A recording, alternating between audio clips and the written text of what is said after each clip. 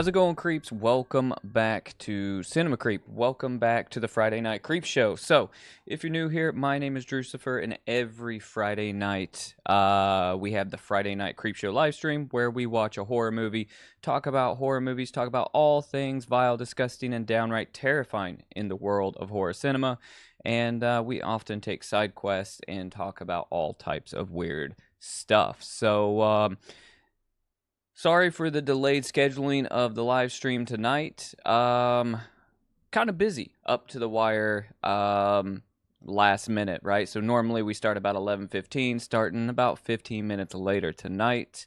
Sorry, I was caught up watching a movie and it kind of ran a little longer than I thought it was going to. I finally got around to watching Terrifier 3. So if you guys want to talk about that, we could talk about that a little bit later in the chat. But first and foremost, if you weren't here on stream last night for Gruesome Game Night, I hope everybody had an amazing Thanksgiving. If you're still on Thanksgiving vacation, I hope that you're having an amazing vacation, and hopefully you haven't had to go back to work yet, or school, or whatever situation you got going on. But me and myself, amazing Thanksgiving, and what's up, Frank? How are you doing? Glad that you made it. Glad that you found me, even though I didn't schedule this stream until last minute. And if you guys are out there, anywhere, East Coast, in the U.S. or whatever, right? Like, it is freezing. We have this cold spell coming through. So northeast, right? Right now it's, let me see, what does it say? 29 degrees outside. So your boy's got a space heater under the desk right now, just blasting warm air. So I'm feeling pretty good. You know, the Cinema Creep studio can get kind of icy from time to time, but we're warm, it's cozy, and we got a killer movie tonight. Now, you guys know, if you're an OG here at the Cinema Creep shows, you know that sometimes YouTube likes to hassle us and shut us down and do all types of stupid stuff. But tonight we're watching Lady Frankenstein from 1971, and I've never seen this, and I really honestly have somehow throughout my entire life sort of missed this movie. Right, of course I know Bride of Frankenstein, right, the all-time classic, but I had never heard of Lady Frankenstein. And it's supposedly in the public domain. What's up, Jet? Glad you made it in. Hail to the king. What's the weather like right now in Cali? Right now it is frosty over here. But yeah, super stoked on this one tonight. We'll go through the IMDb page here in a little bit, and see how it goes. We'll probably be watching it on YouTube, but yeah, you're right, it is streaming on Tubi for free, as well as streaming on YouTube in full. So we're going to try and keep it close to home and stream on YouTube, and if YouTube doesn't like that, then we'll hop over to Tubi, and if it still doesn't like that, then we'll just watch something else. I got a couple things floating around that I do want to watch anyways. So it's nice out in Cali, cold to the natives. Yeah, I bet. So it must be amazing to have 70-degree weather year round. Here in North Carolina, it's either humid and miserable, or it's frozen tundra, but without snow. Just fucking frozen tundra. Frank, it's 43 degrees where you're at.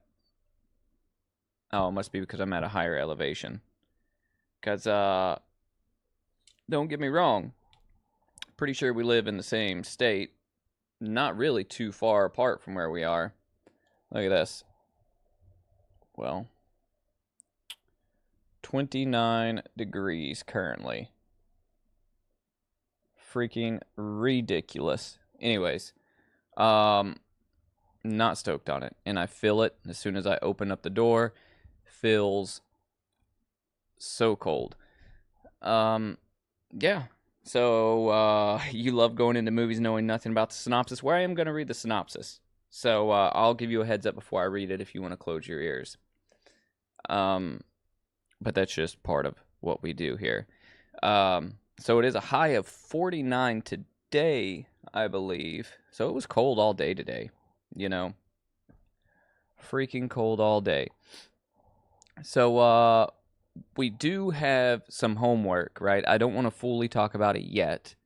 But I do want to talk about it on the stream. We'll probably talk about it after we watch Lady Frankenstein. I think that's going to be the better format for us. But if you guys remember last Friday Night Creep Show, we all picked to watch The Night Flyer, Stephen King's The Night Flyer. And I hope everybody watched it. And it's okay if you didn't. We're still going to talk about it. I watched it 1.5 times. And gotta say, there's some things I wanna mention about it. You know, so that is part of our Cinema Creep Film Club, where every Friday Night Creep Show we pick a movie together and then we talk about it on the next stream. So we will be picking another movie tonight to talk about next Friday. So if you've got a movie that you've been wanting to see or a movie that you've been wanting to share, just keep it in mind for a little later on in the stream. So we're going to talk about that a little bit later on. Yeah, 1.5 times. And you know what? I find myself, Frank, watching movies 1.5 times a lot of times, you know. Sort of like Alien Romulus. Like I said, I started watching it, watched about a quarter of it, fell asleep, and then I'm going to have to restart it and watch again. So, not because it was bad, I started it at the wrong time of the day. I was already kind of tired. That's not a movie that you want to put on if you're sleepy. So, yeah, but other than that, chat, so far, has anybody out there seen Terrifier 3? Has anybody seen it yet? I know, like, it's been out for a little while. I was late on it, and it just popped up on streaming, and it was like, okay, well, you can either rent it for $20 or buy it for $24.99 on Prime, and I bought it, and literally just finished it up before I hopped on this stream. That's why I was a couple minutes late. So, I have some takes on that as well. You know, I'm gonna put a full review on the channel, but if you guys want to talk about it, if you've seen it, we definitely can get into it a little bit. Okay, so I'm not gonna ruin it. Not gonna ruin it if you haven't seen it. Don't want to talk too much about it. I'll just put a review out on the channel, but I will say that if you are a fan of Art the Clown, a fan of the Terrifier franchise, don't skip it. Don't skip it, but I will tell you this. I will tell you this so far, right? Terrifier 2 is the best one in the franchise, in my honest opinion. And I'm not going to tell you exactly why, because I don't want to give anything away in the movie. I don't want to make you not watch it. I don't want to make you super eager to watch it, especially since it costs so much on streaming. You know, $20 to rent a movie is just way too fucking high. So you might as well spend the extra $5 and buy it if you have to see it. Now, for me, I had to see it, and I just didn't make it to theaters, unfortunately. So, yeah, but Terrifier 2, to me, is the superior movie in the franchise. So, Jet, since you have not seen them, just be stoked when you go into Terrifier 2, because that one is awesome. So Night Flyer had plenty of what, Frank? What did it have? Had plenty of fog, right? Had plenty of fog. Yeah, you might as well just buy it. Spend the extra $5 and get it. Yeah, definitely watch them. You know, at the very least, right? Damien Leone's special effects work is freaking phenomenal. And there is a very gnarly cameo, special guest appearance in the movie, right?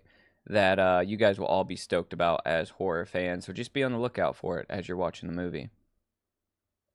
But Thanksgiving's over, chat, and we are moving into Christmas. So we're going to be talking about plenty of Christmas horror on the channel. And I think there might be some Christmas horror shit in the public domain we might be able to watch on the live streams coming up.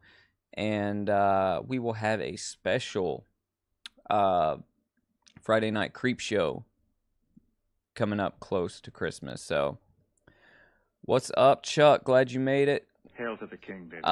So before we hop into the IMDb page of Lady Frankenstein, snack check, right? So, what are you guys snacking on? What are you guys drinking on for our Friday Night Creep Show? So for me, coffee in the Cinema Creep coffee mug. And we got two awesome snacks that are Christmas themed tonight. My favorite Christmas candy, favorite Christmas treat is this right here. Let me know if there's any fans of this out there. Ghirardelli dark chocolate peppermint bark. Let's go. That is the goat of candy right there. Love this stuff. And if you know me personally, you know I like sour candy. You also know that I like Trolley gummy worms. But today, I found Trolley Sour Bright Abominable Snowmen. Yes. Yes, yes. That's what we got going on there. So, that's my snacks for tonight. Frank, I did not. That's a Thanksgiving reference if anybody is a little weirded out by that. There is no turds in my coffee, just straight Colombian coffee beans. So how do you feel? How do you feel about them, Frank? You a fan of them? Of the peppermint bark? So, before we get into this, let's talk about one other thing that I want to clear the air on right now, okay? So, Jet, I don't think you were here during the Halloween streams, right? But Boom Squad Gaming, right? My boy Brandon, who pops in every once in a while, likes to give me a hard time about pumpkin spice, right? And I get it. There's a whole stigma to pumpkin spice, right? I'm just going to say, I'm a man for pumpkin spice. Pumpkin spice lattes, pumpkin spice coffee, pumpkin spice pie, pumpkin spice everything. Love it. So, I'm drinking that pumpkin spice Starbucks. I'm drinking that pumpkin spice coffee, whatever, right? And they kept giving me shit about it because Brandon said, hey, you're a basic white girl, blah, blah, blah. Whatever. I'll own it, okay? Now, you guys have yet to meet my basic white girlness, right? Because it's Christmas time, and I'll have you know, white chocolate peppermint mocha. I'm on that train. I had one today from Starbucks. Let's go. If you like white peppermint chocolate mocha, let me know in the chat, right? I just like good shit. You know what I mean? Tasty, fruity stuff. You know, smelly good stuff.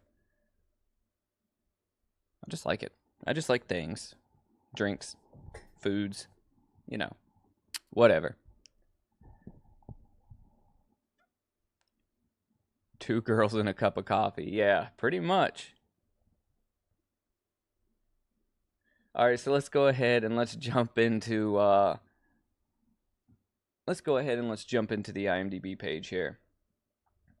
All right, guys. So, Jet, put your fingers in your ears if you don't want to hear the synopsis to this movie because we're about to read it. Lady Frankenstein is what we're watching tonight from 1971. It is rated R, 1 hour and 39 minutes. And the synopsis is, this is your last chance, Jet. Baron Frankenstein's daughter and his assistant / her lover continue his experiments in an attempt to rebuild his legacy after he is killed by his psychotic, murderous first monster. Sounds gnarly, right? Directed by Mel Wells and help me here, chat. This right here. Jesus, I can't even start that. Arliano Lupi, Arliano Lupi, written by Umberto Borsato, Egidio Gelso, and Ariano Lupi. Wow, that's a tongue twister for me. Okay, so Lady Frankenstein, and it stars Joseph Cotton, Paul Moeller, Renata Cash, Ada Pametti, on Andrea Arelli, Riccardo Pizzuti, Joshua Sinclair, Mickey Hartigay. Wait, that's the dude. We'll come back to him. Lorenzo Terzin, Marino Mas, and Rosalba Neri. These names, I am just fucked. Okay. Lady Frankenstein. She kind of reminds me of what's her name? Bianca from what's that movie we watched last? The Devil's Hand. All right, so check this out. So this guy here, Mickey Hartigay, his daughter, isn't his daughter Mariska Hartigay, the Law and Order SVU? Yep. Yeah, I think I know that because he was married to Ellen Hartigay and Jane Mansfield. Does not say who his daughter is. Pretty sure his daughter is that lady. Yeah, look right here, Mariska Hartigay. You guys know who I'm talking about? Yeah, words are hard. Especially when you have an American education. It's freaking trying to pronounce Italian names. You failed me, America. You failed me. Yeah, her right here, Mariska Hartigay. You guys know her from SVU, right? I used to be obsessed with this show. Silverbat, what's up? Hail to the king, baby. Glad that you made it in. And, this is the one where Ice-T is also in it. Taking a little side quest here. Yeah, this show is ridiculous as hell, but it'll hook you in. It will hook you in. So, Silverbat, if you missed the beginning of the stream, we are going to talk about the Night Flyer once we watch Lady Frankenstein, which is our movie of the evening. Again, you know how YouTube does me sometimes. If it shuts us down, we'll just find something else. But it's supposedly in the public domain. It's from 1971, so I kind of feel like I'm being led astray there. But we'll see. And I've never seen it before. So, yeah, interesting. Mickey Hartigay. Yeah, so this movie is, Lady Frankenstein is an Italian movie, I believe. I wish all these damn ads would stop popping up left and right. You're ruining my stream. Alright, so let's look at director Mel Wells real quick and see what else they got under their belt. Alright, so Mel Wells is known for Little Shop of Horrors, the original. Oh, wait. Looks like he was probably cast in that. And then Joyride to Nowhere, Island of the Doomed as director, and Spectre Man. Looks like he played a couple roles in that in 1978. So, don't know anything he's done other than Little Shop of Horrors. Commando Squad, that sounds familiar, from 1987. Oh, Chopping Mall. He played in Chopping Mall in 86. Chopping Mall is an amazing 1980s horror movie. 1986 was a good year. Let's see. I can probably blow this up a little bit more so you guys could see it.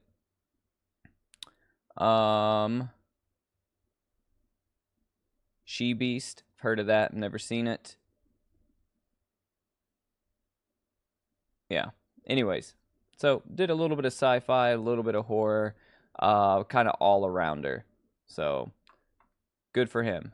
It is Mel Wells, 1924 to 2005. So Frank, I watched the first Creep Tapes episode. Is anybody else watching those on Shudder? Creep Tapes? It is pretty freaking awesome so far. I've only watched the first one. I might watch. I think how many is on there now? Are they dropping them every week? Yeah, Chopping Mall is so good.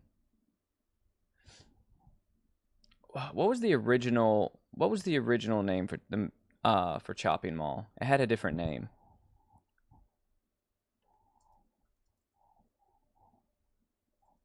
The original title for Chopping Mall was Killbots. Just for anybody that's interested. Chopping Mall sounds way cooler, but Killbots sounds pretty sick too, right? The film was test screened under the title Killbots by a distributor, Concord Pictures. After it performed poorly with test audiences, the film was retitled Chopping Mall, and approximately 19 minutes were excised. So he took 19 minutes out of it and then renamed it Killbots.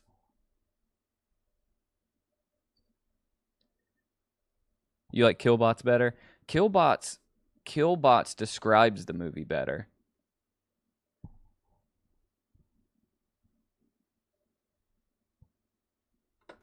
Definitely describes the movie better. So yeah, so 4 episodes of the Creep Tapes. I watched the first episode and it was so good. You know, I love what's his name? The guy who plays the main guy, Mark Duplass or whatever his name is. Like, he is just hilarious and insanely good at playing a maniacal, eccentric villain.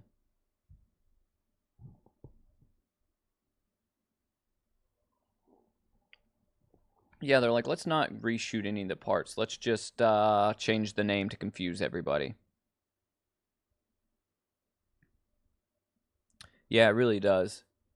And it's probably because they were riding on the slasher genre, I bet. I like the Chopping Mall poster. The poster is super gnarly. A quick question, chat. When you guys are watching these movies, does the size of the text of the chat get on your nerves? Is it too big? Because if so, I can maybe next week make it smaller. I meant to do it because I don't know if that gets on in the way of y'all watching the movie or whatever. But just let me know, and then I can fix it later on. Feel free to tell me any kind of things like that. If my camera over here on the right side is too big, let me know. You're not going to hurt my feelings, and I can minimize things, move stuff around, whatever you guys want to do. But we're going to go ahead. We're going to start Lady Frankenstein. Get your snacks, get your drinks, get your blankets and pillows, because this is 1 hour, 23 minutes long. And feel free to chat away during the stream. And like I said, if this shuts off, hang tight. I'll be back. You guys know the drill.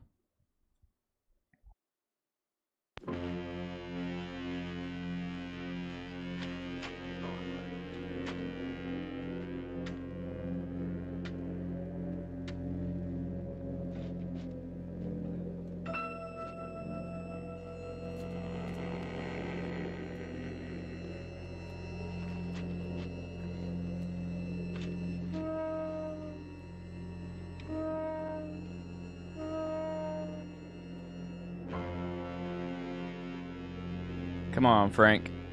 I'm battling over here.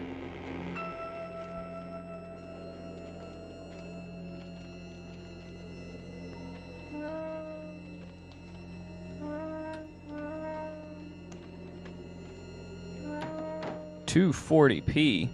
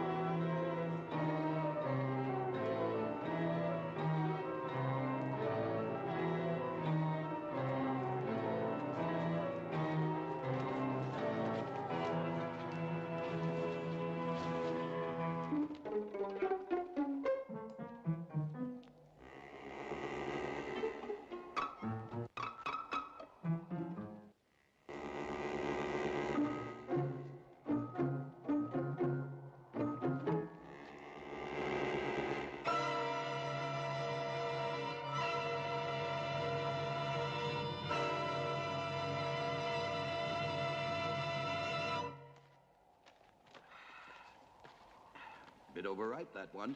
Best I could do this week. People just never die when it suits you. Do they, Doctor? Oh, beg your pardon, Baron. You don't have to count it. It's all there. Always is, always is. See you next week. Lynch, Yeah. I may need you sooner than next week. Something very special this time. Oh, I like that. Very special. Has a ring of money to it, eh? I want a corpse dead no longer than 6 hours. 200. No, 500. 300. Done. Let's say I'm a patron of science. But I can't promise. Results, not promises.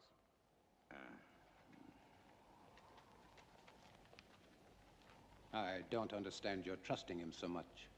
Money, Charles, is a miracle drug for people like Lynch.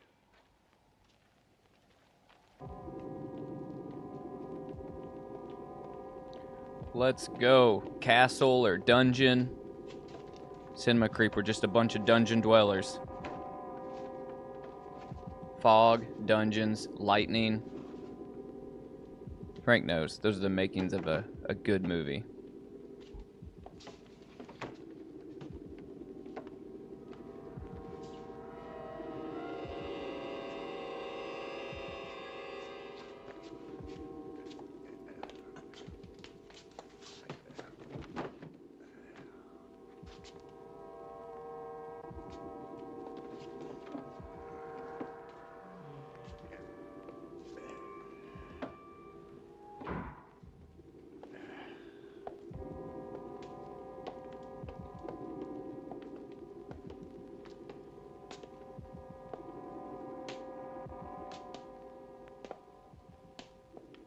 Such a grotesque dream.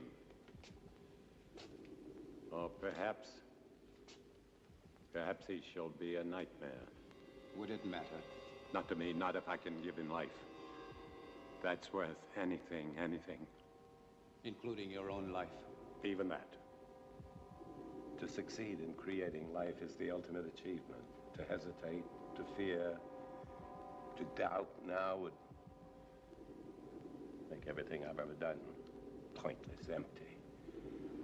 This is my life. But to create life, shouldn't man leave that to God? Here on Earth, man is God. Go to bed, Charles. 10 you'll arrive in the morning. You'll want to look your best. Good night. Good night.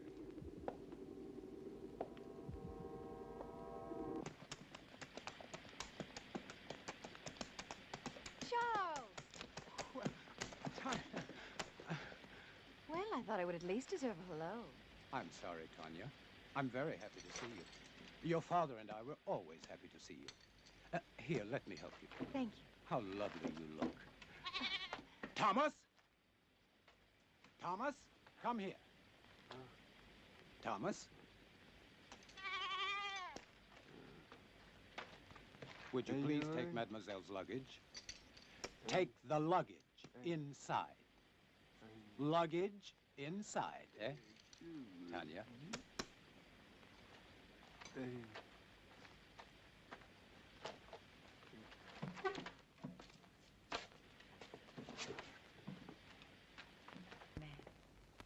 Your father is still dressing. He worked rather late last night. As usual. Is he still experimenting with animal transplants? Well, you know how he is. He's been at it for 20 years. He'll be at it for another 20, but tell me about the university. Well, except for my studies, it was rather boring. But I didn't go there to socialize. Aren't you pleased?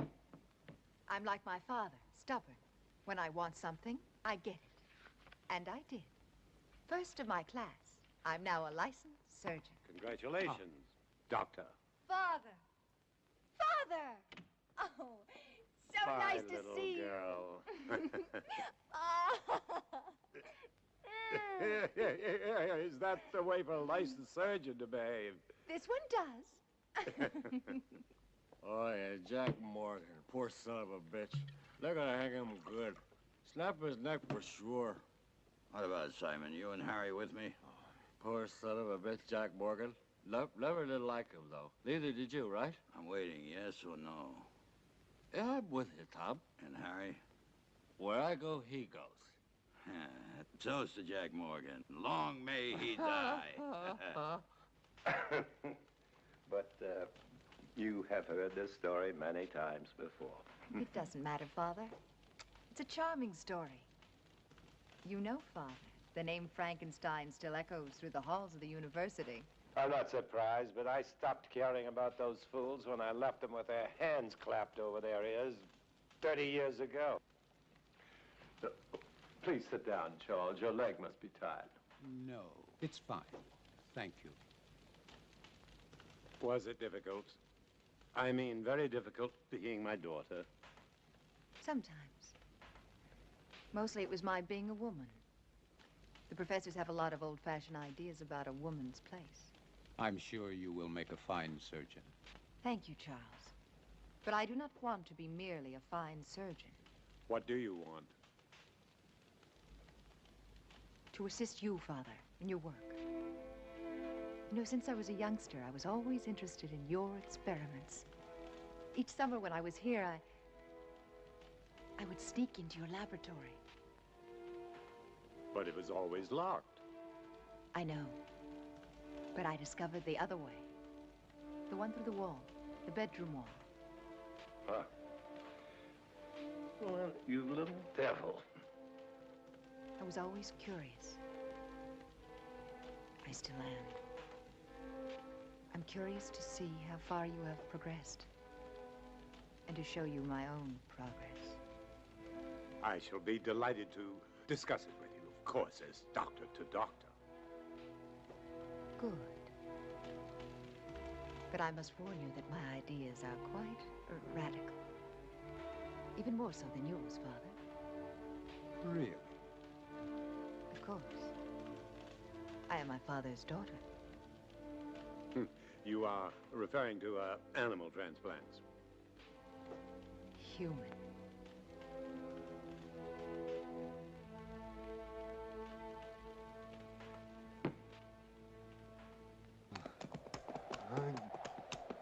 Why another 100? This order is very delicate. There are certain people that have to be paid in advance. What people? Well, Baron, you know, I can't tell you. Professional ethics. Don't speak to me of ethics. If you want what you want, it will cost you another 100. The way I see it, Baron, you don't have any choice. I'll have to get it for you. Take your time and don't worry. I won't sit down. I wouldn't want to damage this wonderful furniture.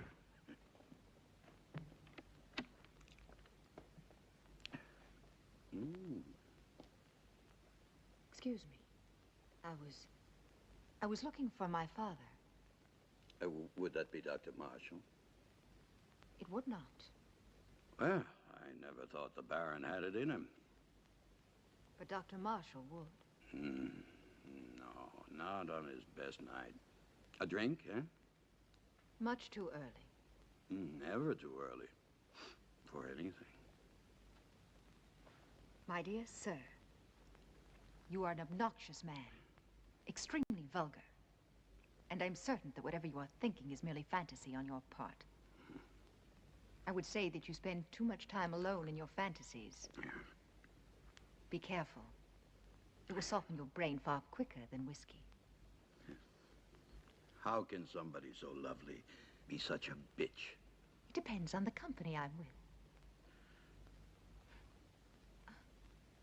I'm sorry, Father. I'm sorry. I didn't know you had a visitor. Mr. Lynch, Yes. I will see you out. Always a pleasure to talk to a lady. Good day, lady. Father, I said I was sorry. I heard you.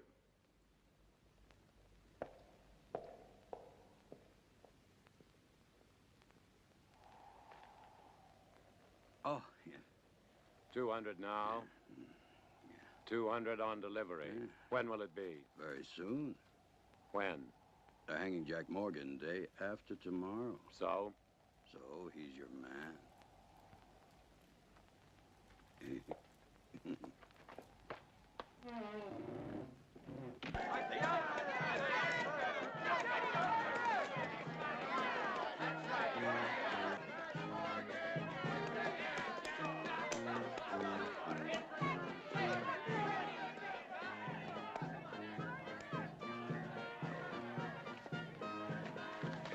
Well, I don't suppose you'll be missing Jack Morgan very much. They're just out here casually wearing Much cloaks. As I would miss you, Captain. That really depresses me, Lynch. Because one day you'll be shaking hands with Morgan in hell. Oh, I'll save my other hand for you, Captain. You don't have much time, Lynch. You're sure to make a mistake one day. And that's the day I'll own you. And it won't be just jail for you. You're too clever for that. It's the hanging way. That's what you want, and I'll see you get what you want. It's the least I can do. Maybe you will, maybe you won't.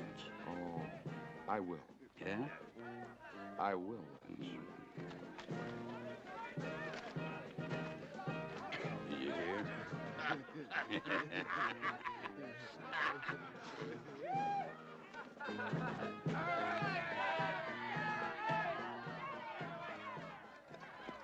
Doctor.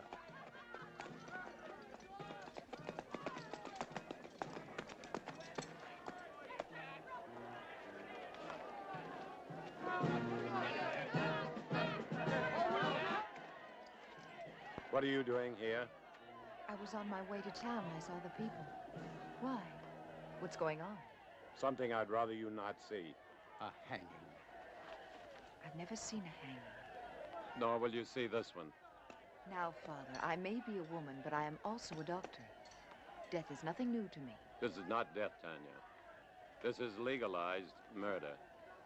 Maybe she should stay to see the difference. Maybe she should. Thank you, Charles. Don't thank him yet.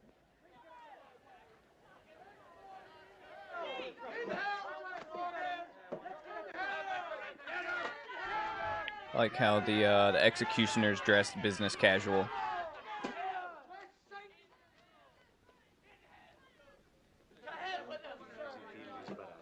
Are you ready, Jack? And what if I ain't?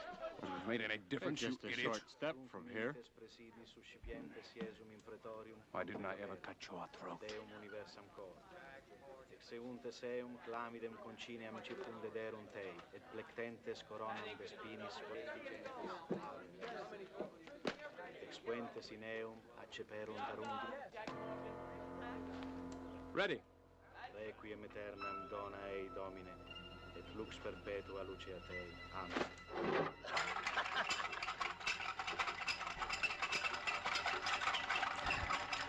The executioner can go straight to like his job at T-Mobile once he's done hanging that guy. Tanya knows about the animals. But how? I don't know. She asked me why you still had them, and I didn't. What are we going to do? Not Tanya natural. mustn't find out what. Whoa! Pay up, Baron. Good work, Lynch. Good work. Thank you. Charles. Go on, Turner. Earn your money. Yes, sir, Baron. I really like doing business with you. It's clean and it's quiet. Was it difficult? As difficult as drinking a bottle of whiskey. And you can see that's not very difficult.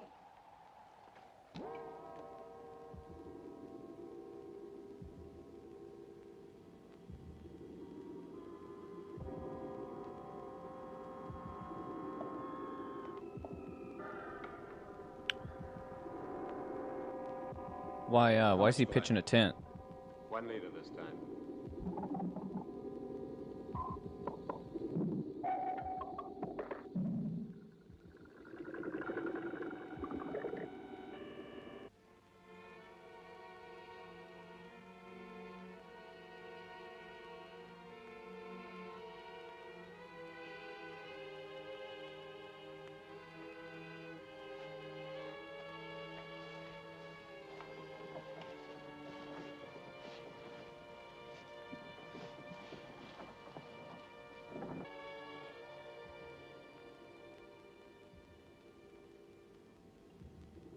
Good. Now we're ready. Tanya! I'm sorry, but I couldn't. I was hoping you wouldn't do this. So this is why you no longer use the animals. Human transplants. Tanya, will you please leave? But I can help you. You don't understand. I do, Father. You don't understand. This man is erect. What are you going to do with the brain? Tanya, please. Father, will you both stop treating me like a child? I'm a doctor, a surgeon. I even think like you do.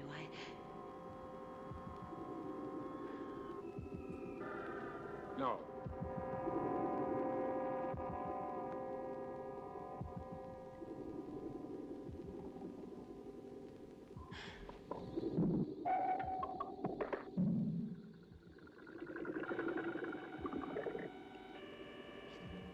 It's impossible. Charles. It is not impossible, Tanya. But the heart, the brain, you have to keep them alive. Yes, we've done it before. Inside another human body? We don't need a human body. But you are going to put Morgan's heart and brain into that creature. Tanya, no more questions. But Father. I don't want you to get involved. If anything should go wrong, the law would hold you equally responsible. And I don't want that to happen. Soon I'll tell you everything. Please be patient. I'll try.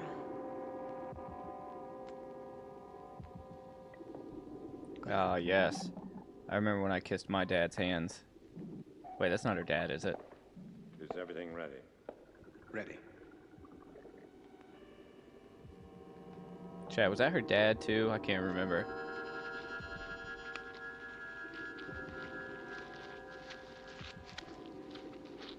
I think I'm just making up plot points in my head.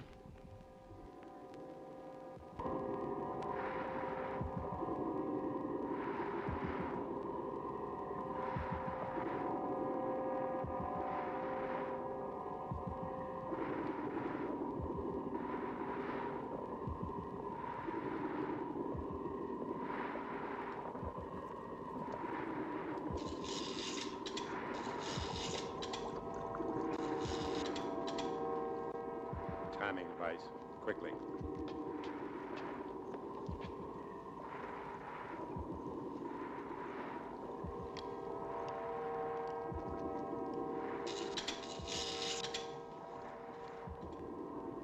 Timing device ready, Doctor.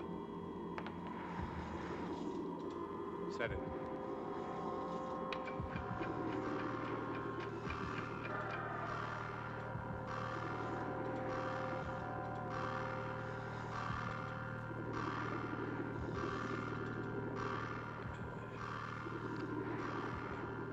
Look at these abominable snowman gummies.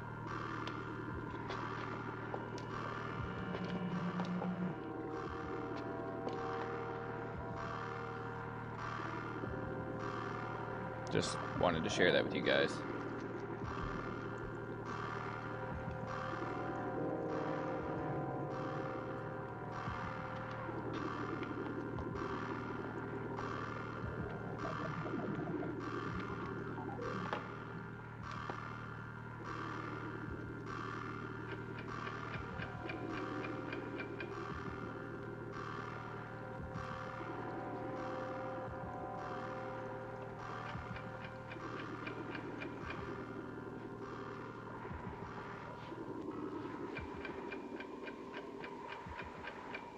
Give it a few more seconds.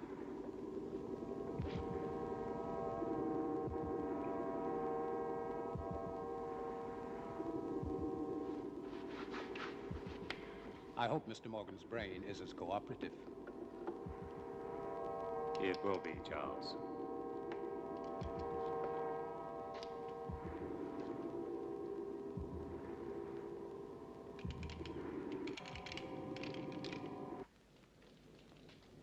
So for the past 20 years, my experiments with animal transplants have been pointed to this week. All the abuses I have endured from my friends, all the accusations against my sanity, and worse, will be thrown into their sanctimonious faces. Looking for something? Yes, clouds. I need a storm for my final step, an electrical storm. For only lightning will give the creature life. That's why I haven't transplanted the heart and the brain. Oh, I can keep them alive indefinitely in the laboratory, but once I transplant them, they'll survive only a few hours, unless they're activated by lightning. I want to see how you keep them alive. You shall. You will succeed, Father. I will. I promise you I will. And the medical world will be brought to its knees. I want that so much. To see you realize your dream. Something that no one will ever take away from you. They won't have to. I'll give it to them. Gladly.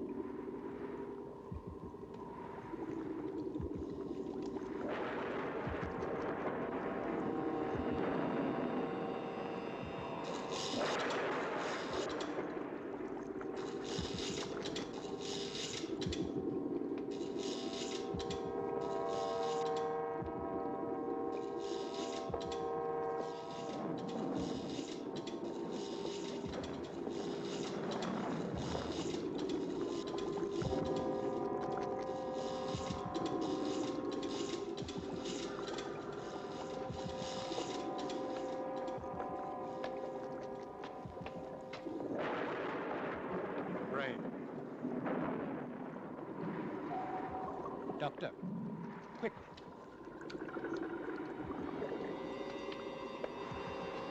Just below the cortex. In the white matter? No, further down, in the gray matter. See? The hypothalamus is damaged.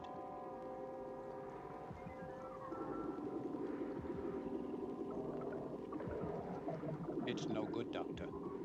It must be repaired. There isn't time. We must make the time. You cannot use a damaged brain. To what extent is it damaged? Perhaps it's minor. And if it isn't, the hypothalamus is the main center of the automatic nervous system. You may be creating something that cannot function. What good would that be? To give it life and just let it lie there, nothing more? We'll have to take that risk. What about anger and pleasure? Two emotions connected to the damaged part of the brain. Two vital emotions. Either one in excess could be devastating. Correct the damage first. There isn't time, Charles. Every minute cuts into the life of that heart. 20 years. I can't throw away 20 years by minutes. But think, Doctor. Think, no.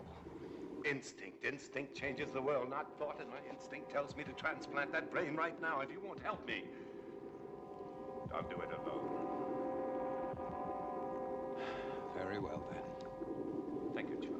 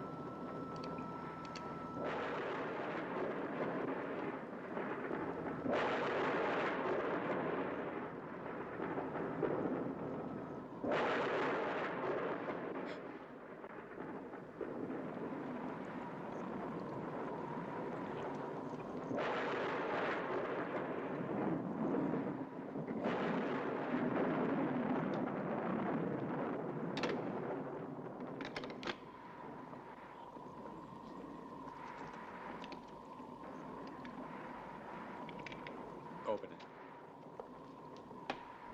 They're about to shock the shit out of this guy.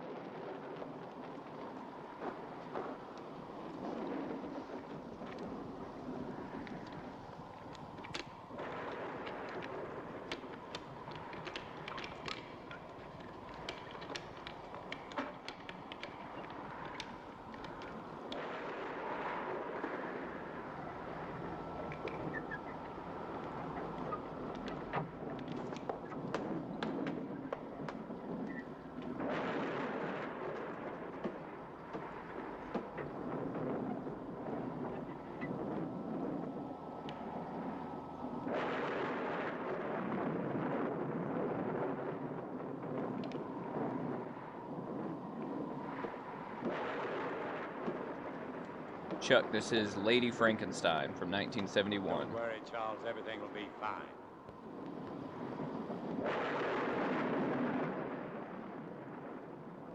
Bands will be done.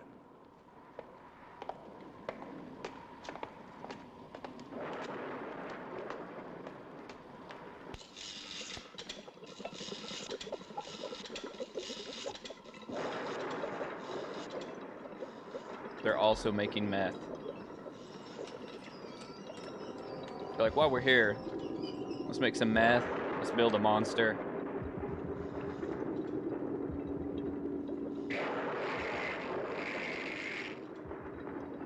He's been hit.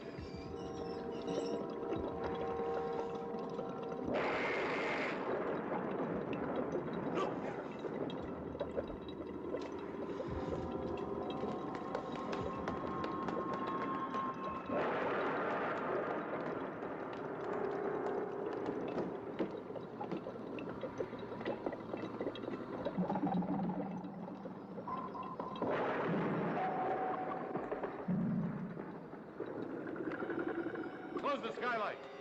Hurry, Charles.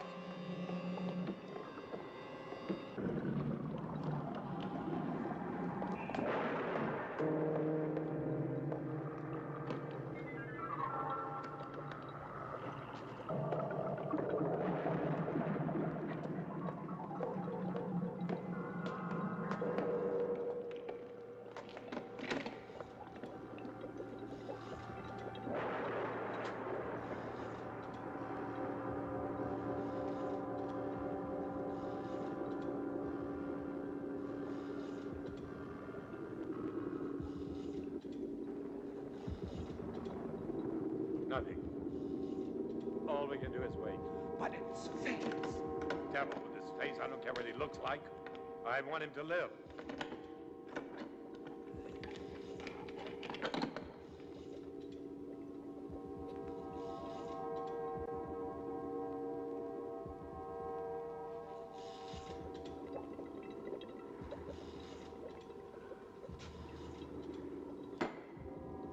It failed, Charles. You're right. I should have taken time to repair the brain damage. It probably wouldn't have made any difference. The effect of the damage would only show after the brain was reactivated. We'll never know. And to never know is more frustrating than failure. Take a long rest, Doctor. Then we can begin again. I'm afraid not. No use trying to make me feel better. It's too late for me, Charles. Perhaps Tanya will succeed. Will you help her? Of course. But wait and see how you feel in a month or so. You may change your mind. I'll feel the same. I don't even know if I want her to attempt it. A moment ago you did. That was just self-indulgence. The whole experiment may have been a mistake. No, it wasn't. Who can say, Charles? Perhaps there are some things man should leave to God. Never thought I'd hear myself say.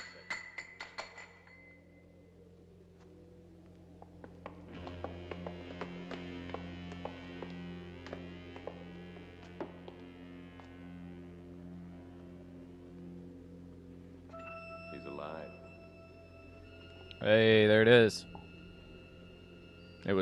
He's alive, though. Pete. Looks like they made Jason Voorhees. Step back, Charles. Now.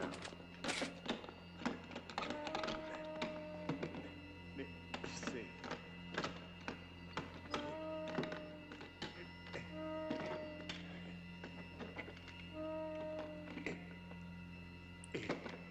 If this is really only taking place in our minds. Sit up. Sit up!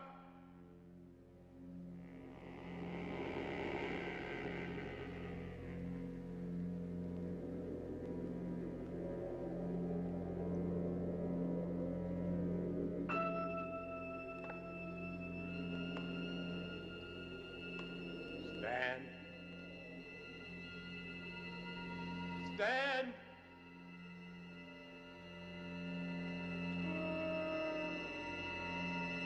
That's the truth, Frank.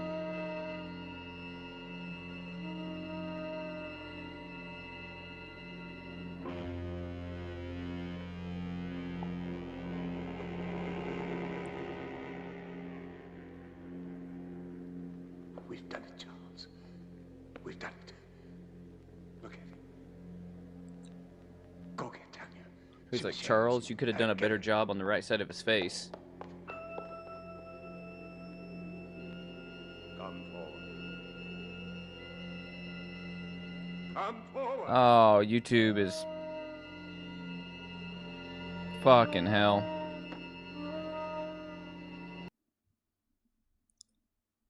"30 minutes in, you're kidding me."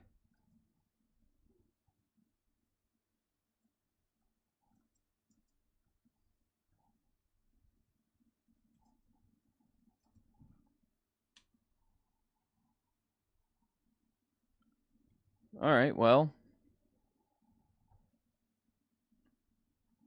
I stopped the stream, so we will see what YouTube does.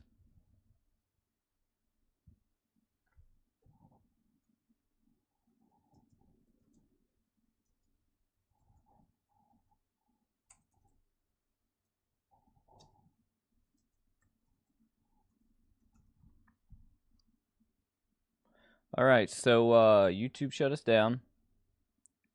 And I guess we're gonna just see what happens. Pretty hard to believe that they'll let me stream 34 minutes of this movie and then they'll shut us down 34 minutes in.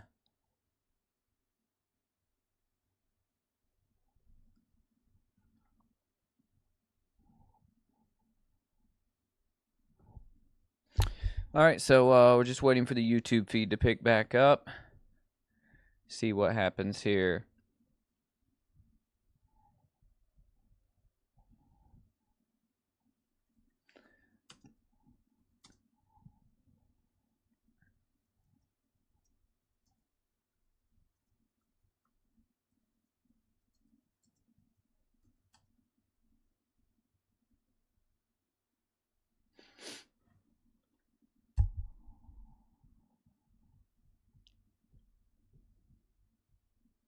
Hey, we're back. All right, so I don't understand why it would cut out 35 minutes into the movie. Doesn't make a whole lot of sense. However, we can keep on you know, flirting with disaster and we can turn the stream back on and see what happens. Maybe it's only that part. Let me skip ahead the movie just a bit, like 2 or 3 minutes. All right, let's see what happens from here. I only skipped 2 minutes ahead. So basically, you had the guy came alive and he was walking around, and then they went to go get this lady. Right? The guy's walking up the steps, and I guess he knocked him the fuck out. I don't know. Let's skip ahead. See what happens. All right, here we are. I've got to get the police. YouTube. No. Not yet. Tanya, I must. Do you want to disgrace my father? Your father's dead and you're worried about his name? Okay, so Frankenstein killed Not his death, Daddy Doctor. only the creature. That's impossible. What if it kills again? Brandon snitched to Its YouTube. brain is damaged. I warned your father, but... Tanya, no. We must tell Harris. Yes, tell him. But tell him it was a robber. But there is Morgan's body. What did you do with the other corpses? The lie tank. Put Morgan in it. Then you can go to Harris. Please, Charles. I don't know, Tanya. What could you hope to gain? Time.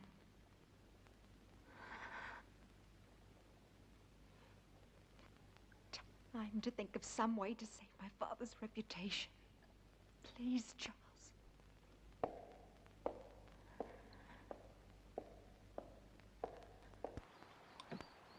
Look at this Frankenstein. Oh. Close your eyes, chat.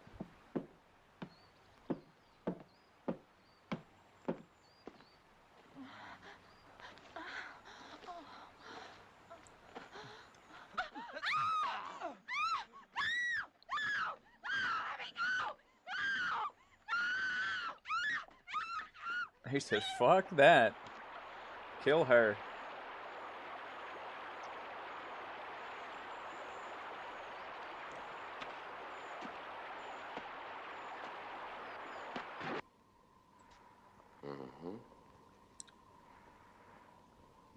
The fact that that dude just ran is so hilarious. He's like, nope. Of course. My father has been experimenting in animal transplants. Very interesting. You saw this robber. A big man, you say? Yes, he would have to be a very big man. Big enough to... What did he steal? Nothing as far as I can tell. I haven't had time to check everything. My father must have surprised him. I would think it was your father who was surprised. But, what would a robber be doing in a laboratory? He wouldn't have known it was a laboratory. He must have seen the light and he wanted to investigate. Perhaps. You said he was a very big man. How big would you say? I don't know. I was asleep. At least half a foot taller than you, Captain. Oh, really? That would make him more than 7 feet tall. Because I'm tall Are you as sure, fuck. Dr. Marshall? Well, half a foot then. After all, he was running away when I saw him. I thought you said you saw him with the Baron earlier. Yes, but all that registered in my mind then was this hulk of a man gripping the Baron. And then you entered a few moments after this robber killed the Baron. I tried to stop him, but he threw me aside quite easily, and I couldn't... And that was the time when you saw him run out. Yes. But you weren't hurt. No, I wasn't. How very fortunate. Well, I won't keep you any longer. I'm sure this has been quite an ordeal for both of you. Oh, by the way, the young man... Thomas. Oh, Twitch just shut my stream down. He doesn't live here. He comes each morning very early. Thank you. He didn't believe us. Of course he did. He just tried to impress me. You are marvelous, Charles. Thank you. What now? Now we wait. Yeah, there's no place better on a sunny afternoon than right here. Just so long as I know it's my wife.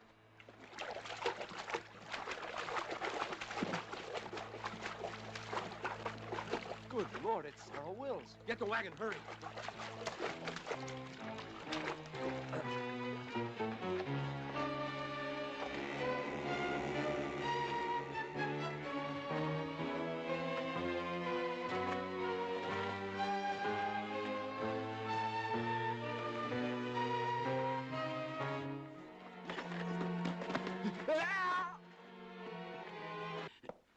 Nice, cheerful place you have here, Lynch. Very fashionable. It's like something out of an insane asylum. Yes, you do have the taste of a connoisseur. The taste of a man who truly knows what is obscene, vulgar, erotic, and simply Yeah, that never grotesque. happens. It's weird. It's very clever the way everything blends together. How things seem to balance. Not one piece out of place. Not 1 inch of space wasted. It's truly remarkable. I am impressed. Lynch, you're such an ugly man. What's wrong, Captain? All your cells empty this morning? Oh, on the contrary. As a matter of fact, some friends of yours were kind enough to spend the night with me. I don't have any friends. Oh, but you do. There's Simon Burke and Harry Morris, and not to mention Jim Turner, and that other fellow, the little one with the hunchback. Were they drunk? Very. You see, they started a brawl in the tavern, the sawmill. You do know the place. Vaguely. But what does 4 drunks have to do with me, huh? You see, the fight was over which one of them was going to pay for the entire bill, which was quite substantial. Your friend's drink, you know. You still haven't answered my question, Captain. Oh, haven't I? No. Well, let me put it this way. Where do 4 such men come upon enough money for each of them to be able to pay for himself and the other 3? Maybe they earned it. Maybe, but doing what?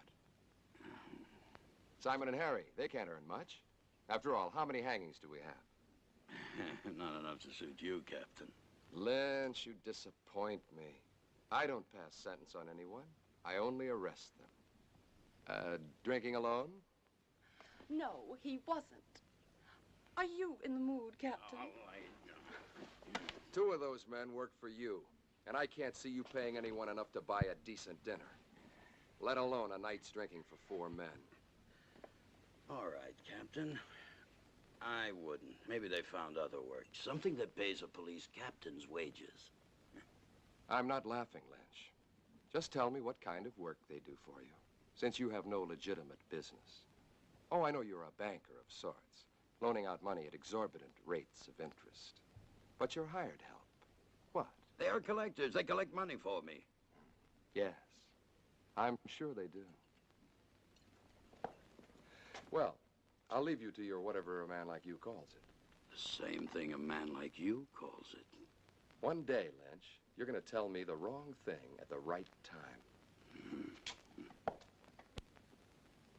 It's useless, Tanya. You won't find the solution there. There isn't one anywhere. I have the solution, Charles. I'm only looking for a way to make it happen. Will you help me? If I can. Will you help me? I cannot commit myself until I know what you consider the solution. Another creature. Tanya, it took your father and me 3 years to construct the first one. Mine will take less than 3 weeks. Even if it took 3 hours, it would be too late. Then there's been another killing. 2. I didn't want to tell you. I was in town today. Everyone in the village is speaking about the monster. That is what they call your father's life's work, a monster, and they're right. They are not right! My father was a genius, and his creation will... It will do nothing but kill. You don't understand. Even without the damage to the brain, the creature has the mind of a murderer. It kills for the sake of killing. It must be destroyed. And Harris will destroy it. How can a man destroy it? No, Charles. There's only one solution. To create a second creature. Let's just make more. You'll be creating another monster. Not a monster. An executioner. Our creature will kill my father's murderer. Jesus Christ. Let's make another one and make them fight. Even if you found the right I would do it. brain, your creature, despite the superhuman strength induced by the lightning, it would need a physical body strong enough to support it. Where would you find such a man? Where?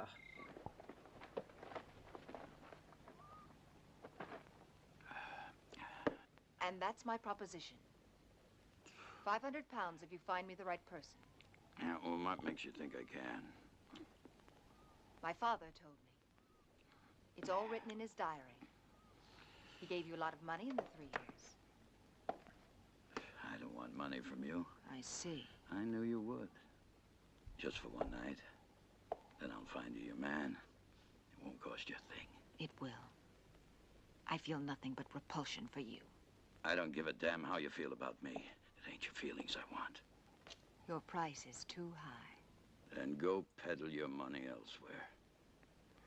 I think Captain Harris would find my father's diary very enlightening. My selling corpses wouldn't surprise anyone. But your father buying them, now that would give everybody plenty to talk about, eh? Wouldn't it, miss? Now, think about it. No one else can help you. No one. After all, what's one night out of your life? Can't kid you. And after, you can take a bath and everything will be brand new again. I'll kill him. I'll kill him! You need a drink, Charles. I don't see why you're so upset. A man like Lynch cannot be taken seriously. Still, I would kill him for even suggesting that Thank you, Charles. I didn't know that you felt so much about my reputation. I'm sorry. Of course you do. You are a gentleman. And so you only think of me as untouchable. You're wrong. Am I? Do you ever think of touching me? Tanya, please. Does it really bother you to know that a man like Lynch desires me? No. Only that he was vulgar enough to reveal it to you. You never really believed in my father's dream. You only stayed because of me. What if I did? Then why didn't you tell me? Because you were afraid. You've always been afraid. You are afraid now. We don't need Lynch. All we need is each other. I found him. Thomas. Thomas? Yes, Thomas. Physically, he's perfect. His body's strong and beautiful. Be honest, wouldn't you like to have such a body? What does that have to do with me? Everything, because you love me. I know you do. But you've never done anything about it. Instead of your love for me giving you strength, you let it melt your spine. Stop. You let it fester inside of you until all you could do was to look at me with those weak, hurt eyes. With the eyes of an old man. With the eyes of a cripple who could never even dream that I could love him. Could you? Could you love me? Yes. If you look like Thomas. Then love Thomas! I can't love Thomas. He hasn't your mind. Think of it. Think of me. Think of possessing me. Would you like to have my body bend to you? Would you like to make love to me? Yes. Yes. Yes! You can. I can make it possible. My brain and my heart in Thomas's body. His heart is as gentle as yours. Thomas, with your brain, there's a man I could truly love. No. I won't kill Thomas for you. I'm not a murderer. You were ready to kill Lynch. That was different. Murder is murder. Do it, Charles. I'll help you. I'll be your wife. I'll give you everything.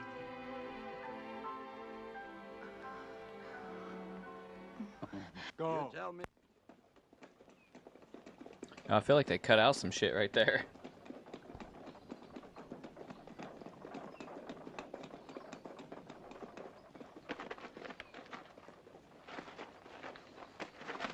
Hey, look, it's in a violent nature.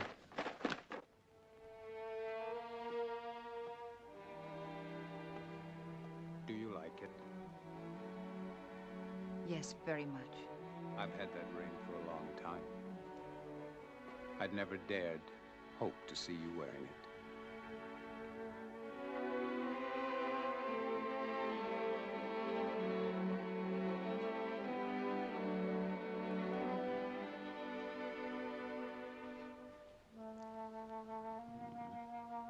She's so not into this.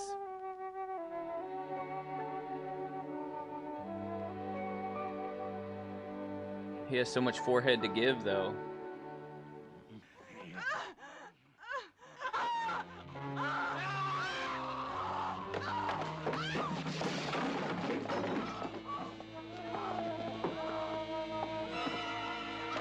This cock-blocking monster. Good morning, Charles.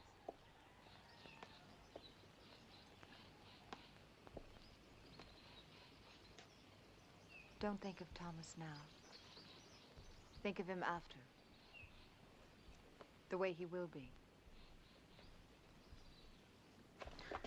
In here. Come. In here. He's in there. It's a terrible sight. Oh, isn't it a terrible sight? Oh, terrible. Terrible sight. Blood in my life. Oh, it's a terrible sight. It's so terrible. So terrible. Wrench. You cheated me.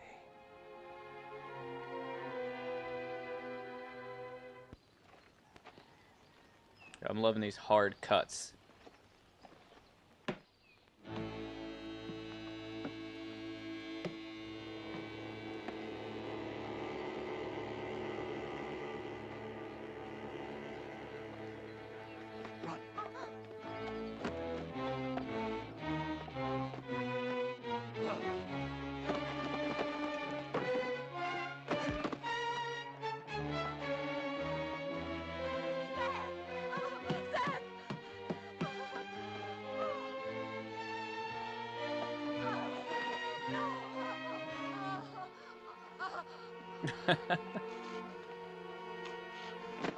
Wow.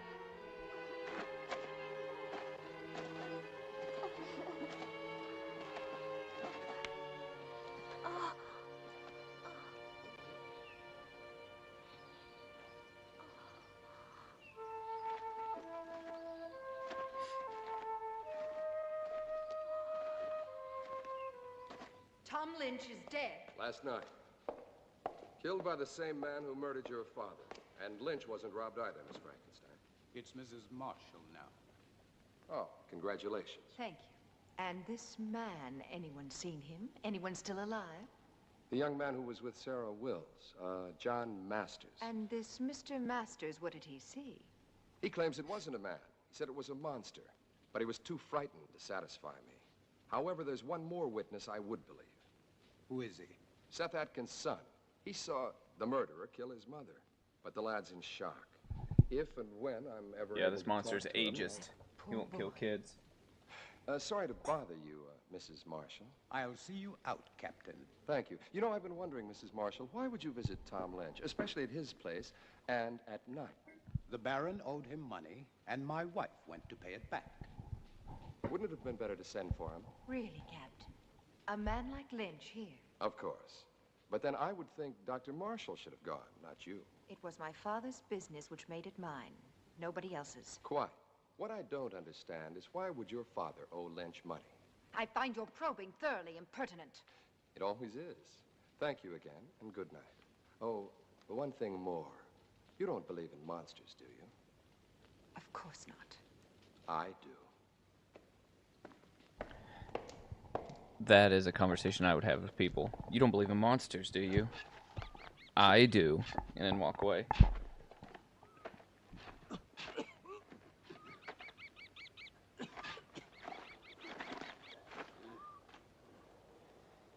Wait till we've finished. You're worse than Lynch was. Hey, Jim, you sure Dr. Marshall will want it? Am I sure? Sure, I'm sure. Whatever the Baron was doing with the corpses, Dr. Marshall was helping him. So it must be sure that he's still doing what they were doing. He'll thank us good. To hell with these thanks. He'll thank us good. Money, as long as he pays us good. Come on, this ain't my favorite way to make a living. Hey, I ain't gonna... Shh, Jim, shut up, listen.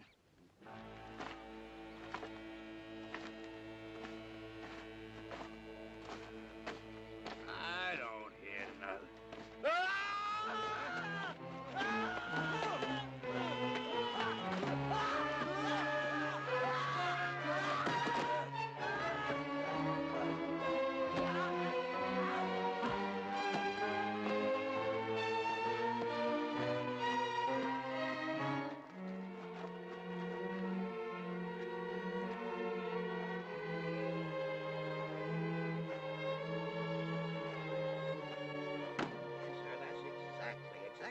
I found them, Captain. I was here early, like always. I keep a clean place, you know. I always clean it every morning when I come. I see. Thank you very much, Mr. Stone. Clean it up. Yes, sir. I always try to keep a clean place. That's what I keep. Yes, I understand. A nice, quiet place. Thank you very much. Grave That'll be robbers. all. Doesn't make any sense. It's beginning to make a lot of sense. Get those shovels.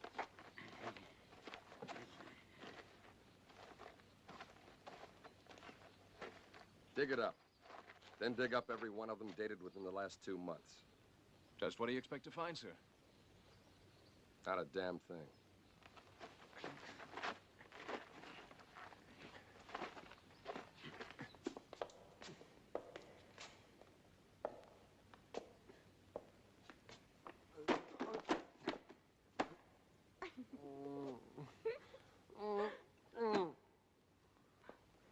Oh, no, Thomas. I wasn't laughing at you. Don't be mad at me. No, not mad. Never mad at you. Well, that's very kind of you. Come here, I'll help you.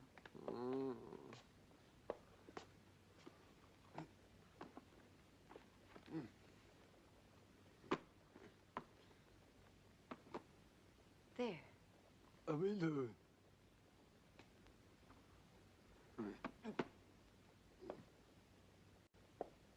On the chair.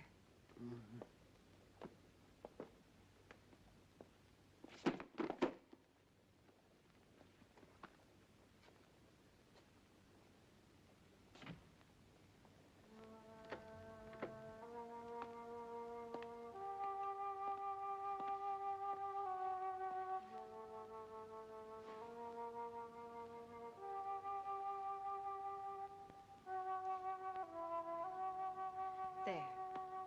That's better, isn't it?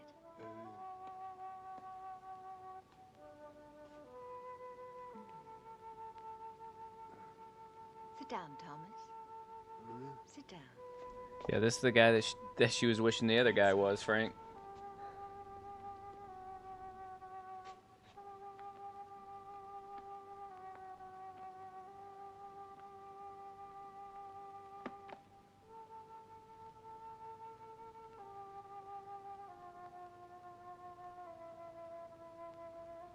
You actually do understand what's going on, don't you? I was about to say, is she taking advantage of this dude?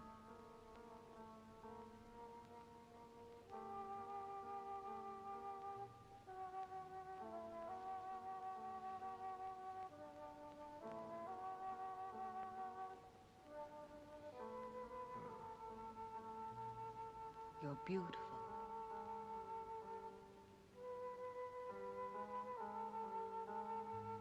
This seems wrong.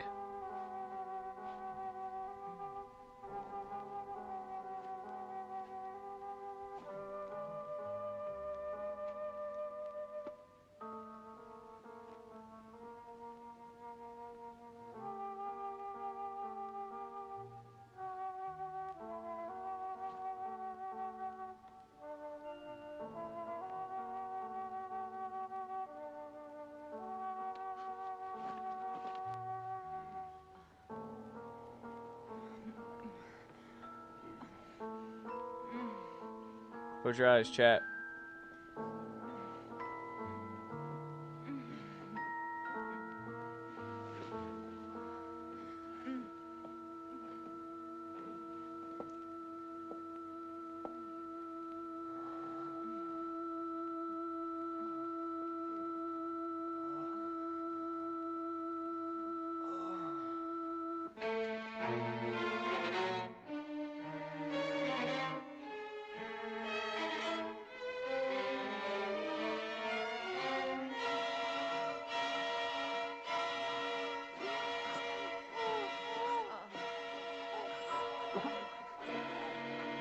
You know that some people have a fetish like that. I'm just saying.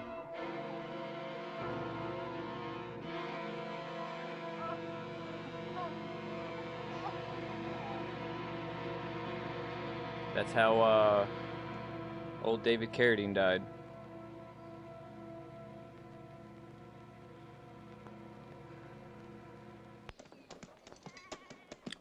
well.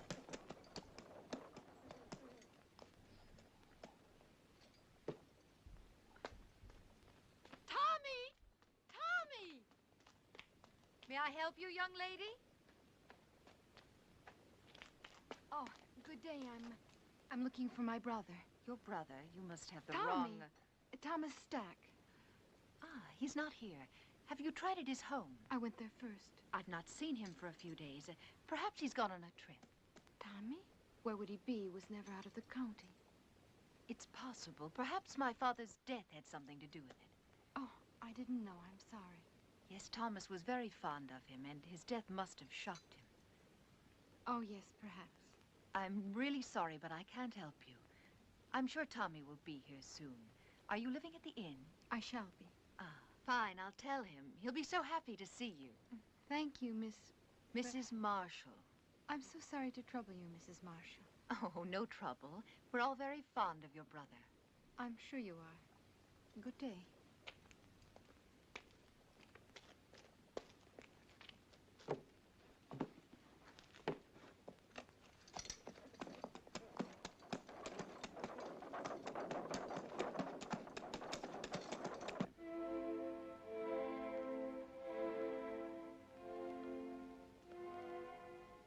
Tonight, you and I will help Thomas to become a whole human being.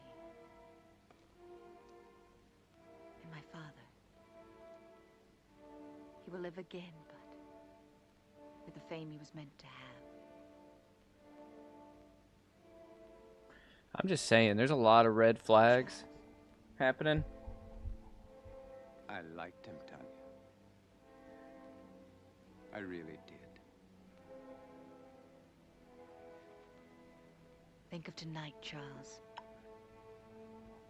Only of tonight. Those were the two best guys she could find. People are talking. They're saying that Baron Frankenstein is responsible. They're saying that he created that monster. It killed him, remember? But it didn't kill his daughter. What does she have to do with it? Well, you know how people are, Captain, especially when they're scared. Right now, they're so scared they may do anything. Just anything. Something real crazy, maybe. To them, the name Frankenstein is 6 leagues below Satan himself. And they don't care who's wearing it. Come on, John.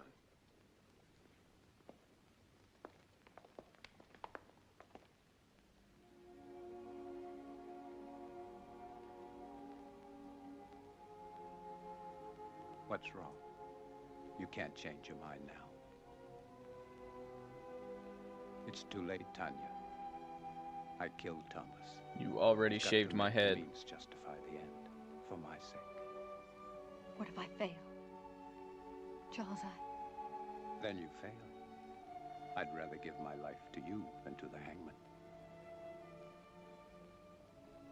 Is everything clear? That'd be me. Can't change your mind now. No questions. I've already shaved my head bald. No questions. Remember that I love you. I'll remember. Now smile for me. That's the last thing I want to see. Thank you. Now begin.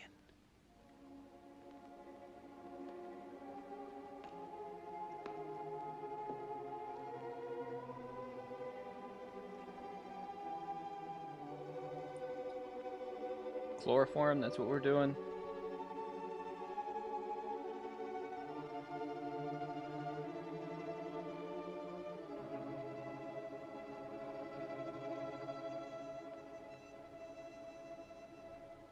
Oh, she's just gonna straight up kill him?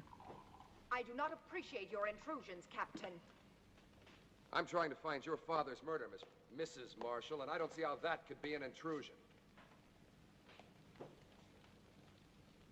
Of course, you're right. Please forgive me.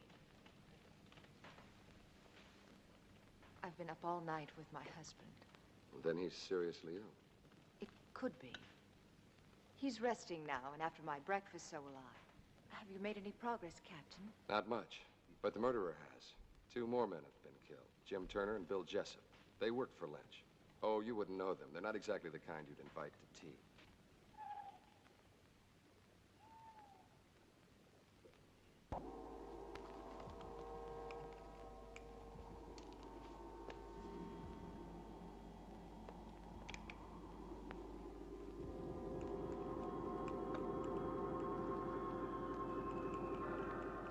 Everything is ready, my darling.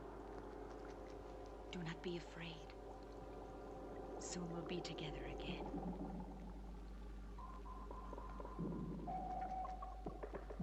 Soon.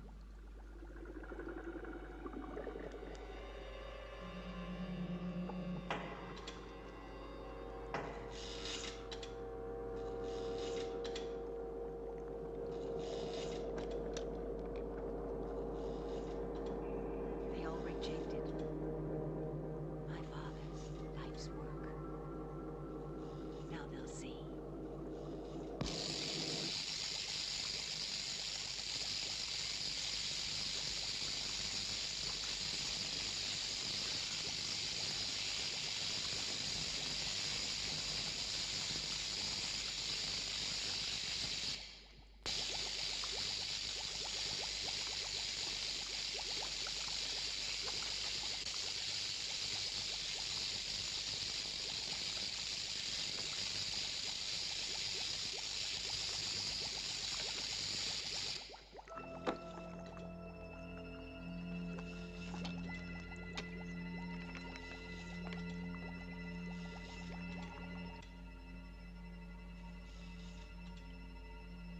I can't hear you, darling.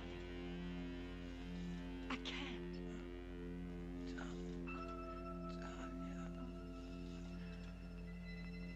You're alive.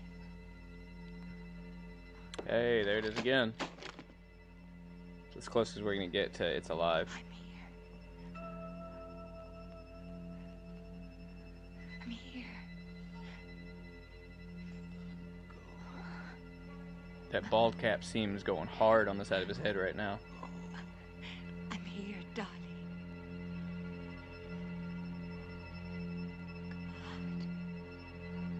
It's true, Julia. I've seen it. And you think that Tommy is somehow involved with this monster? Well, not in creating it, but I think he found out about it by chance. And Mrs. Marshall? She's part of it too? Yes, she's lied too many times not to be. Then she and Dr. Marshall, they would have to kill Tommy, wouldn't they? Wouldn't they? Maybe not. Who would believe Tommy? I would. You would too, Paul.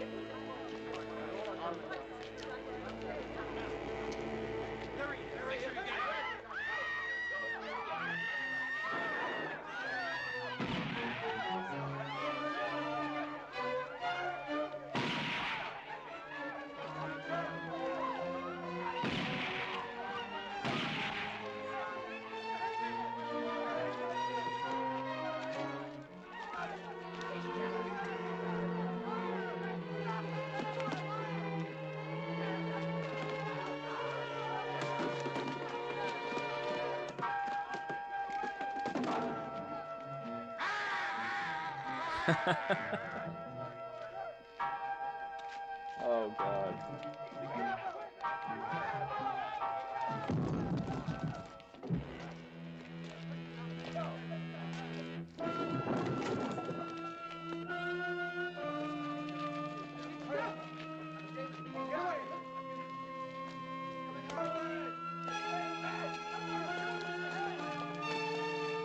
I love dumb villagers with torches in horror movies.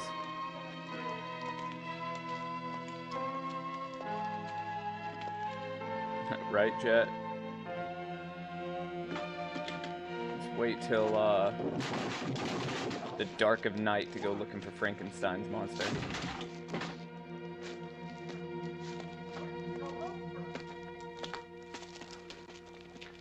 Damned if he isn't headed straight for the Frankenstein estate. Let's go, John.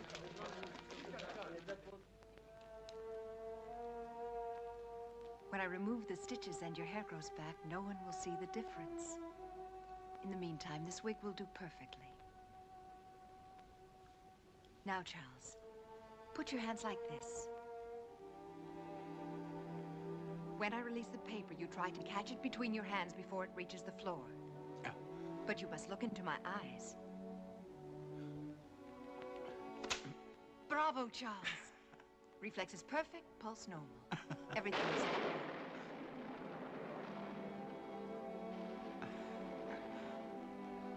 How could I possibly know our storm would come in time? Of course you could. It does, kind of, Frank. One thing more, Charles. You see that heavy table over there? That one? Go and lift it.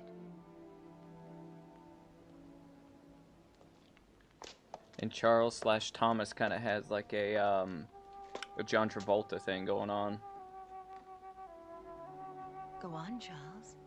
Lift it.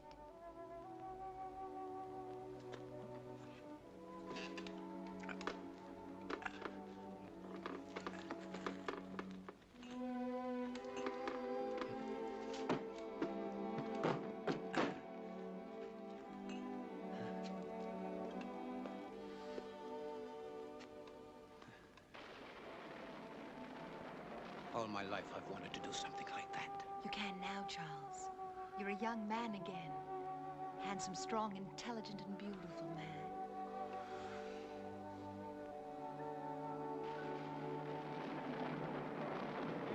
Mrs. Marshall! Mrs. Marshall! What is it? It's Captain Harris. I insist on seeing you. You must see him, Tanya. He'll just keep on coming back.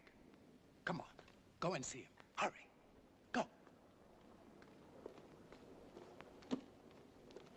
I must see Dr. Marshall. Impossible. He's still extremely ill. I cannot permit it. I'm not asking your permission. Really, Captain Harris, this is a... Yes, it is, I Mrs. shall Marshall. report you to your You superiors. do that. Please leave my home. Not until I see your husband. Really, you have no right, Captain Harris. My husband is very ill. That's far enough, Captain. I'm sorry, Captain, but my illness is quite contagious. You shouldn't risk coming any closer. I want to speak to you alone. Whatever you have to say, I want my wife to hear it. Very well. I came to warn you about the monster that you and Baron Frankenstein created. I hold you responsible in the deaths of 8 people, including the Baron. Of course you can prove it. If I could, I would be here to arrest you. I know that you are my proof. I want you alive, Doctor. Why should anyone want to kill my husband? Not anyone. Only the monster he helped to create. Of those killed, 4 were responsible for giving it life. You, Doctor, are the 5th and last. That's absurd, Captain. How could Lynch and those other 2... By providing your father and your husband with corpses. I don't have to tell you how they were used. How else are we to know what you are talking about? Those jars in the laboratory, it won't be difficult to prove they contain human organs and not animal. No, Doctor. You never considered the creature might not appreciate your miracle. That's why he killed the Baron, the 3 other men. That's why he must kill you. Why didn't he kill Charles when he killed my father? Because your husband wasn't in the laboratory at the time. This is the most extraordinary fable I've ever heard. You really disappoint me, Captain. A robber killed the Baron. As for those other 2 pyramids of integrity, anyone could have had sufficient reason to kill them. Perhaps it's your incompetence that's led your imagination awry. I suggest you take a Very well. I've warned you. Remember, lies can't keep you alive, Doctor. But I can. Your concern is a great comfort to me. Good night, Captain. I don't know what you've done with Thomas, but I'll find out. And when I...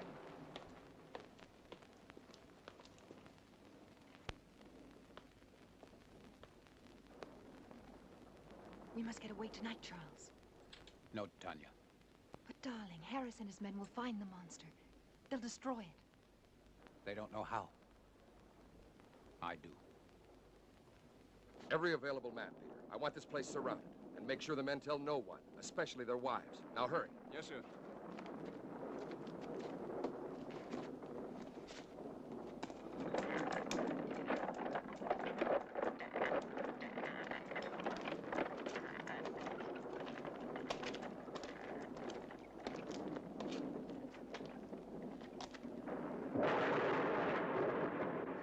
You don't know where to look. It'll find me. Tonight. Tonight it will be here. Charles.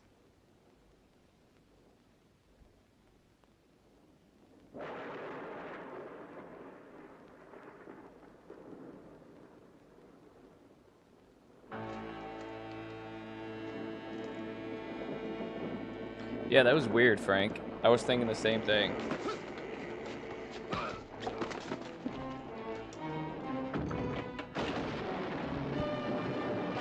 Make your wife think you're out sleeping around and not just saving the town from the monster.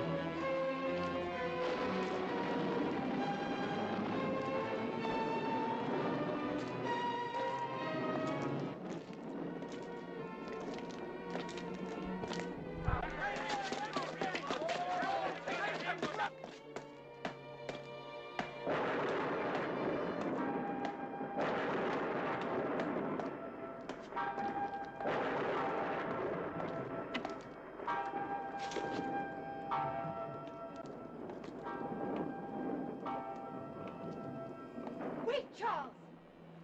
You don't have to kill it. He thinks he just killed you.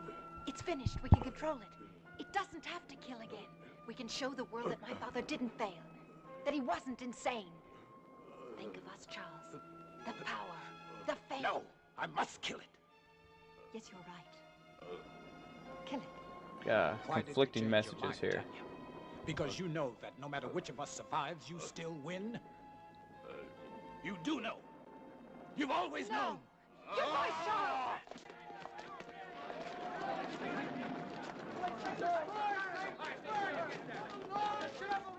It's Captain Harris. See if he's dead. Just unconscious. All right, let him sleep it off. It's Captain Harris. Give him a French kiss. Keep moving.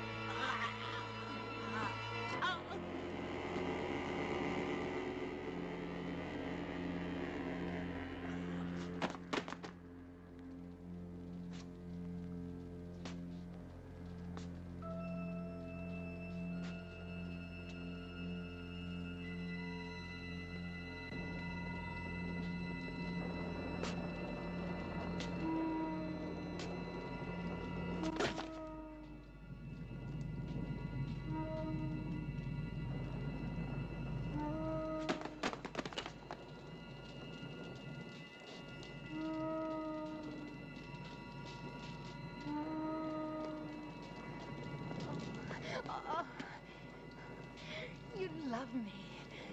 You love me. Me. I belong to you. Yes, Thomas. My love.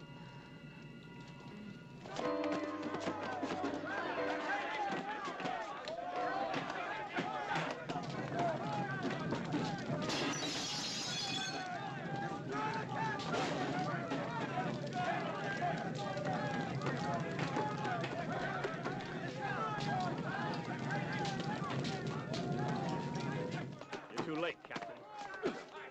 Get him out of here! Get him up! All right, let's go. Julia, what are you doing here? You've got to get out of here. I told you to stay out.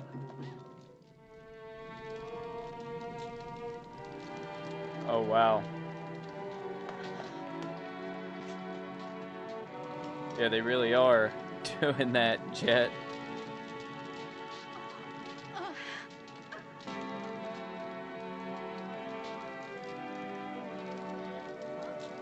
Must be cold in that castle.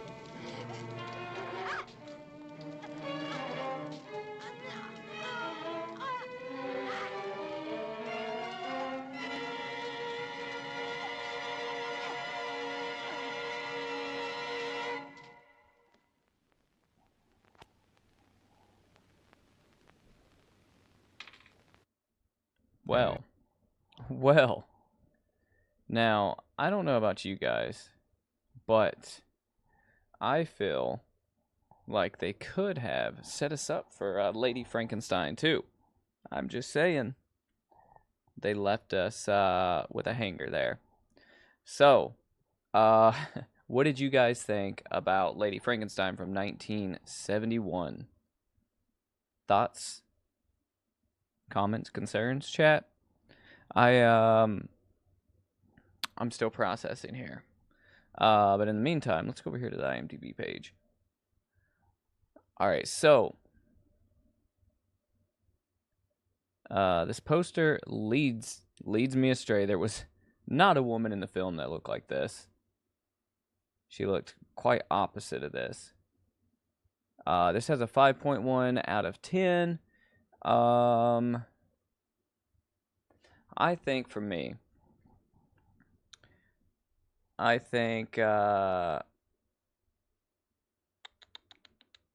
gonna give this a 2.5 out of 10 creeps, and the reason for that was it was a fun movie, right? It was kind of nonsensical. The Frankenstein's monster looked really dumb. It's hilarious how much he looked like Johnny from In a Violent Nature. And, you know, a lot of Tanya Frankenstein, right, the female lead, a lot of her logic for the thing she was doing was really, really nonsensical. But I will say the twist at the end, I really didn't expect her to die. I thought she was going to end up killing both Charles/Thomas and the monster. So there was a nice little twist at the end. Now, I don't know why this movie exists. Maybe if we dive deeper into maybe the trivia on IMDb, or let's see what it says here. All right, so this is the film was largely financed through Harry Cushing, but just prior to the start of filming, a letter of credit from a film company was not accepted by the Italian banks. The final last-minute $90,000 needed to make the film was obtained from Roger Corman's New World Pictures. Okay. Rob Zombie sampled the line, "Who is this irresistible creature who has an insatiable love for the dead?" from his trailer for his song Living Dead Girl. Lady Frankenstein was distributed theatrically in Italy by Alexa on October 27th, 1971. It grossed a total of $139,683,000 Italian lire domestically. It was released in the United States in March 72, where it's distributed by New World Pictures. So this made a shitload of money. Imagine seeing this in theaters. You know, it probably would have been sick in the 70s, but very, very interesting. So I'm trying to figure out why this was put in the Frankenstein. I don't know if it's considered canon or not, but why it was even made. I wonder if it was like the Italian version of like Bride of Frankenstein, or what it was supposed to be. Let's look at some of the goofs here. During the fight scene between the two monsters, one uses a metal rod as a weapon, hitting the other. The rod can be seen bending much too easily, proving it's perhaps rubber. The head of a crew member can be seen in the mirror behind Dr. Frankenstein and colleague whilst they try to bring the monster to life. And the poster stating only the monster she made could satisfy her strange desire mistakenly shows Lady Frankenstein's hair as blonde. In the film, actress Rosalba Neri's hair is brunette. Yeah. So, now I want to look at Wikipedia. Maybe that'll give us a little bit more information about it. So you guys think 2.5 out of 5 is a good rating? Silverbat, what do you think out of 5 creeps? What would you rate it? It was fun, right? Like it was just it was silly, and you guys know we talk about it, and I know you guys out there in chat normally think the same as I do on this, that sometimes shitty horror is just as good as good horror. I love having a good time watching movies, whether it's because the movie's just super thrilling and makes me, like on the edge of my seat, or if it's just because it just makes me laugh and it just makes me like giggle with how fucking silly it is, right? And this was, more close to the end of just being freaking silly and less good, but it was a good time. These are the kind of movies that are fun to watch on stream, and the kind of movies that are fun to watch with friends and family, because it's fun to make fun of them with a group of people. So, all right, let's look at the IMDb page, the Wikipedia page, and see if this tells us anything extra about it. This is just the synopsis here, the cast. Okay. Mel Wells was originally approached by the Vanderbilt family, that is strange, member Henry Cook Cushing, with a screenplay titled Lady Dracula. Cushing was determined to produce a film starring actress Rosalba Neri, who he was romantically pursuing. So this all makes sense now. He basically had the hots for this woman, the lead actress, and he was like, I'm going to put you in a movie. I wonder if that ever worked out for him. Recalling the film's development and their relationship, Wells recalled that Neri was turning him down everywhere. She couldn't actually stand him. Harry was actually quite good looking, but he was a pain in the neck because he had never lived in the real world, and that's what she resented about him. He never worked a day in his life, so here in my lap, he dropped the script and the money to do it. What a windfall. That's interesting, right? Upon discovering that the rights to Lady Dracula's script were actually held by actor Brad Harris, Wells wrote a new screenplay with his friend, television writer Edward D. Lorenzo, which was completed in 3 weeks. Wells also desired to incorporate feminist themes into the narrative. Film historian Roberto Curti has suggested that their script may have been inspired by For the Love of Frankenstein, a story by Bill Warren and Jack Sparling that had appeared in the 4th issue of the comic book Vampirella. Okay, so basically this dude was really into that lead actress, and she wanted nothing to do with him. And he was like, well, I will make you the star of a movie and give you lots of money. And apparently that might have worked out in his favor. Let's see. $90,000 of Lady Frankenstein's budget was originally intended to be provided through a letter of credit given to the Wells producer Skip Steloff, which was denied by the Italian banks. Let me see. According to Randall, the film's low budget, estimated to be less than $200,000, resulted in Cotton's schedule being shortened to 2 weeks and his part being rewritten so that his character's death would take place earlier in the film. Most of the interiors were shot in Rome. The castle scenes were shot here. Castello Piccolomini. Alright, so cool. It was filmed at a real castle. And not on a back lot, so that's kind of cool. Let me see.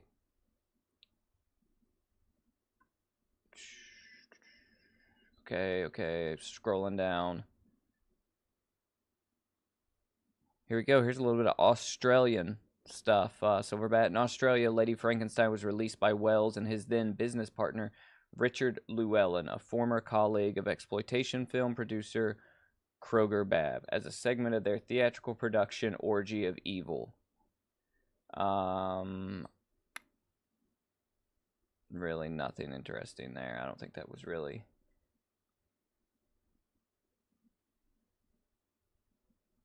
Okay, so reception. In his analysis of the film, Louis Paul described the film as a hybrid of the 70s Hammer horror films, infatuation with nudity and sadism, and the golden age of Italian's horror Gothic period. Alright, so this isn't telling me really sort of why it exists, other than that dude wanted to make a movie called Lady Dracula. Somebody already had the rights to a screenplay called Lady Dracula, and then he wanted to essentially, impress a woman, is why this movie was made. For less than $200,000, which was not much money to make a movie back in those days. Yeah. So let's dig a little bit deeper into this real quick, chat. Tell me if this makes sense. Okay, so you know how in the movie, right, Tanya Frankenstein doesn't want to be with Charles because she desires Thomas, right? So she takes Charles's brain and puts it in Thomas, right? So I wonder if the reason that this movie script was written that way was because in real life, the woman who played that character didn't want to have anything to do with the guy that wrote the script until he threw her in a movie as a lead role and then gave her lots of money. So I wonder if that's why he kind of wrote the story that way, kind of depicting his real life with the woman, and then he cast that woman in the lead role. He kind of felt like he was Charles in real life. Or am I just looking too deep into this? Anyways, let's, you know what we did last week? Let's do this real quick. So, I want to do, let me see if I can find a Lady Frankenstein poster. Which, by the way, I did not order any of those posters that we looked at on the last Creep Show. I'm trying to be good here and not spend frivolously during the holiday season. Holy crap, but there is one. Hang on. Look here. And it is gnarly. Look at this. 1971 Lady Frankenstein, Italy, vintage horror movie poster. 54 by 36. That's a big ass poster. For $90. And it's kind of sick looking, right? Now, is this a reprint or is this a original? Let's look.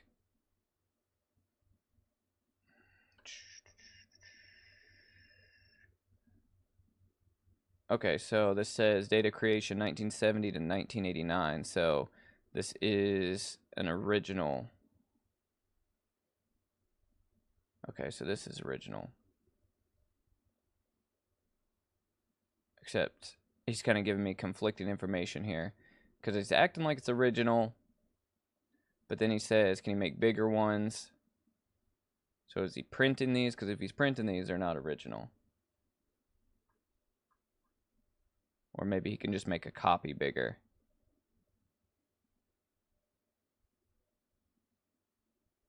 I don't know what this movie is, but I want to check it out. We're going to look at that in a minute. This one's gnarly. Right here, I like this one better, I think.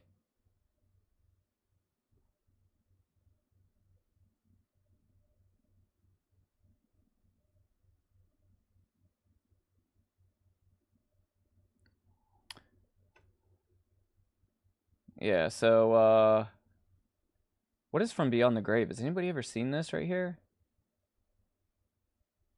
I've never seen this movie. 1931, Frankenstein. In 1932, Dracula. In 1968, Rosemary's Baby. In 1974, The Exorcist. This year, it's From Beyond the Grave, where death is just the beginning. Looks like it's got Peter Cushing in it. This poster's super cool.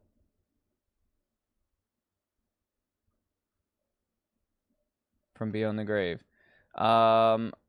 Side questing here for a second, guys. Let's look at From Beyond the Grave.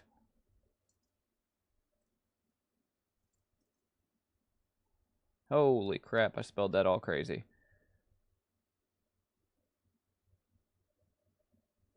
Terror to delight worshippers of the macabre. An anthology of 4 short horror stories revolving around a mysterious antique shop owner and his antique pieces, each of which hides a deadly secret. Alright, I was actually writing something like this at one time. Interesting. Don't you hate that when you have an idea and then you have your idea fully flushed out and then just to find out that somebody's already done it? So I've never seen this. This could be something if this is public domain that we could watch. You know, maybe next week or in the future. Cool. I like it. From Beyond the Grave. I'll keep that in mind. Alright, so what I want to go ahead and do right now, chat, is I want to talk about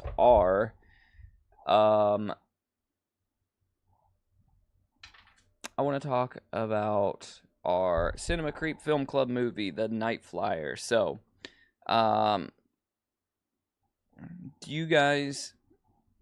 did everybody watch this? Frank, did you watch this? Silverbat, I know you said you saw it. Did you rewatch it? Jet, did you watch this? Anybody else out there in chat that feels like chiming in? Did you watch The Night Flyer, which was what we talked about last week? We picked a movie, and we decided that we were all going to watch it together. Well, watch it over the course of the week and then come back and discuss it a little bit. Sort of a new thing we're doing here on the Friday Night Creep Shows. All right, so Stephen King's The Night Flyer. All right, so feel free in chat to drop a paragraph if you want to about what you thought. You know what I mean? Because I'm gonna go and I'm gonna talk a little bit about it, and I actually want to bring it up so I can talk about a couple scenes. Give me just a second. Alright, so this movie is streaming for free on YouTube. That's where I watched it. I actually looked for it on Tubi, and I couldn't find it anywhere except for YouTube, which was kind of surprising, actually. I don't know if you guys watched it on YouTube or where you watched it at, but let me see. So, two things straight out the gate that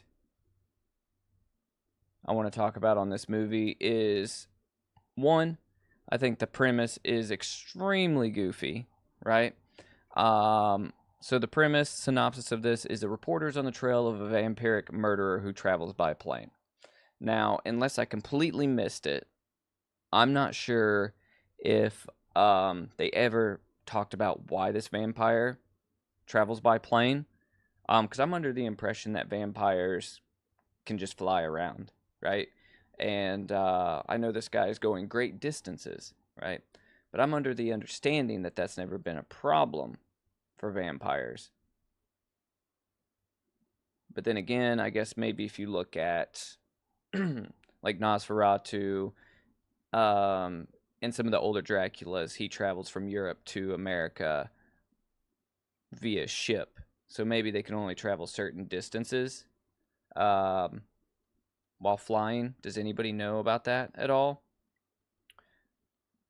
So Frank said that Jet also watched it on YouTube. Frank says Night Flyer had everything that he wants. It had fog, it had lightning, it had cemetery, has chicks locked in closets.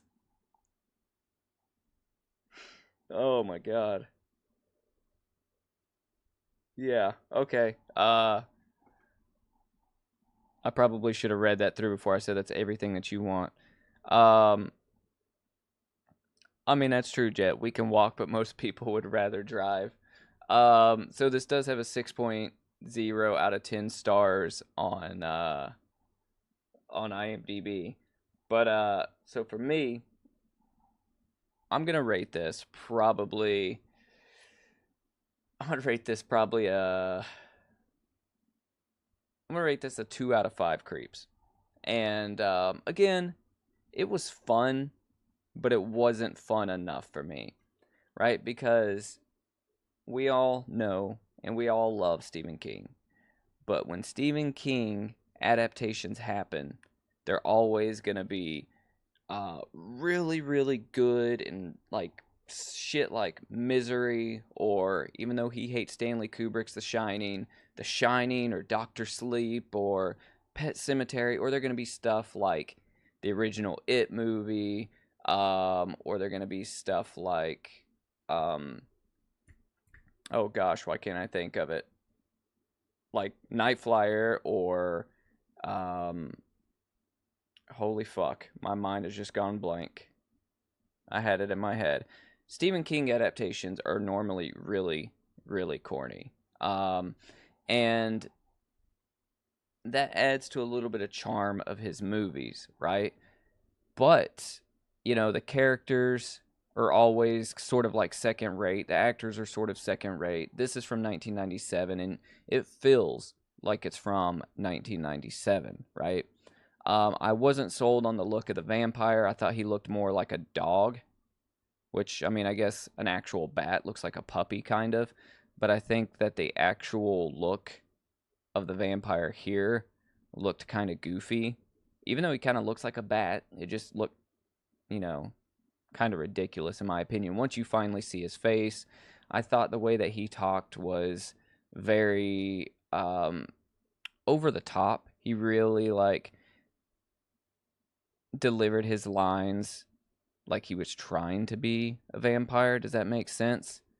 Trying to talk with an accent, even though you could tell this actor probably didn't have an accent. I absolutely hated the main character, the guy. What was his name? Was it Richard? This dude. Hated his guts, and I don't think you were really supposed to like him. He was kind of playing like a dickhead. Hated him. You know, I hated the journalist, the lead, not the journalist, this guy. What was his name? The main guy that ran the newspaper.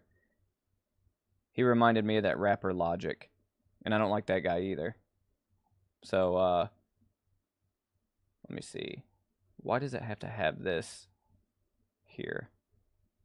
I don't want those titles up. Yeah, so I didn't like him either, and I don't know if you were supposed to like him either, because he was kind of like portraying like a villain a little bit, right? Because he was kind of pitting this guy and the younger reporter lady against each other. Yeah, so Richard Dees, hated his character. Catherine Blair, she was okay. I didn't mind her too much. She played her role real convincing. And then Dwight Renfield, that was just too on the nose for me of a name for like the vampire, right? Because you guys know Renfield is like the familiar of Dracula, and then Dwight, like Dwight's the best that we can come up with for a first name. Am I missing a reason that the name Dwight was in there? I just thought that was a really shitty name. Let me see. Furthermore, the rest of the actors, I didn't really mind. This guy here, where do I have the movie up? This guy here, I thought was funny as hell. Once this ad plays through, I want to bring up a portion of the movie. Let me see if I can find it. It's the first guy he visits. Where's it at? This guy. That old man. Fix things around here, work the planes. What paper you say you're from? Inside View. You know it? Oh, yeah? Yeah, I thought he was funny as hell. Martha reads your paper. Uh-huh. After she's done with it, I use it to line our Kitty's toilet box. Yeah. So he was funny as shit to me.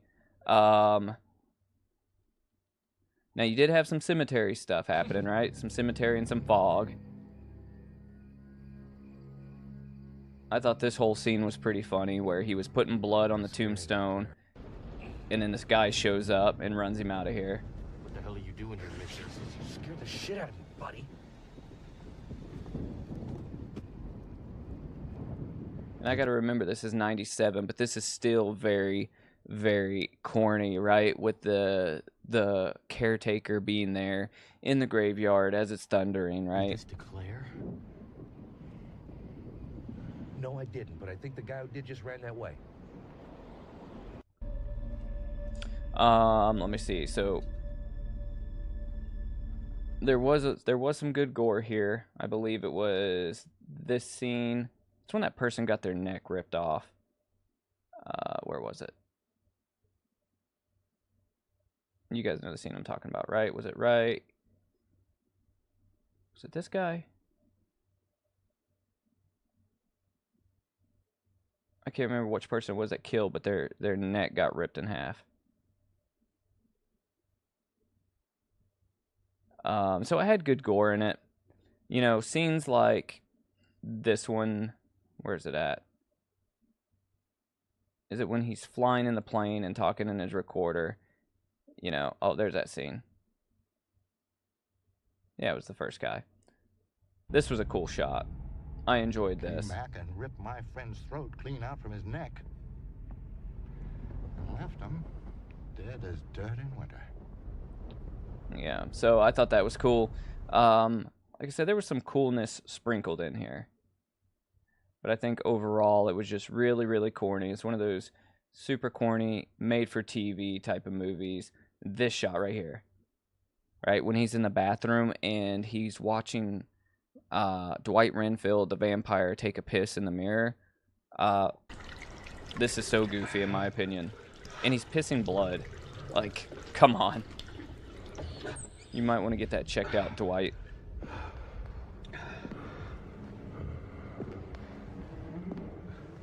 So he like hears him come in. This is so goofy to me.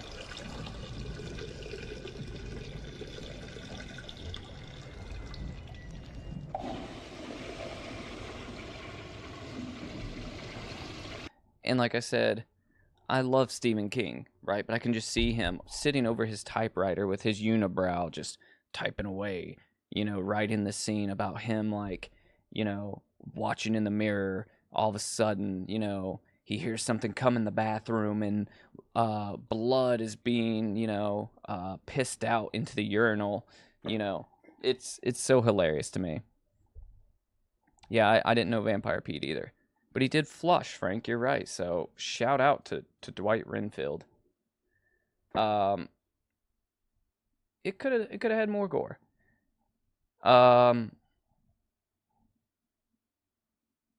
Jet said none of the characters are good. Didn't like the look of the vampire either, but at least it was practical effects. Jet, it didn't age well, you're right. And that's part of the problem, you know?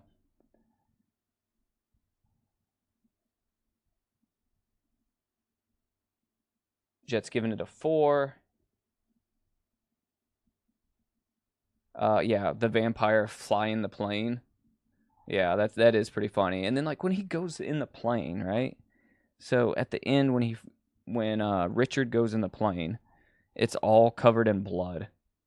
So where was that scene at? Let's go back to where he goes inside the vampire's plane. Right here.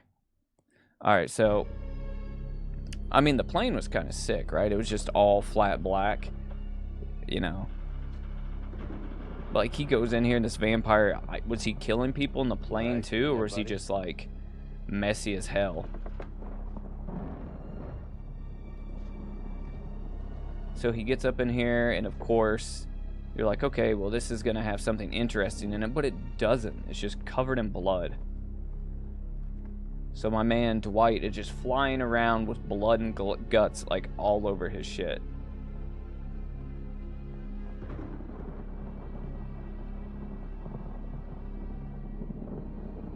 Is he just like eating bodies as he's, you know, flying the plane? So yeah, so I thought that was kind of goofy and silly. And we'll go to the face reveal of all that you thought I would be. Dwight Renfield right here. So he looks like a dog to me. Right? Like, more like a dog, less like a bat. And I do like ugly vampires, right? I'm more of a fan of vampires that are ugly than I am of vampires that are like handsome, sexy vampires, right? Because I like it when they look more like demons. But, I don't know.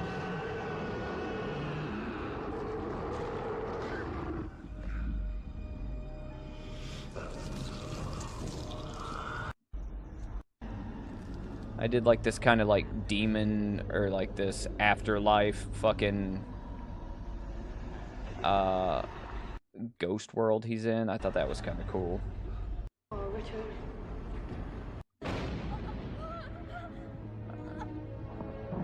But, you know, spoiler alert, the movie ends with Dwight getting killed, and then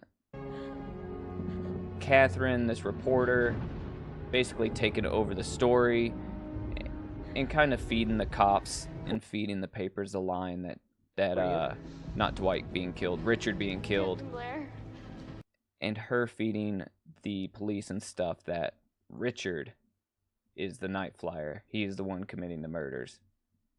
So pretty interesting. The ending and the twist was cool, right? And the twist was obviously Richard was going after the night flyer, and Catherine came in. She was also going after the night flyer, which was the vampire that was flying around killing people. Richard finds the vampire, and Richard ends up dying, right? And Catherine, who wants the story, you know, tells the cops that, hey, that guy is the one that's been committing the murders. Instead of saying, hey, there's a vampire out there, and making herself look crazy, she says, hey, Richard is the night flyer. He was committing all the murders. And now she's like this world-renowned journalist that broke the case. So that's the Night Flyer from 1997. This movie probably would have scared the ever-living shit out of me back in 97 when I was a kid if I would have caught it, you know, on like HBO in the middle of the night or whatever it premiered on. But yeah, I'm going to give it a 2 out of 5. And you know, I just want more out of Stephen King adaptations, really.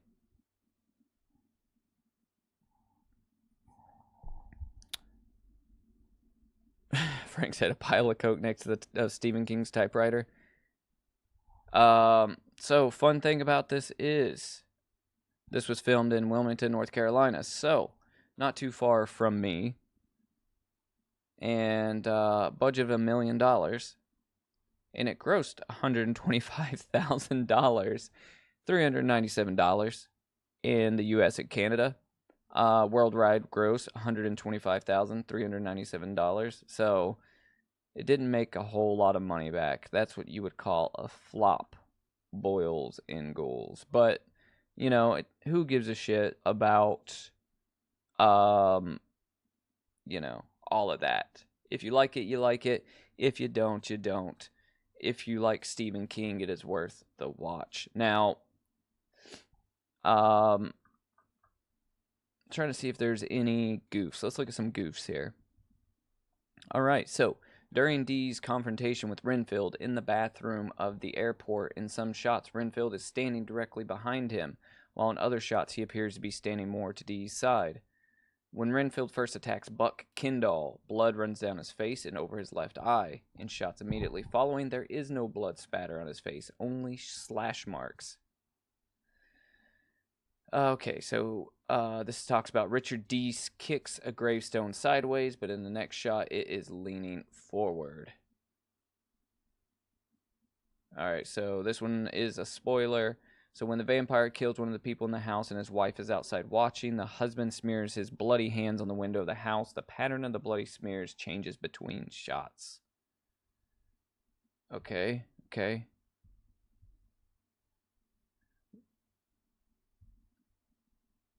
And Richard is leaving a small rural airport when he swerves to avoid hitting an oncoming pickup truck. As he does this, you hear the squealing tires, but he is driving on a dirt road. I didn't even recognize that during that scene.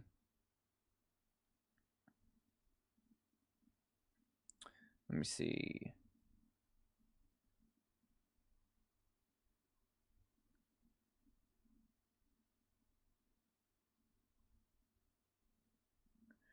Okay, hang on. Obvious double when Richard's plane is approaching the camera.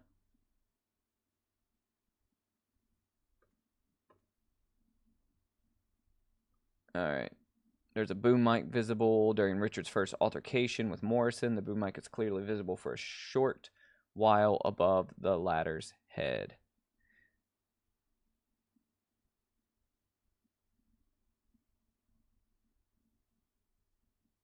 Okay, hang on. So when Richard is landing his plane the first time, 21 minutes and 40-second mark, the pilot has a mustache, but when the camera goes to a close-up of Richard, he does not have a mustache. Let's look this up. I want to see this one. All right, so this said 21. In this world. This said 21 minutes and 4 seconds.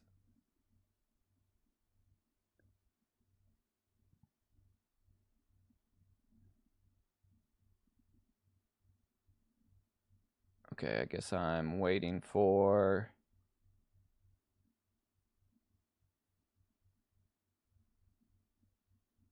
this. I want to see his mustache and then no mustache.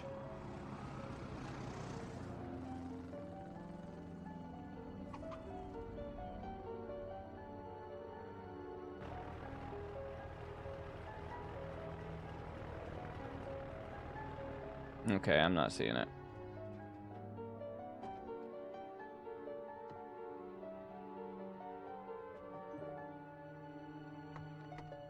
No, I'm not seeing it. They must have the 4K version or something.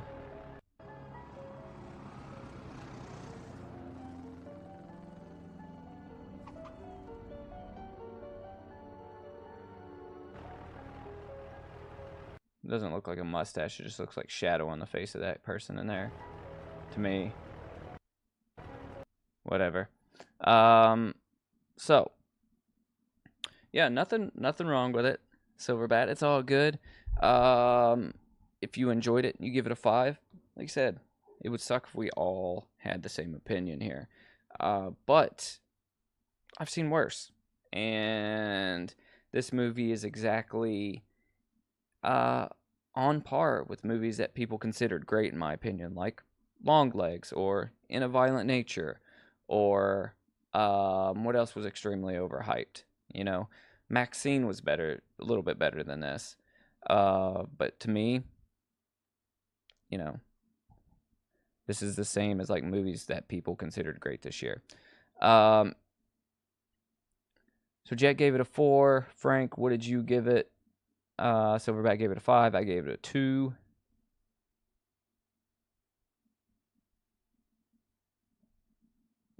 It was fun.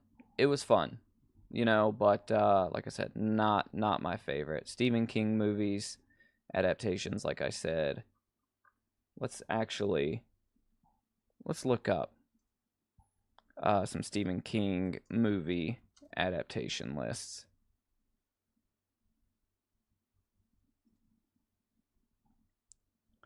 Because I bet there's an IMDb list. Here we go. All right, all films based on Stephen King novels. So Carrie's amazing, right? The Shining's amazing. Creepshow. Creepshow's great. You guys feel free to chime in here if you think any of these suck. Cujo's pretty good. Cujo kind of is in that territory where it could go either way for me. It's kind of really corny, but it's sort of like nostalgia for me. And Cujo's good. It's more on the good side to me than it is on the Dead Zone. I need to rewatch this. I can't give you guys an accurate one. I need to rewatch this one. Christine, I love Christine. Right? That's a fantastic one in my opinion. Oh yeah, the first Carrie is to me the only Carrie that matters. Children of the Corn. Again, this kind of falls in the middle, like where Cujo is, right? It's kind of really, really goofy. But it's also sort of different from everything else, so it leans more to the good side, in my opinion. Even though it's goofy as hell. Firestarter. Believe it or not, I've never seen this. Cat's Eye. It's been forever, I think, since I've seen this. I can't comment on this one. Has anybody seen Cat's Eye? And can comment, or Firestarter. Silver Bullet. Again, Silver Bullet. I love Silver Bullet. Again, it falls in the middle, though. If you want to talk about movies that are like good and then goofy and not good. So it's like not good here, goofy and silly, the middle area, kind of good, and then really good on the far right. So like The Shining to me is really good, Carrie's really good, Pet Sematary is really good, right? Christine's kind of right here where it's kind of good. Silver Bullet's here in the middle where it's like, you know, kind of falls in the middle between goofy and kind of good, and it's just kind of goofy and good, if that makes any sense. Maximum Overdrive. Again, straight in the middle on that one. Stand By Me. So Stand By Me is actually really good in my opinion. Even though it's not really horror, it kind of is. It's more like a thriller, I guess. But more of a coming-of-age story. Stand By Me is really good. I'm going to put that on the far right side in my ranking. Creepshow 2 is really good. Far right. A Return to Salem's Lot. I don't know this one at all. So if you guys can comment on that. I don't know about Return to Salem's Lot. The Running Man. It's been forever since I've seen this.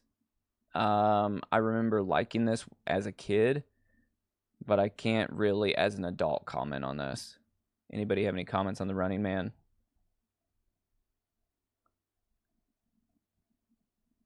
Yeah, you're right about that, Jet. It's more of a Kubrick film than it is a Stephen King adaptation. Pet Sematary, hands down, one of my favorites from Stephen King. So that is over here to me, right, on the fantastic side. Tales from the Dark Side. So this one, I want to rewatch this and give like an accurate rating of this. I haven't seen this in forever.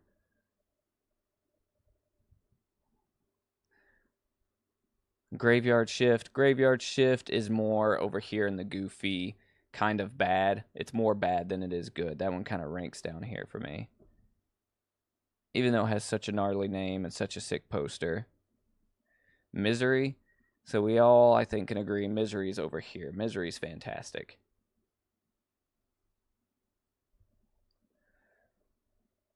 Sleepwalkers to me, in the middle. Pet Sematary 2. I don't think I've ever actually watched this. Like, I've probably seen it, but I've never actually, like, paid it attention. It's probably been on TV. I've never cared to see it because it's looked like shit to me, but maybe it's good. Anybody have any opinions on Pet Sematary 2 from 1992? Children of the Corn 2. So that one's going to fall in the middle as well. Anything Children of the Corn is going straight in the middle.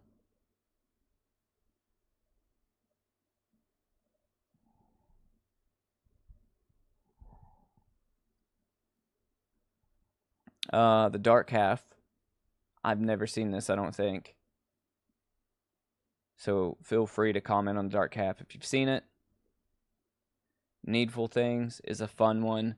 I'm going to say, though, that one, again, falls where Maximum Overdrive does and all of those like that. It's going to go right in the middle. Shawshank Redemption, a.k.a. most people call this the greatest movie ever made, right? It's not in my opinion, but Shawshank Redemption is over here. It's just a good all-around movie. Not horror, obviously, but it's a really, really good movie.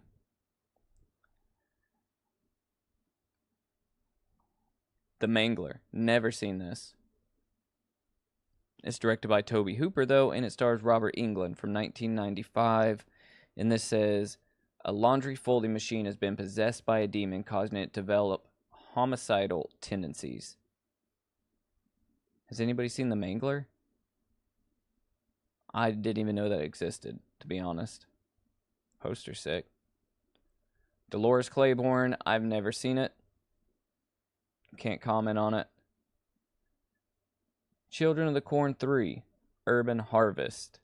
Gotta say, I don't know if I've seen this one or not, so I'm not gonna comment on it.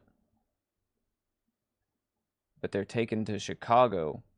Two brothers connected to the murderous children's cult of Gatlin, Nebraska are taken to Chicago by an adoptive couple. That might be interesting.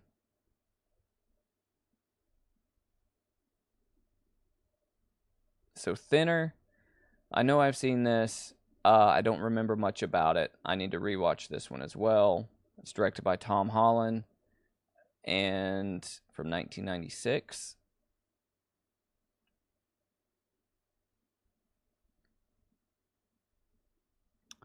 The Night Flyer, number 30. So that one is right here. It's not bad. It goes right here in between goofy and bad. So it's like goofy bad in my opinion. Apt Pupil. I know the movie. I don't think I've ever seen it.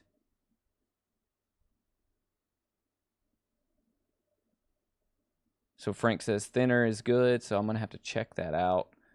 Carrie 2, The Rage from 1999. Who's in this? I feel like this was on TV not long ago. I'm pretty sure this is shitty. So that's going down here. Pretty sure I've seen this and I disliked it. This is going way down here. The Green Mile. Again, not horror. We're going to throw that way up here. Green Mile is solid. Hearts in Atlantis. I don't know anything about that. Dreamcatcher is wild. I'm going to put Dreamcatcher in the middle with Maximum Overdrive. Secret Window with Johnny Depp. Again, that's going to go in the middle. Riding the Bullet. We're going to put that. That one has David Arquette in it. This one is kind of fun. When a man finds out his mother is dying and tries to hitchhike his way to the hospital, he's picked up by a stranger with a deadly secret. This one's super corny. Sort of like Night Flyer. But I'm going to put it right here. Riding the Bullet. The Mangler Reborn. Haven't seen it. 1408. 1408's cool. That one's going to go like here for me. In between good, in between goofy, good. Kind of like right there in that gray area.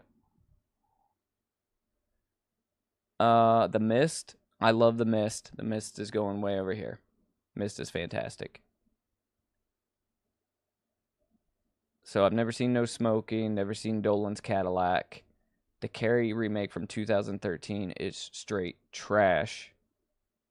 That's going way back here at the back, and it would go further if I could put it further. A Good Marriage, I've never seen that one. Mercy from 2014, I don't know what that is. Cell from 2016, never seen it. The Dark Tower, I've heard good things about this, but I've never seen it.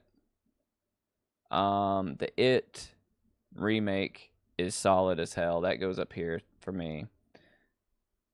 Gerald's Game is pretty good. That's going to go like right here, one step from the top.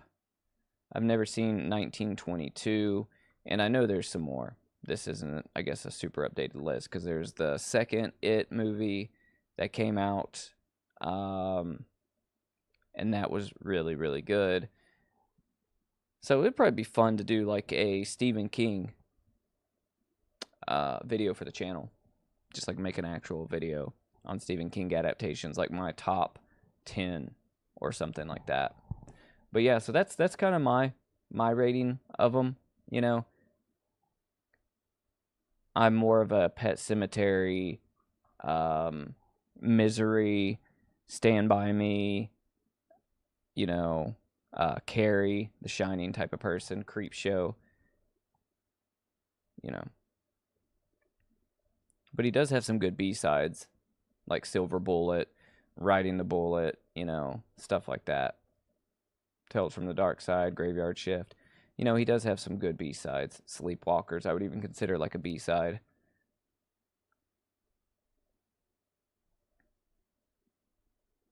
The man is a machine. I just don't understand how you can write this many good stories, and how you can write that many stories in general, right?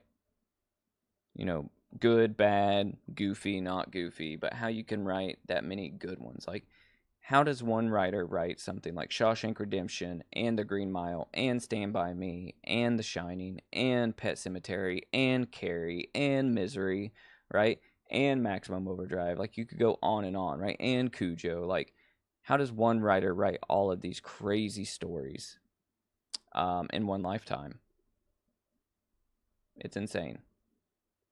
But yeah, so The Night Flyer, cool. Let's plan out our next, our next movie we're gonna watch for next week.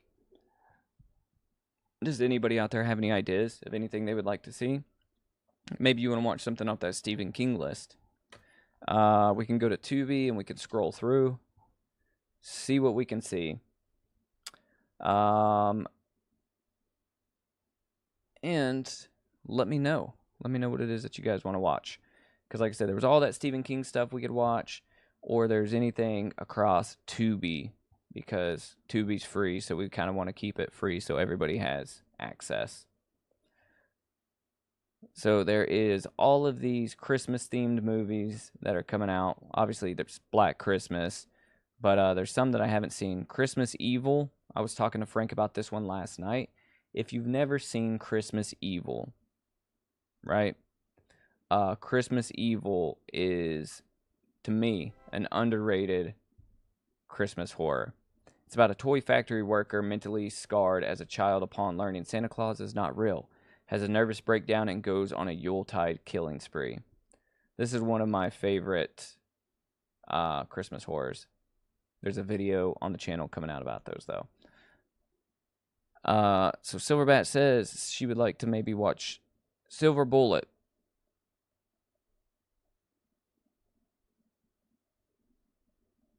Pile of cocaine by the typewriters where he gets all his powers. And Frank says it's his unibrow. So, potentially Silver Bullet is one. Silver Bullet is fantastic. Well, it's like right here, but I enjoy it a lot. So I would not be opposed to seeing that. Let's scroll down and see if anything else sticks out to us. Chillerama.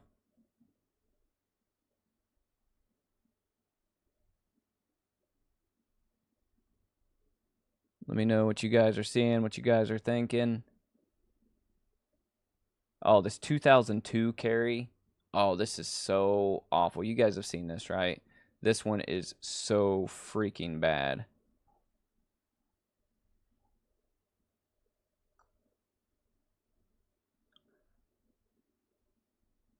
So Silverbat, I'll have you know that I picked up a DVD. I thrifted a DVD of Nosferatu, right, the 1922 film, but it is scored by Typo Negative.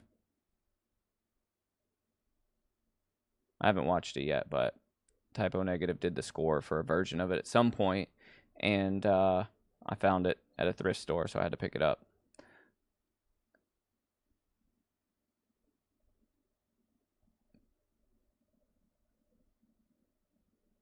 My invisible scale of hands. Yeah.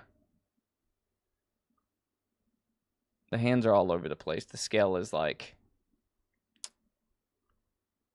Okay, yeah, I forgot the camera is, a little cropped in there. Alright, so...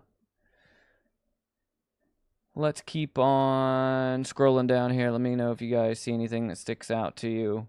I mean, I can easily pick something for us. Or we can do Silver Bullet.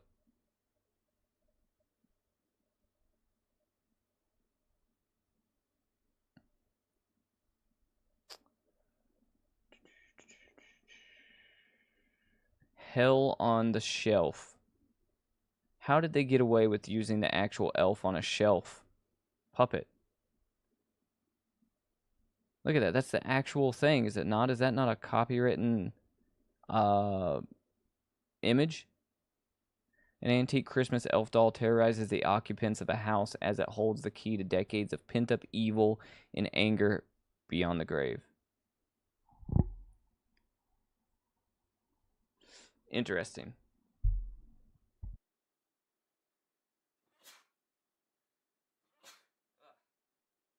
Sorry, I had to sneeze. So Silverpat says she watched it and it was okay. Jet says no remakes, and Frank says he wants Jet to pick the movie. So Jet, pick the movie, and then what we'll do is we'll weigh whatever you want to watch against Silver Bullet, and we'll see. All right, so I'm scrolling down. You don't have to look at this, Jet, if you don't want to. Thank you, Silverbat. You don't have to look at this. If you want to find something on your own or just call something out, feel free. I'm just scrolling down this to give ideas.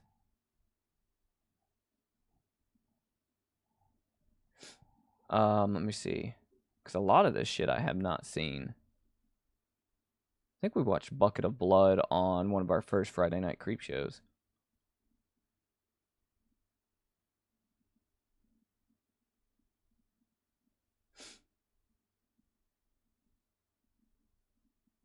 Oh, we're at the bottom.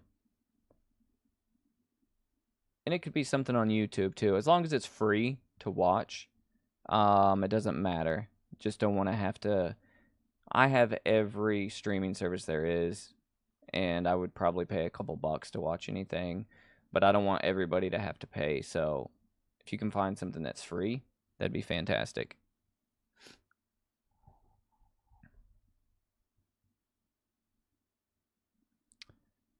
All right, so Jet says if he wants to go with Stephen King, it's going to be the original Carrie.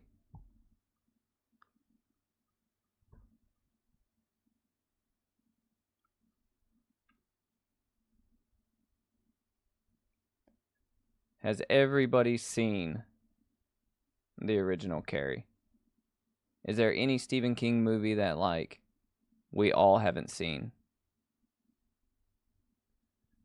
So, is there anything on this list that, like, you haven't seen?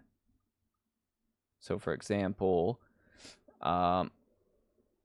like maybe...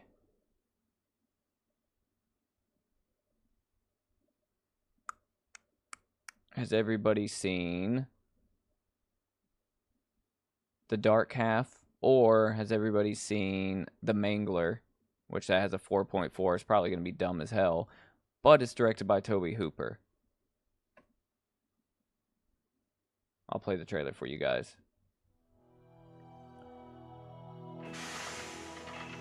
There's a little bit of me in that machine, and a little bit of it in me. Sorry, guys. There was an accident today. The worst one I've ever seen. Have you considered the possibility that the machine might be haunted? I can't get the pause thing to go away. That machine killed your daughter. We all have to make sacrifices. Human sacrifices. A demon is a kind of electricity. Sometimes it gets out of control. People get hurt. 3 modern masters of horror have just created the ultimate machine for terror.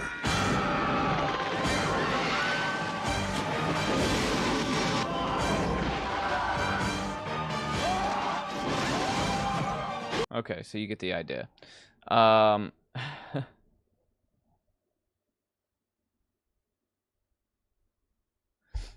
So, biggest thing is it would be best if we find something that we haven't all seen. Because I can already tell you that if we rate Carrie, I'm giving it 5 out of 5 creeps. Right? Like, I can already tell you that. I love the movie. And I think this would be more advantageous and worth our while if we were all watching something that, like, at least the majority of us haven't seen. But if we've all seen Carrie, let's not watch Carrie. And if we've all seen Silver Bullet, let's not watch Silver Bullet. Just because I think if we're using this as a chance to watch stuff we haven't seen, I think that would be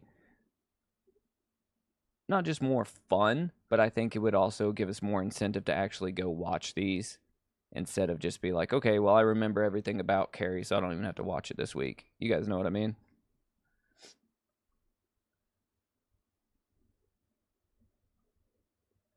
What is Elf?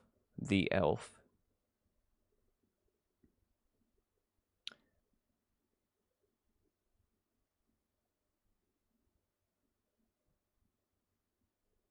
Krampus Origins.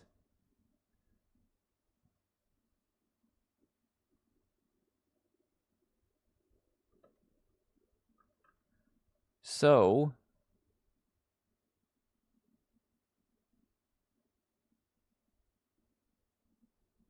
holy crap, okay. So that's the Mangler. I don't know if I want to watch the Mangler or not. I mean, we can.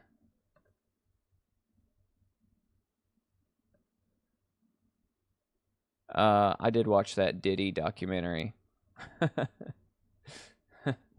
It sucked. It was, you know, Diddy sucks and documentaries about him suck. So it's fitting.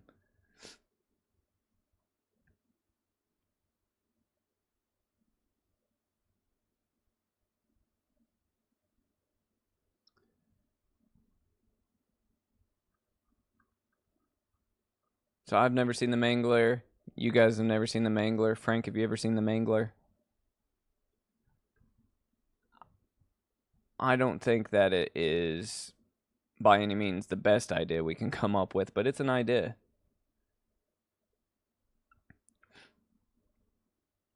Like I said, and like over the week, if you guys see something you want to watch or something that you think would be cool to throw out for the next Cinema Creep Film Club movie, write it down. Like I said, nah, the trailer was fine. I just don't want to watch the whole trailer.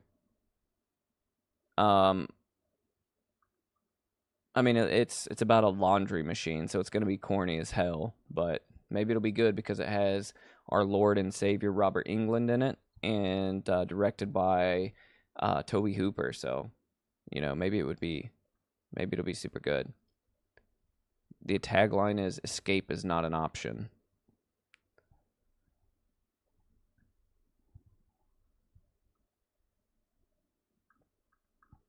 Okay, so let's watch The Mangler. I mean, the poster's kind of sick, right? It might make you guys scared to do laundry going forward, though, so it could have some side effects.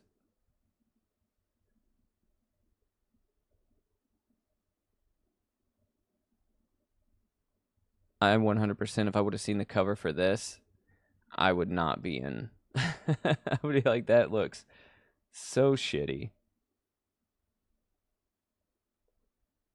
But I mean, that looks sick.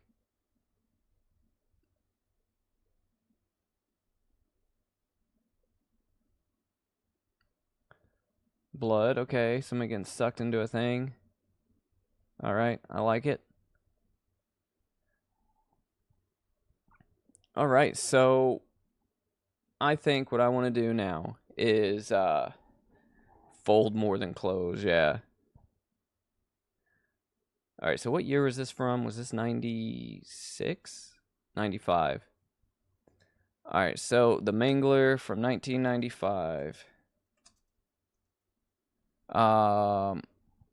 That's what we're going to watch over the week. Like I said, if you guys can come up with something during the week, write it down and then bring it back next Friday, and it will, you know, it'd be cool to have some ideas locked and loaded. I don't care who picks, you know, it doesn't matter if like Jet or Silverbat picks 3 weeks in a row. It doesn't matter. We don't have to take turns. Let's just find something. You said you saw Fog, so you're sold. Listen, Frank's a simple man. If he has Fog and Lightning, he's good to go. I saw Robert Englund, and I was like, okay, well, could be something, you know. Saw Robert Englund and Toby Hooper, and I was like, that might be the right way to do it.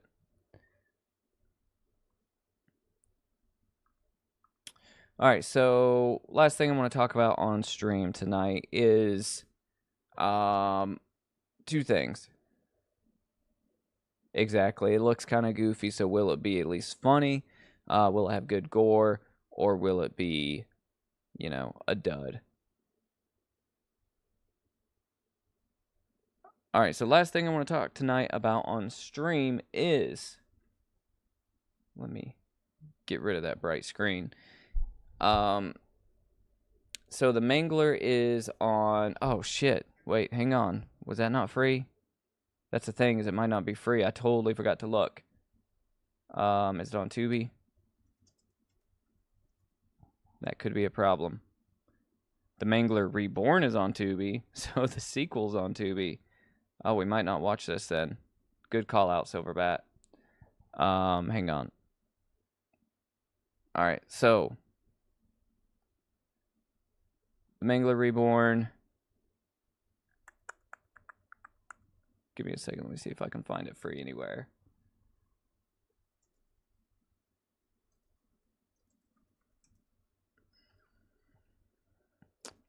Just when you thought if the Mangler was going to happen. You can rent it on YouTube. I don't want to have to do that.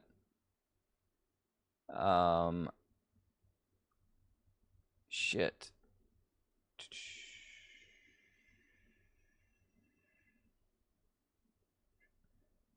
Okay, might not happen, then we might have to find something else. Wait a minute. Is this it? It would be us talking at this guy. See, if we listened, we'd know. Yeah, we'd know. That's stupid. Okay. That was not it.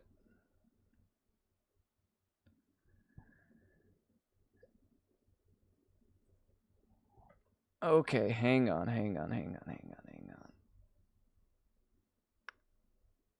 So it is not on Tubi. How do they have the second one but not the first one? This does not make any sense, chat. This is ridiculous.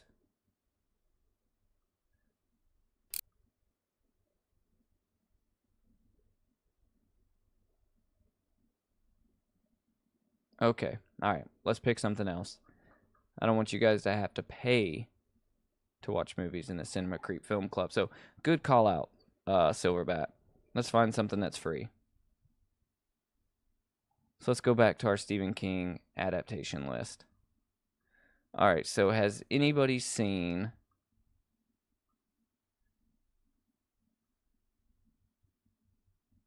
Let me see, what is another random ass sounding one here?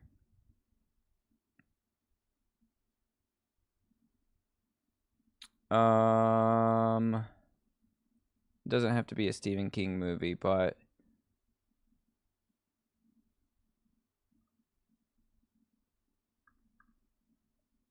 I've never seen Mercy from 2014. Has anybody seen this one? There's Mercy.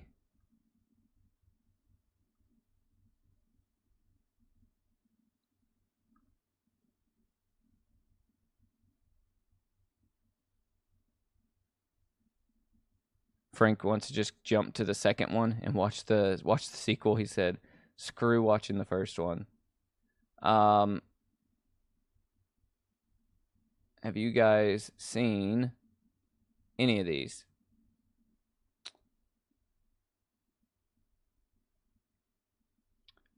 Firestarter. Like I said, I don't think I've seen this, and if I have, it's been forever. So when it comes to Stephen King movies, off the top of my head, Firestarter and Mercy. I've never seen Mercy. It's about a single mom and her two boys help take care of their grandmother with mystical powers. This is from 2014.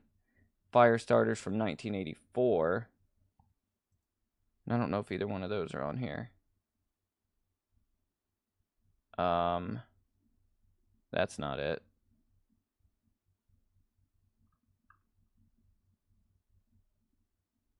No Firestarter's on here.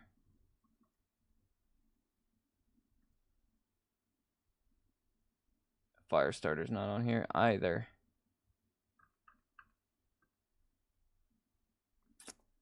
Huh. Let me see. Let me see if I can find this stuff for free.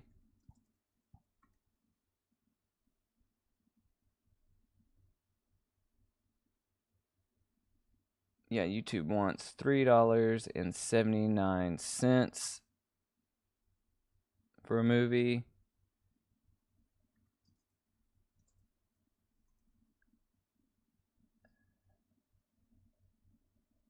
Let me see here.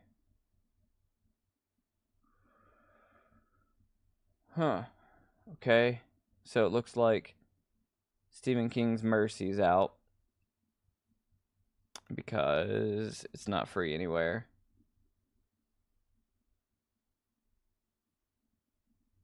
Silver Bullet, I believe is on Tubi. We could watch Silver Bullet, and then we'll just discuss Silver Bullet. Has everybody in chat seen Silver Bullet?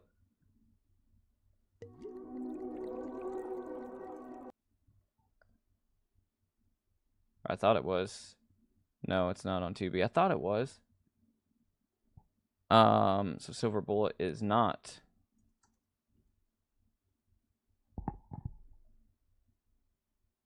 Maybe it's on YouTube. Hang on.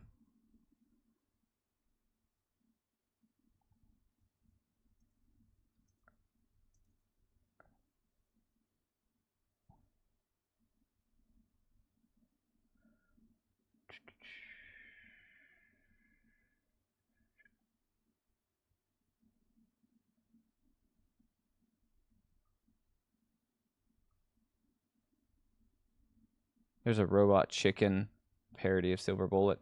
Here's Silver Bullet, the movie, broken up into 18 parts.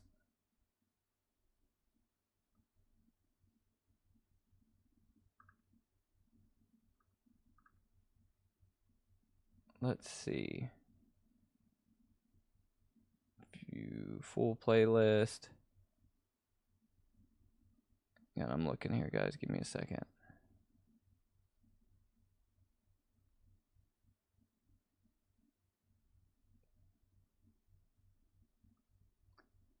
It's crazy when people upload like all of these movies that are copyrighted, and then they upload them and they put them in like 18 different videos in one playlist. Yeah, Silver Bullet's not. So Simon's in the living room tonight. He didn't want to come in here. He was sleeping. All right, guys. So I don't know. Let's type in Stephen King, see what comes up here.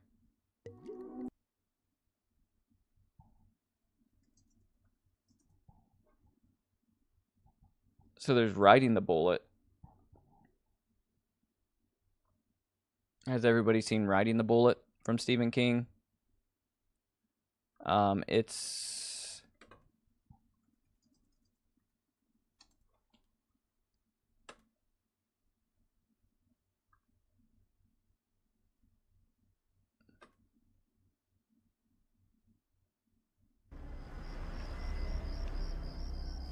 Hey, thanks for the ride. Oh, not a problem, man. Where you headed? I gotta see my mom in the hospital. What, is she sick? I honestly don't know what I'd do if I didn't have you.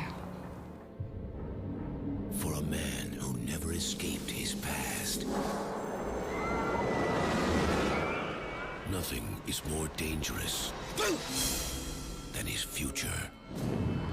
Feeling all right? Yeah. You sure? On the road home, That didn't happen. a choice must be made. It's time for one of you to die. The choice is yours. A soul must be saved. Don't you want to see me before I die? And his darkest fear Who's it gonna be? must be faced. You have to decide now. No, Al, no! okay. So that's Riding the Bullet. It is when a man finds out his mother is dying and tries to hitchhike to the hospital. He's picked up by a stranger with deadly secret. Jet, have you seen Riding the Bullet?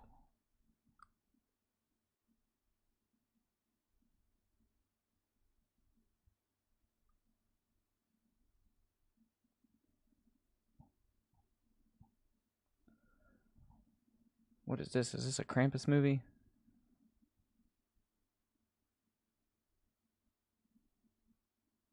I think December we need to start watching some of these weird ass like Christmas movies like this. Werewolf Santa? What?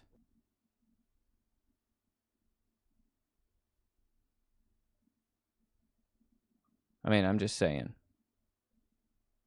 You where? To the wolf. How are we going to find it? We'll follow the police armies. Dad, we need... Like it's wearing you. Please listen to some... Alright, so I know this may be getting aggravating to chat here. So, here's a question. And I don't care what you guys pick. What the hell's happening? Did y'all hear that static? The fuck was that? Oh, something's playing somewhere. I thought my headphones were shorting out. It was this video. Oh my god. Okay. Scared the crap out of me. Thought my mic or my headphones were shorting out. I guess it was like... It was this.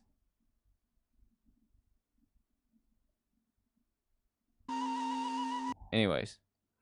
Alright, so without this being too aggravating for everybody in chat, would you guys prefer watching Silver Bullet, or Riding the Bullet, I mean, the Stephen King one, or do y'all want to watch something like this, which is like a Christmas themed BS? Let's go between those two. Let's do Stephen King's Riding the Bullet or this movie right here, Cursed, because it looks like it will probably be terrible. But this is what it looks like.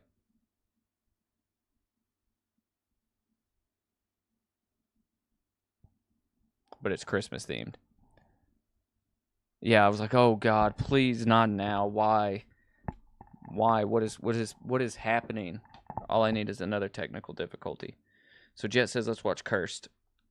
Frank, Silverbat, you guys on board with Cursed? It is from 2024, and it is a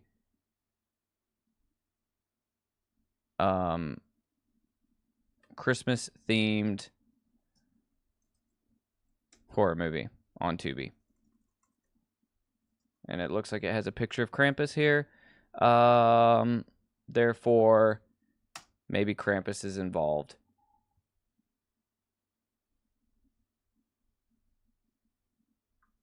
See if there's an IMDb for it.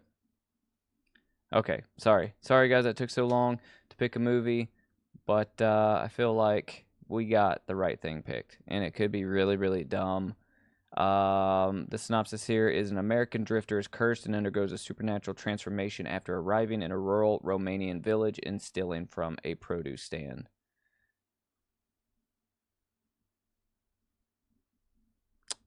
Directed by Patrick Corcoran, probably an indie director. Oh wow, I don't want to watch. I don't look at those reviews. The top one says a disappointing watch. Alright guys, we're just gonna watch it and see what we think about it.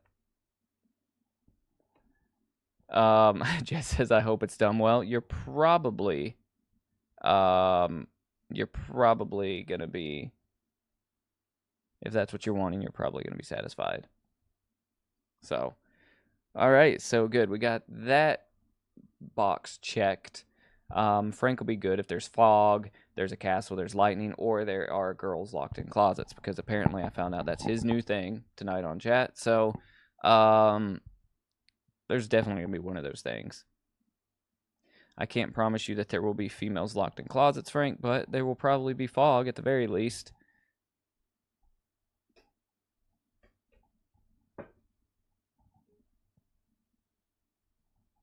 I don't think it's, it says it's English. So I don't think it's dubbed. I don't think it's subtitled. It says the audio language is English here, so were you hoping for like a Romanian movie? All right, so cool. I think from tonight's stream, right, what I figured out is Twitch does not like brief nudity, and they will shut my stream down. I feel like somebody probably reported it over there. Like somebody was watching and they reported it, because normally, like some of these older movies that we watch do have brief nudity in them, and Twitch has never shut my stuff down like that. So somebody was probably watching and reported it over there, I assume. So sorry for the late scheduling of tonight's stream. I will do better next week. Like I said, I got caught up in Terrifier 3. I didn't expect it to run as long as it did. I also kind of stopped Terrifier 3, and I took a cheesecake break and ate some cheesecake, so like my timing was off. And it made the movie last a little bit longer, so it was my bad. But I would say this coming week, expect some videos on the channel. I say this every week. Thanksgiving, if you didn't watch that one, I know we're past Thanksgiving, but I just dropped the Thanksgiving review video of the movie Thanksgiving from 2008 on Thanksgiving Day. That's worth a watch. If you have any interest in that movie whatsoever, go back and watch that review. It is really, really stupid, and it's a good time.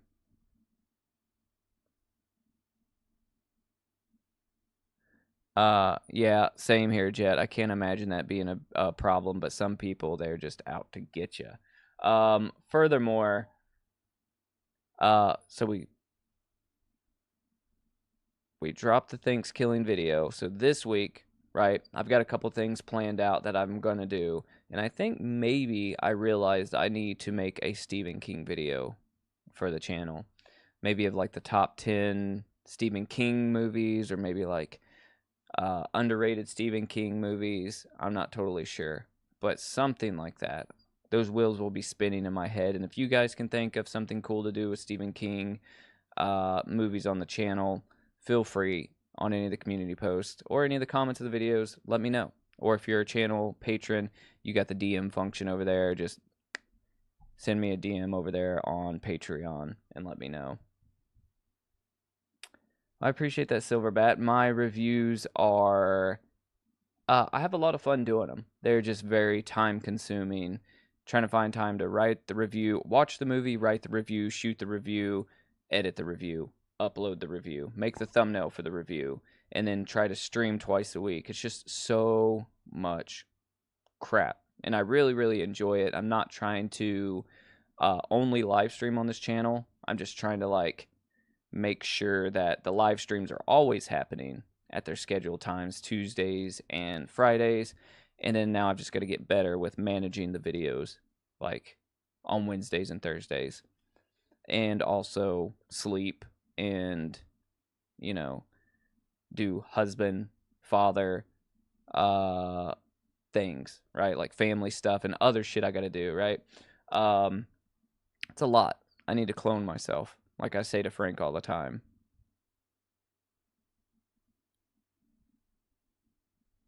I don't know where the heck Brandon's at. I will see him at work tomorrow, and I will bust his balls like I do every minute of the day that I see him at work. It is very hard to talk about a movie without spoilers, so some of my reviews, it's like I will give a review for 3/4 of the video, and then I'll say, hey, I'm going to talk about the movie with spoilers for the last section of the video, right? And normally I'll put something on screen saying, hey, spoilers are coming, or something like that. That way people can either turn it off, or if they've seen the movie, they can watch through it. Yeah, it's very, very busy. Working full time, trying to do everything that a normal person would do with their family, and then do all this YouTube stuff. It is very hard. That's why, like, when I play video games, like on Tuesdays or whatever, like these longer games like Alan Wake 2 or Silent Hill remake that we're playing right now, it takes like six live streams to finish a game like that because the games are so long, but the only time I really have the game is when I'm specifically set time aside to live stream that game. So it's a lot.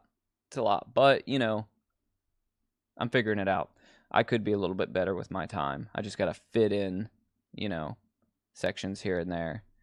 You know, it's really just my poor time management. I could probably figure it out a little bit better. So like after this, you know, I may watch another movie. You know, I still got to watch the Street Trash remake. I need to watch the original Street Trash again as a refresher before I watch the Street Trash remake, right? I need to watch the Creep tapes to catch up on those. I need to watch this movie, but I have till next Friday to watch Cursed. I need to write my Terrifier 3 review video. I have 5 videos currently, scripts written for them that I just haven't filmed for the channel. Yeah. So, working on it. So the cheesecake was homemade by my mother-in-law, and let me tell you, I don't think I've ever had a better cheesecake. Frank, it was homemade, and so my wife, she does all the Thanksgiving dinner, right? She's an amazing cook. I got very fortunate because I don't cook. I wish I did. I wasn't raised up, you know, like my backstory, whatever. I was never raised up being taught how to cook.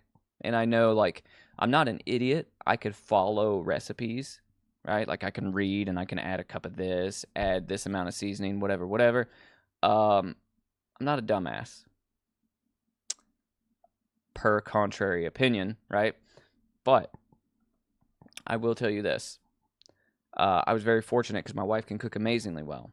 And, like, hands down, the only turkey I will ever eat on Thanksgiving is hers because it makes, I'm sure you guys have good turkeys, but for me and everybody I've ever met, every turkey I've ever had pales in comparison.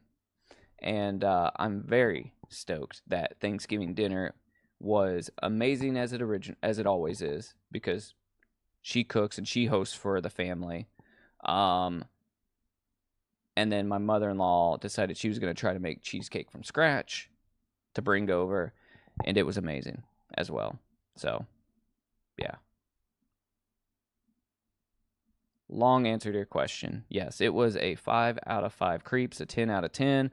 Gobble, gobble, motherfucker. I actually think I probably said that as I was cutting the turkey for the family. You know, I probably said that. Because one thing about me is the way that I am here on stream is the same way I am when I'm not on stream. Whether I'm at work or whether I'm, you know, at a family function or wherever. It's a good or a bad thing. I don't know which. Actually might be more perverted off stream. So, don't know. Don't know. Me and my wife have like the dumbest conversations. It's the most hilarious shit in the world. I wish I could get her to come on stream. When I originally, Jet, I don't know if you know, Cinema Creep used to be a podcast originally back in the day. There's a whole nother YouTube channel for the Cinema Creep podcast, and it was me and one other friend of mine, a friend of mine at the time. We hosted it together, right? And then we went our separate ways. They pursued music. I shut down Cinema Creep for like a year or so, and then I came back on this channel and started doing it solo of what it is now. And I told my wife at one point, like, you should do the Cinema Creep podcast with me. And she basically told me, how about I don't? And I said, okay, all right, that's fine. And that's cool. You know, like, that's all good. But she has amazingly funny opinions on horror movies and just life in general. She's like a better looking, funnier version of me. So, anyhow. that's neither here nor there. We're side questing right now. So with that, let's talk about that. Okay. So, Silverbat, I think you heard about this. Maybe I touched on it a little bit on last Friday Night Creepshow. And Jet, I think you may know about this because I talked about it a little bit, but I want to dive a little bit deeper into it and revisit it real quick. So here on stream, right, we do all of these little side quests. We haven't done much on this stream or on the last one, but normally we go down these long rabbit holes of just random shit that we think about and start researching and visiting things online, whether it's lore about my childhood or whether it's some random thing Frank or somebody in chat says and I start looking it up. And it leads to all this additional research, all this additional information, right? And so we just call it side questing, right? Because like in a video game, you have the main storyline, then you have the side quests, right? I side quest a lot in real life. And so I decided, okay, well, I have all of these things that are constantly in my head that aren't horror movies, that aren't necessarily like horror movies or horror movie trailers or anything like that, but they're like horror adjacent, which means they're sort of like kind of horror, right? So for example, when a couple streams ago, we talked about witchcraft and we watched a documentary about witchcraft and then we watched a movie about witchcraft, you know what I mean? And we learned a little bit about it. And then we started watching those weird public broadcast television shows talking about Appalachian witches, right?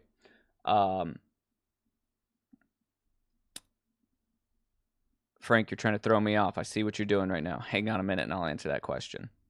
I see what you're doing. So I decided that I'm developing a new live stream series for the Cinema Creep channel called Side Quests, right? And it won't be about horror movies or horror movie trailers. It will literally be about horror adjacent stuff, right? So for example, right, if we wanted to talk about witchcraft, right, I would prepare an entire live stream about witchcraft. Or if we wanted to talk about the invention of the electric chair, which I don't know if you guys have ever looked into, but it is fucking gnarly of how the electric chair like got invented. You know, or if we wanted to talk about famous executioners of the 1800s, right? Just like weird, unusual conspiracy theory, cryptids, SCPs, creepypasta, paranormal shit, right? There you go. Reincarnation. We could make an entire live stream about reincarnation. So these things are going to be one topic per live stream, and I'm trying to figure out the format of it. We already have the intro to the live stream made. It's uploaded over on the Patreon, and I played it on the live stream a couple weeks ago. But if you guys haven't seen it and you want to see it, I can play it. Let me know in chat. If not, that's cool. Before we get off the stream tonight. But so right now what I'm doing is I'm planning out the first episode. Those streams will be on Thursday nights, and they will be a little bit different than these streams, right? They may be the same background or they may be in a different part of my studio. I haven't figured it out. That's why I'm waiting to do the first episode of it, because there'll probably only be 2 of those a month. And there'll probably be 2 of those a month, and I probably won't start them until January. So right now, I have a paranormal one planned out, right? About a specific paranormal experience that people have. And I reached out to people on the internet that have had this paranormal occurrence, right? And they basically gave me their stories in detail, right? Like paragraphs of their experience. So what we're going to do is we're probably going to have either those people on the stream or they'll be in chat so you guys can ask them questions, and then we're going to read their story and we're going to talk about their story. And then we'll research like that particular, I guess you would call it paranormal activity, right? So without giving away what it is, you know, I don't want to tell you guys what it is yet.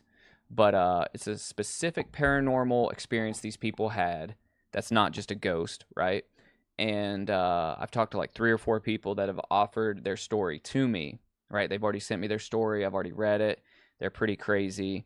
And I think 2 of the 4 of them have already told you that they are, they've already told me that they're going to come and hang out on stream if anybody wants to talk to them or ask them questions or anything. So it's going to be really cool. It's going to be, you know, something a little different, something kind of fun, but it'll fit in with what we do here at Cinema Creep.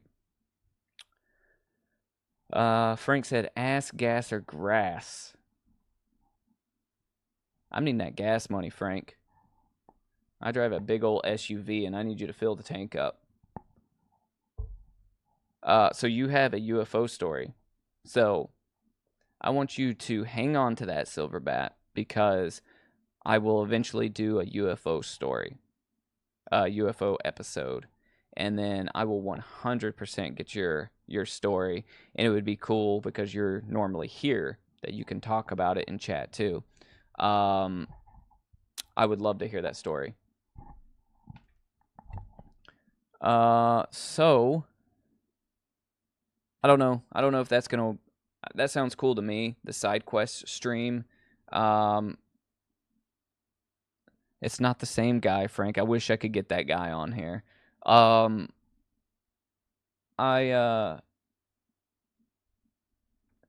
think that it's gonna be cool, and you know, if it ends up being just something that sucks, then we won't continue on with it. But I think it will save some of the side questing that we do on certain topics, take them away from this stream, and, you know, give them their own little dedicated stream series. Okay, so let me see if I can find this. I know Frank has already seen it. Let me see if I can find my my intro, and I'll play it for you guys if you haven't seen it already. It's very for me, I wanted it to look like a Twilight Zone, sort of like Outer Limits kind of vibe, right? So I'll play that real quick. It's kind of long on the back end because it's unfinished, but this will be the intro before the stream plays, and it'll have like episode information and stuff like that. So I'll play it real quick just to give you a look of like what the feel of it's going to be.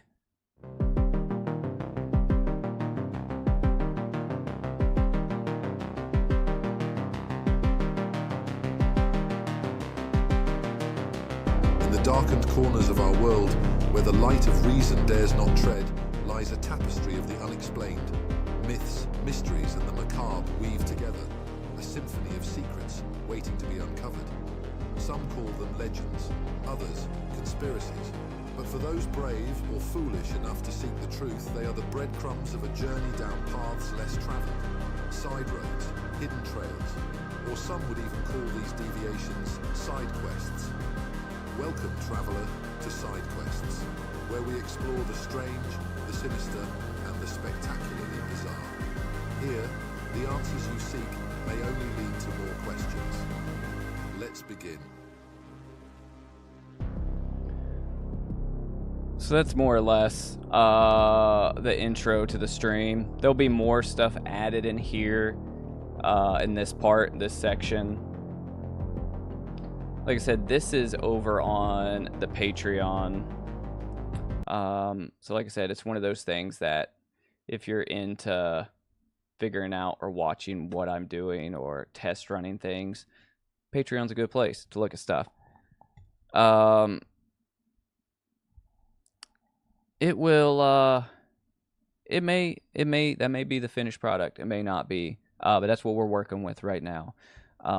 But I appreciate that, Silverbat. I am always trying to like work on stupid shit like that. I might, after the new year, change the Friday Night Creepshow intro up. I may do something. You know, like I'm always trying to change and freshen things up. But I appreciate it. That's what it looks like right now. May change. But if it changes, I might just adjust the volume so you can actually hear what the hell that dude's saying. Because I don't know if you can. It sounds kind of loud to me. Appreciate it. So the music is not my own, but it is a mix of stuff that I bought, and I layered a whole bunch of shit. So I remixed a whole bunch of stuff together to make that. I used to make music. I used to have like a MIDI keyboard, like a synth, and I need to get another one. I actually gave mine away like last year, and I would make all kinds of stupid shit like that, like original music. Yeah, so that's side quest. So it's, you know, probably gonna happen in January, so I can figure out what I'm gonna do. I really wish I had another studio set up specifically for each different live stream. That may be something I work on next year. So the Friday Night Creepshow looks one way, Gruesome Game Night looks another way, and then I have a separate setup for the side quests. Hey, I like Goblin too. You know, like Jet, that's a good name drop there. So you're a, you know, Dario Argento fan, I'm sure. So yeah, so doing YouTube is not easy from a time standpoint, right? I think for me specifically, right, I have a video photo background. I think from the editing to the video to the branding elements, for me, that all comes super easy. But from the time commitment it takes and the consistency that it takes is super, super hard. Like, I know this is going to sound absolutely probably ridiculous, but had I started this Cinema Creep channel 5 years ago, 6 years ago, I think that this channel would be a lot larger, right? I think that current state, like, I'm completely fine with the size of the channel. Obviously, if I ever get to a point one day where I can do this full time and ditch my full-time job, that would be amazing. That would be the dream. But I just love coming and hanging out with you guys. Whether it's, you know, 5 million or 500 people, you know, I love that I have this personal connection with everybody in chat, and the chat's not just flying by so fast where I can't talk to anybody. Like, if you look at these big live streams, the chat's just fucking going wild, and it's like there's no way that, you know, the person behind the camera is able to, or the person in front of the camera is able to, like, even really form a connection or a friendship, or even answer the questions genuinely that these people are asking. So yeah, I don't know. I'm just kind of like rambling. So you stopped due to health reasons. So you had a YouTube channel at one time?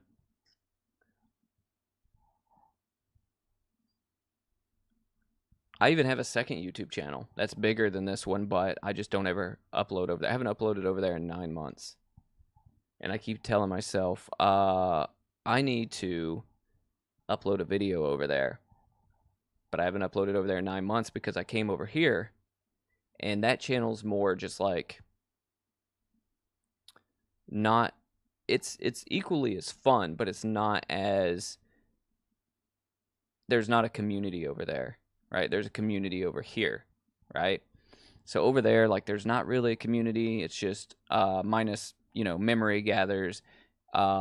It's mostly just strangers commenting on my videos. I wasn't really live streaming over there. Over here, I feel like it's a community of friends, right? If that makes any sense.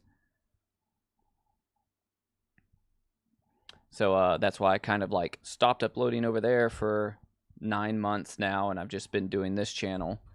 But I got to figure out how to get back over there, because that one's like photography and videography and shit like that. Yeah, I mean, you know, the thing about YouTube is, as long as you have fun doing it, you know, to me, like, if you don't have fun doing it, then there's no point in you doing it, right? Because obviously, especially as a smaller channel, like, you're not getting paid for it, right?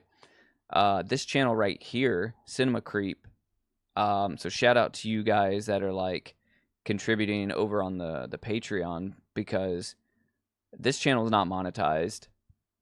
This channel will be hard for this channel to ever make any kind of money, because almost every video I upload gets a copyright strike, because I showed 30 seconds of a movie while reviewing it, or I reviewed a trailer and showed the entire trailer. Like, every video that I upload gets basically a copyright strike. So with that, the merch and the Patreon, that's the biggest helps for the Cinema Creep channel. I will tell you this, I don't know where Nicholas Woodall is, okay? Nick is normally at every Friday Night Creepshow. I haven't seen him. I think this is the 3rd week I haven't seen him. But I will tell you what, this man bought another coffee mug on Thanksgiving. This dude's bought, I think this is the 5th coffee mug he's bought for me. He is furnishing his whole house with Cinema Creep coffee mugs. Because I got a notification from PayPal like, oh, so-and-so just ordered a coffee mug. And I was like, Nick, holy shit, that's your 5th one, and he hasn't even been at the Friday Night Creep shows like he normally is. So I hope he's doing okay.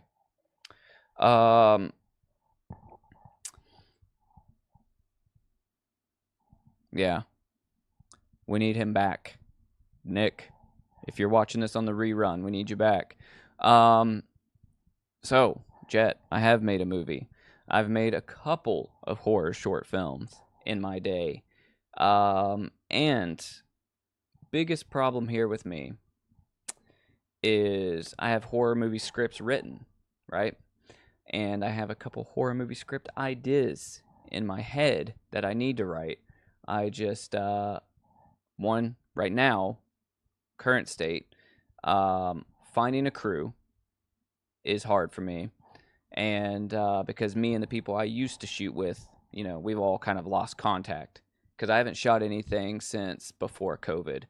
And so going on about 4 years, so me and those people have just I've lost contact with the people that used to be part of my crew, right? So I need to find a new crew to shoot movies with, right? I need somebody to be the boom operator, right? I need somebody to be my first AC, right? I have all the gear. I have the cameras. I have all the audio equipment. I have everything I need to make a movie, right? I have the knowledge of special effects makeup. I have the knowledge of directing, editing, all of that. I have everything I need except for bodies. And I just need to either find people that are really, really hungry, that'll take it serious, that'll show up at 7 a.m. and then leave the location at 7 p.m. But I don't know people like that currently. You know, I need to get some movies made. Because I have a lot of fucking ideas, and it would beat a lot of this bullshit that we're seeing out here right now, like Long Legs, nepotism at its finest. I'm still mad about Long Legs. I'm sorry. And A Violent Nature. Mad about both of those movies. But yeah, so I threw kind of a shitty movie together a couple years ago. Jet, it's over on my other YouTube channel. It's called The Butcher. Now, I will admit that it's pretty shitty. Part of that is because there's a couple different reasons why. Not making excuses, right? A couple reasons why it's kind of shitty is I was playing the main villain. I was also running the camera. And I was assistant director. And it was a pain in the ass to try and do all three of those things. Now, The Butcher is based off of... Do you guys want to watch The Butcher? Frank's seen The Butcher, I think. This is pre-COVID. And like I said, it's kind of bad. It's not my best work, but I'll play it for you guys if you want to see it. But let me give you the context of the movie. It's only like 12 minutes long. So I had a tree fall on my house because of a storm, right?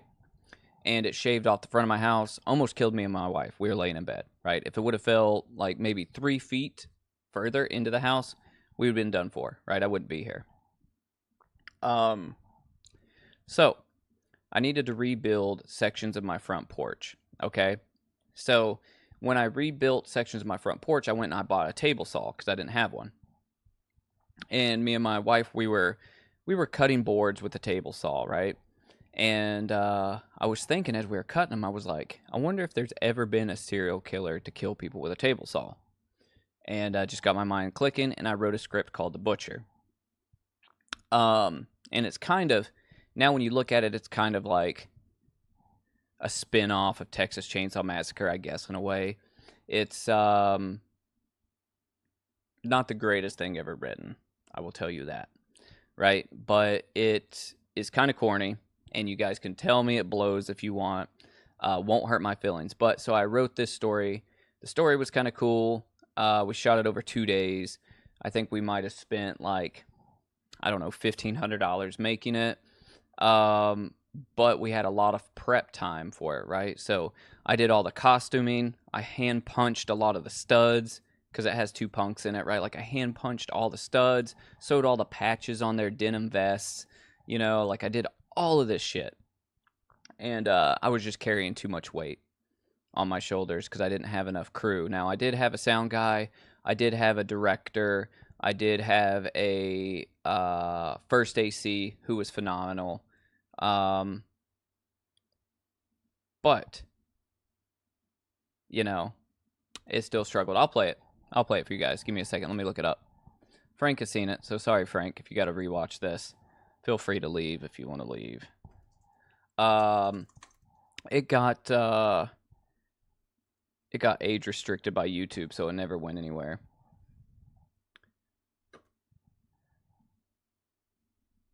All right, so here is my other YouTube channel. It is just Drucifer, right? You see that thing at the top where it says weekly videos, new videos weekly? That is a lie. But that one has, this channel has almost 5,000 subscribers, 4.82. It's about gear. You know, I did this thing where I tried to vlog for 100 days straight, and it's basically like me shooting graveyards, me and my wife going thrifting, me doing all these different things. So if you want to know me more as a person than just this, if you want to, you know, be a weirdo and try to like, there's my wife right there, right? Like, you know, she's in some of the vlogs, but you know, this has a bunch of shit on it. Anyways, The Butcher's on this. I'll play it for you guys. And this is like editing, you know, and there's some videos with some views over here. Like this one has 22,000. You know, there's some views over here. 16,000 on this video. Where's this movie at? Oh, it's right here.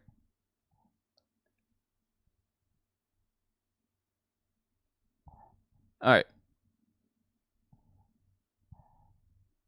Here it is, guys. I apologize in advance if it's shitty.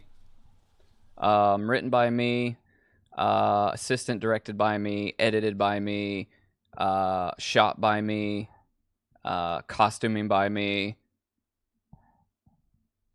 Why can I not blow this up any larger than this?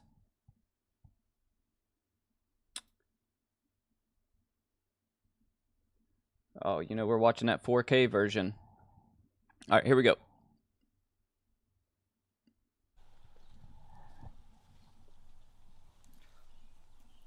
Hang on a second. Let me get rid of myself here. That way you guys can see the whole movie.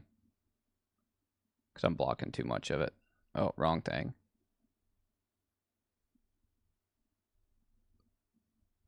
What is happening? Okay. All right, I'm invisible. All right, here we go.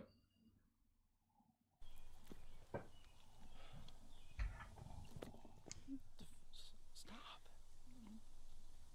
Oh my god, how much longer? I'm getting bored. Shut the fuck up, okay? Wait a few more goddamn minutes. Keep an eye out. I think you're full of shit. You're full of shit. Hey, I see him. He's getting in the truck right now.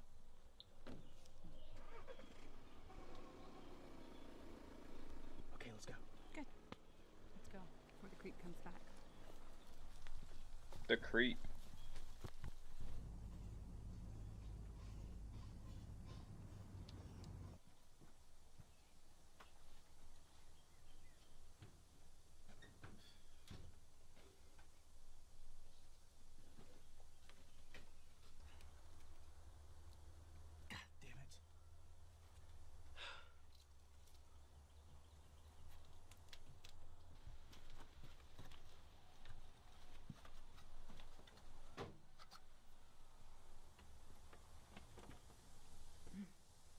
Frankie, it's unlocked.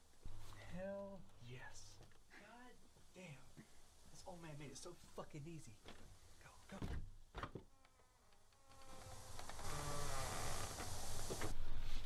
This place is a fucking dump. Of all the places you can pick, this shithole. Babe, shut the fuck up. It's gross and it stinks. Well, it beats living on the streets. Okay, fuck that shit. So, if you see anything, let me know. I'm gonna go upstairs, okay? Okay.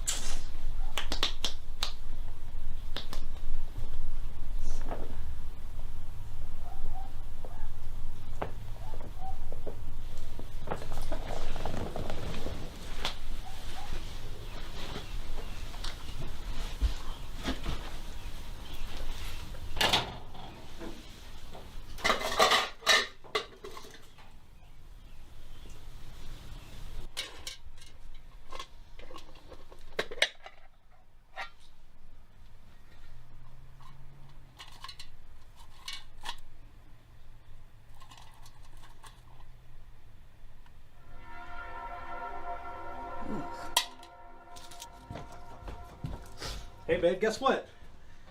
I found out a goddamn thing. Any luck? No, just a bunch of fucking teeth. I mean, what kind of weirdo is this guy? A tooth? Babe, it's fucking teeth. People keep shit like that all the time.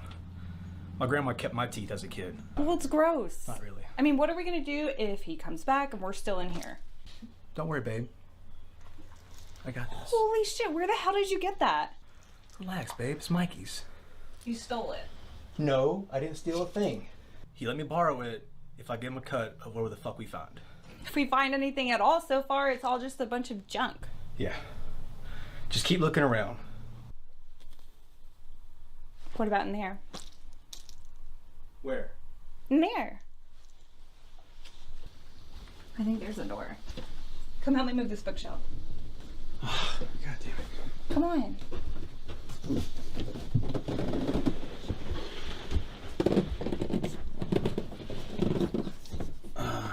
Well, I'll be damned. You were lying. Yeah. And to think you thought I was only good for stealing smokes. Well, yeah, that too. But you're also good on your back. Okay, are you ready? Mm-hmm. Ladies first. Fucking pussy.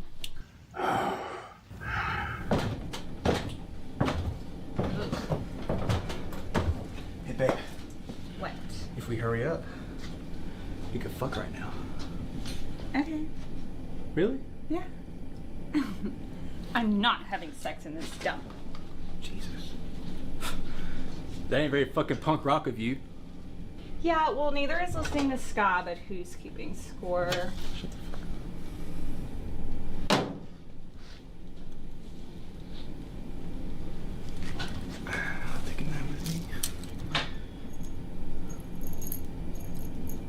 Hey, babe. I found more of your teeth. Fuck you. Just fucking junk. What the fuck is this?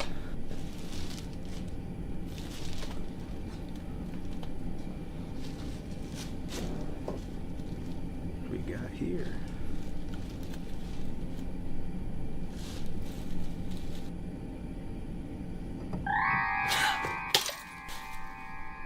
What the fuck, babe? That's a fucking eyeball. Get me the fuck out of here. Fuck this place, go. Fuck out of here.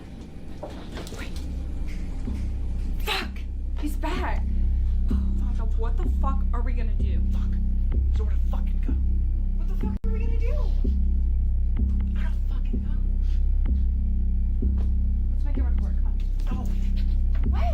Where you gonna fucking go? The front door's right at the stairs. If he tries to stop you, shoot the motherfucker. I can't. I got fucking bullets. What do you mean you don't have any bullets? The goal is to fucking intimidate him. That's it. I cannot believe I let you talk me into this shit. I'm making a run for it. Chrissy! Chrissy! Fuck!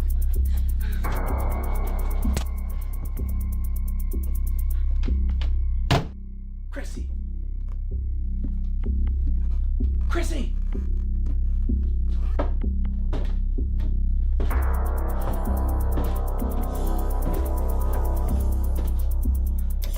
Hey, man. We didn't fucking take anything.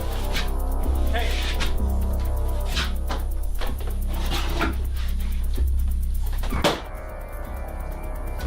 I got a fucking gun. Stop! I'll fucking... Hey!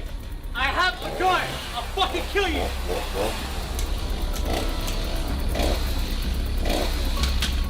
Alright, man. He didn't do anything, I swear. Stop! Stop! Hey!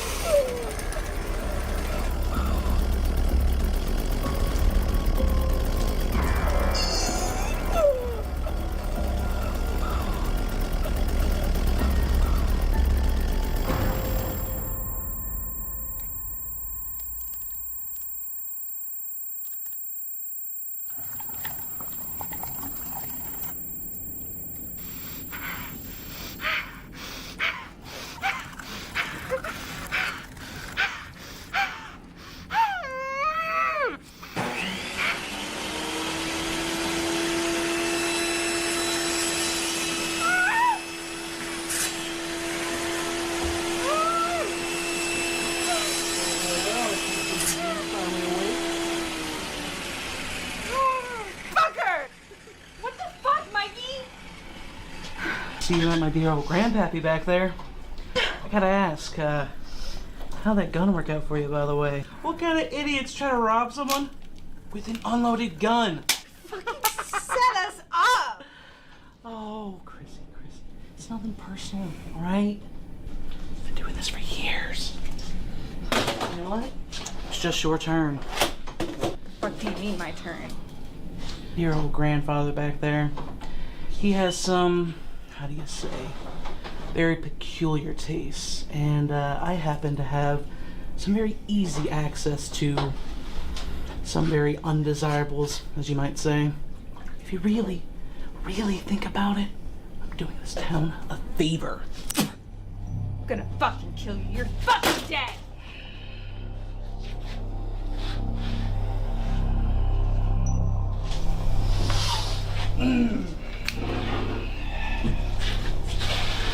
You know, it's funny that you should mention that. 'Cause where I'm standing, the only one that's dead here is you. Handle this.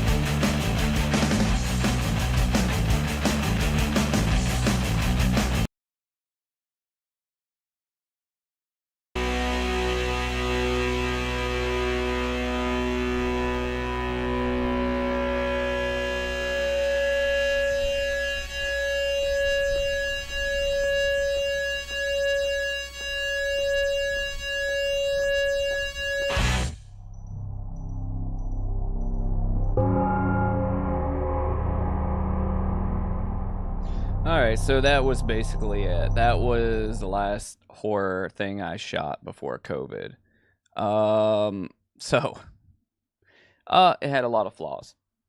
But you know what? It was kind of shot, written on a whim, and we had fun with it. Like, there was a lot wrong with it. So, obviously, I played the grandpa, right? The dude with the chainsaw. Also, like I said, shot it, edited it. I did the costuming. I don't know if you guys, hang on a second. Sorry. Breathing in a lot of air here. Having to burp. So, I don't know if you guys have ever put studs in a jean jacket, like a denim jacket, but that shit takes forever. So, bought all their costumes, bought the shirts, down from the pants to the boots, and you don't hardly see the boots except for a second. You know, I bought all the patches, I sewed those on, taught myself how to sew so I could sew those on, and hand punched all the studs. It took fucking forever just to do that part. And then, you know, there was some cheese parts of it, like the second day was all the basement stuff, and we totally couldn't figure out in our script of how to make her get out of the chair, stab the old man to make it look realistic. Because when we were shooting it, it looked good, but when we watched the footage back, it was like, oh, this looks kind of fucking stupid. So we just had to roll with what we had. But you know, the two actors, they did phenomenal, though. I will say that guy that played the lead role, he is fucking hilarious. Like, 90% of what he says is, I'd say probably 80% of what he says is what I wrote in the script. 20% he was like ad-libbing, and like his ad-libs took it from being kind of his role being super serious to being kind of funny. And then she was phenomenal. Like, she really went for it, you know, especially at the end with the chainsaw and screaming and doing all that. And then the other guy, Mikey, he was pretty good. I think he's like an amateur wrestler now. The guy who, when she was tied up, was talking to her. And then, you know, like, we didn't have anybody else to play the grandpa. So to save money, because we paid everybody, to save money, I was just like, fuck it, I guess I'll do it. Because the director, he was bigger than me, taller, wider, whatever, and we wanted him to be sort of like sickly looking, so I guess I played the role. Anyways, we needed a scrawny old man, so I played the role, and that mask that I was wearing was fucking suffocating. That mask ate up a good portion of the budget. I think that mask was $700. And you know, so the flaws were when she was cutting the rope to get out of the chair, right? Like, that's just a terrible moment in the film. And then another flaw was there was not enough blood. So here is my biggest complaint about the entire movie, right? Is it was supposed to be a gore fest, but the person on set that was mixing up the blood mixed it up too thick and didn't make it right, because I gave them a recipe, right? I'm an expert at making blood, by the way. I gave them a recipe, and they didn't realize that they had to double the ingredients to make it in a large quantity. So they didn't double every ingredient, so it came out really thick, because I had a fire extinguisher that was full of blood, right? That was the trick. We were going to put a bunch of blood in the fire extinguisher. When I'm cutting through the dude's arm, it was going to basically blow blood out, sort of like Kill Bill style. And they made it too thick where it wouldn't blow out of the fire extinguisher. And that ruined a lot of what that whole gore scene would have looked like, with the dude's guts falling out and all that. That turned out being not as good as it should have been. And if I could go back and reshoot any of that, I would have, but we couldn't afford to bring these two actors back in town to pay them to reshoot it. or use that basement again, and cover it in sticky goo again. So just it was what it was. You just have to roll with what you got sometimes, unfortunately. But that was The Butcher. And I've shot all kinds of different things, but that's the most recent. And I have all sorts of fucking ideas, and I would love to shoot something else. I just gotta really get back down to it. And YouTube has kind of stopped pushing this short film because it got age restricted, because of the little bit of gore that's in there, as well as like all of the cussing that's in there. So people only stumble across it when they find my channel. But yeah, so to answer your question, I have thought about making a movie. I've thought about making a feature. I have ideas, lots of ideas, and some scripts written already. So, Frank, if you ever get serious about being the Mike to my Mark Borchardt, you know where I'm at every Friday night, every Tuesday night, or anybody else out there in Cinema Creep Chatland. If you ever, if you're somebody out there that writes scripts, films scripts, or wants to learn how to make a movie, right? Or you have a movie that you've written that you want me to film, by all means, you know, hit me up, because I'm always game.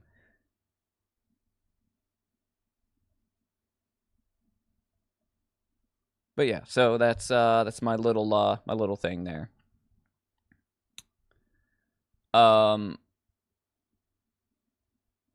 Little thing there. I would like to make if I had to make a style of film, I would say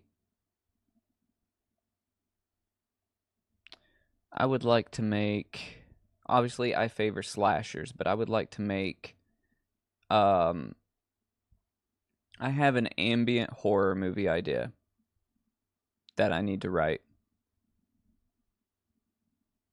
Yeah. Can you make sure everyone has brown gloves? I have an ambient horror movie idea that I want to write. I just got to get around to it. Again, it's that finding time and me managing my own time. Need to take a page out of Stephen King's book and just sit down every morning and like write 10,000 words or whatever the hell he does. Dude's a beast. Maybe we should make the very first Cinema Creep movie. And we generate ideas on a live stream, and then we write it on the live stream. Because I was on the Drucifer channel, the other YouTube channel, the one we were just looking at, I was live streaming some script writing over there for a little while. Because I was writing an anthology series. Maybe that's something I can randomly do through the week. Like on a random Wednesday morning. Like live stream some script writing and just live write. Because I will say this, once I do start writing, I write fast as shit. At least the first draft. So I kind of get how stuff pours out of Stephen King. But his stuff is good. But I can write a first draft fast as hell. Anyhow, so yeah. That's all that. So maybe in the future you guys will see something else.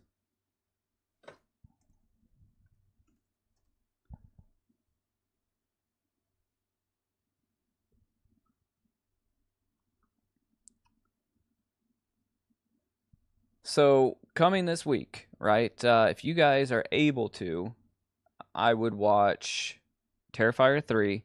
It's currently on Amazon Prime. Like I said, it's $20 or it is $25. Depending on if you rent it or buy it. I would just buy it for the $5 difference. I would say that's if you just have extra money to just watch something. I wouldn't say do it because I'm saying it's a fantastic movie. Because I'm going to tell you straight out the gate, the second one is better. And Jet, if you haven't seen any of them, now is the time, I guess, to dive into that franchise. Because all of them are out there. And I know he's going to make more. Talking about Damien Leone, the writer-director. But you have to like gore films and gross out films, because that's what Terrifier is. You know, don't go into it expecting like a story, because the story is very thin. You're mainly watching it to just watch Art the Clown rip people to shreds, essentially, with, you know, very little plot points. So, I would watch Terrifier 3. Don't forget to watch Cursed, though. That is... so Frank says Terrifier 3 is that a Christmas movie or a Christmas horror that I will watch every year. I'm going to say no. Nope. There is so much better ones out there. Appreciate you, Silverbat, for coming out and hanging out. Stay creepy. And don't forget about that movie, Cursed, on Tubi. I'll post it up in the community post, too, just for anybody that's headed out.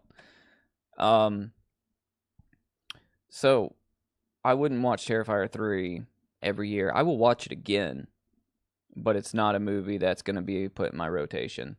I would rather watch Silent Night, Deadly Night, which is my favorite. Christmas Evil, Krampus even. You know, stuff like that. I don't see me watching it every year. Unfortunately. But going forward, like I said, I will do my best to make my commitment to all of you guys that I'll put out more videos on the channel, because there's a lot of stuff that I want to review. I just got to get it out. So it really does, Jet. Like, there's gore and gross out movies. They've got their place in horror cinema, but they don't. I like watching them sometime, right? But when I watch Terrifier, I really like Damien Leone, right? The writer, director. I feel like he is an awesome dude. I've watched interviews with him. He seems real humble.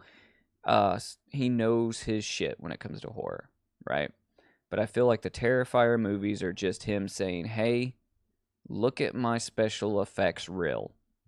Because his special effects are fucking incredible, right? Like, he is up there with Tom Savini. Believe it or not. I believe that. I think he is just as good as Tom Savini. He's not a legend yet because he hasn't put out enough work. But quality-wise, he's right there. In the Terrifier movies, though, they're nothing to me other than just watching his really good special effects. Yeah, Black Christmas is incredible. Obviously, talking about the original, right? Like, the most recent Black Christmas remake was a freaking letdown.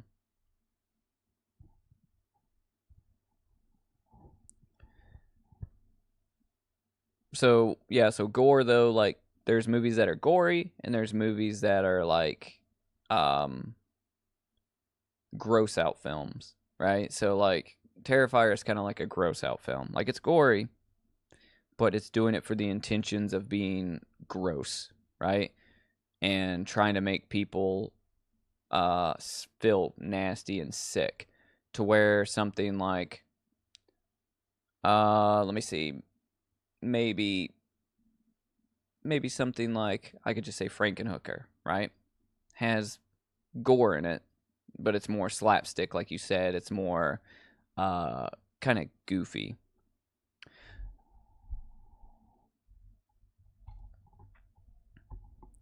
So I'm trying to figure out how to say this.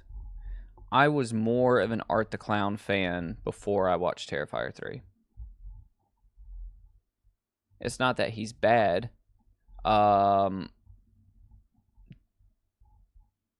David Howard Thornton plays a fantastic villain, and Art the Clown is cool. But here's my problem with Art the Clown, and I'll talk about this a little bit more in my review. This isn't giving anything about the movie away. The thing about Art the Clown is I'm not fully bought in on his story, right? I was stoked on it when he was in All Hallows Eve, right? I thought that was killer, right? And then I was stoked on it in Terrifier 1, right? I was like, okay, this is cool. This character's cool. And now Terrifier 2, I was like, okay, this is getting more into this like cosmic horror. Is Art the Clown like an entity? Is he paranormal? He's not like a serial killer slasher like I thought he was. Whatever. I was like, okay. And then Terrifier 3, right? It really goes down the rabbit hole of like, okay, well, is he a demon from hell? Is he a paranormal entity? What exactly is Art the Clown? And that may sound cool, but to me it's not as cool as like Art the Clown being a deranged psychopath.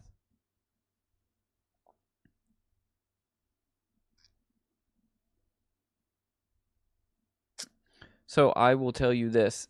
I do not go by Andy. I have never met... Okay, I may have met 1 or 2 Andys in my entire life that I like. My grandfather called me Andy when I was a kid. Hated it. Always hated the name Andy. On top of that, yeah, where the prostitutes are all blowing up in the hotel room. Shit's so funny. The super crack. I love Frankenhooker so much. Such a pain in the ass that Frank was telling me that they're going to remake it.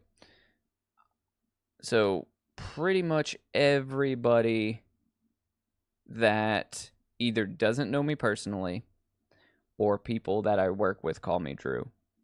And it's not because that's what I go by. If somebody asks me my name, I say Andrew, right? My wife calls me Andrew. Or she calls me Drucifer. That's where that came from, right? That was her name for me, Drucifer, so I just ran with it, right? Kind of like Lucifer, but Drucifer, right?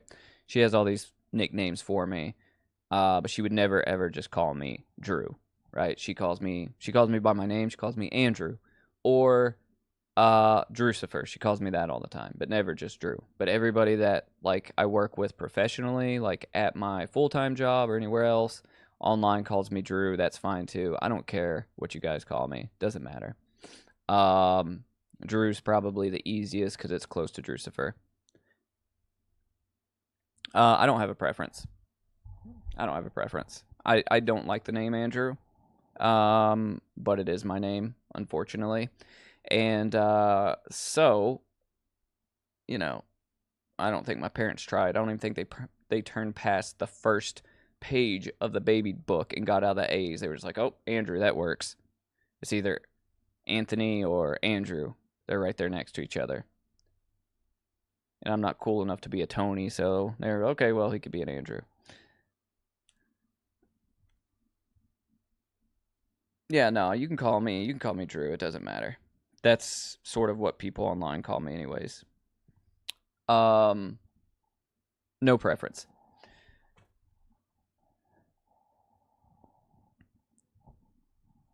I told my wife when I get older, I said, all right, so like when I'm 60, will you call me Captain? I don't think she's going to do it. So I'm going to try to force that. I'm going to try and go by Captain when I'm 60. I don't know if I have to have a boat, though. Is that a requirement to be called Captain? Like if I'm driving like a beat-up Caprice Classic and having people call me Captain, is that valid?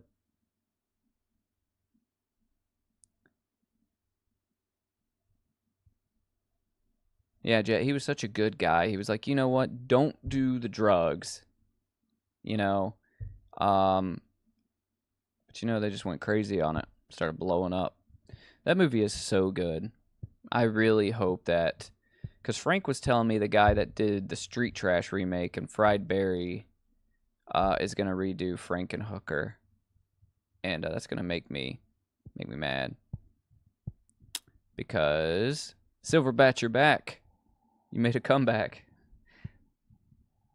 The return of the Silverbat while driving. Nice. The Cinema Creepshow is mobile around the Australian outback.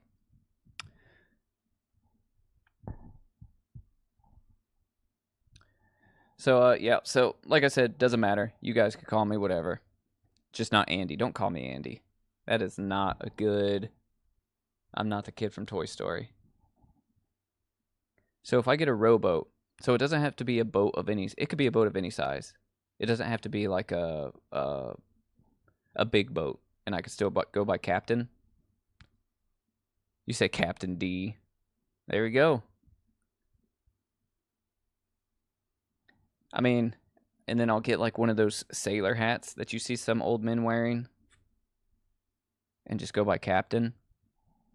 Yeah, that'd be gnarly.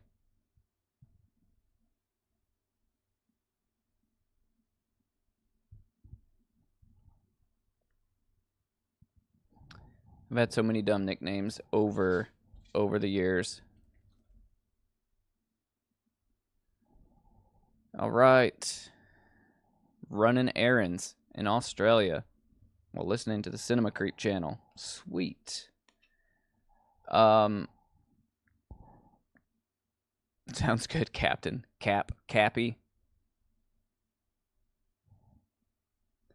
So, come to think of it, is there a...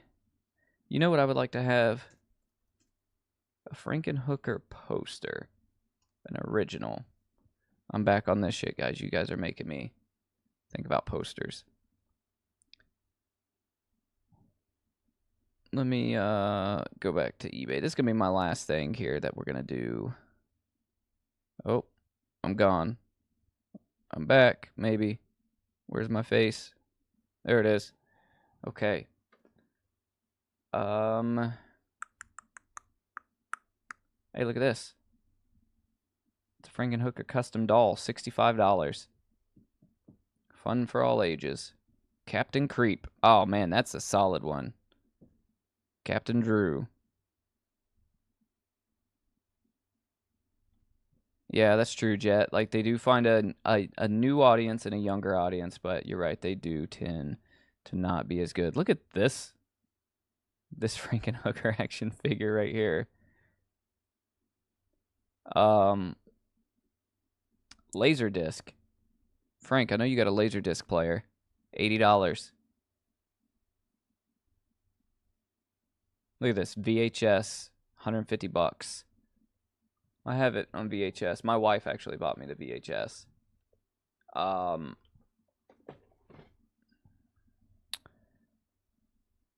But I want a poster. $296, guys. 1990.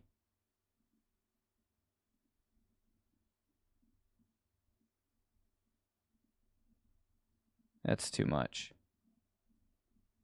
Too freaking much. $175 for that VHS. Yikes. Look, somebody did a painting.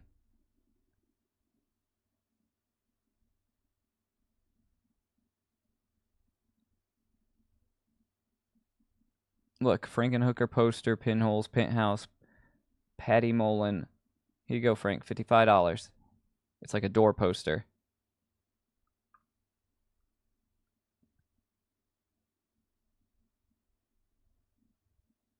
I wonder if there's a Japanese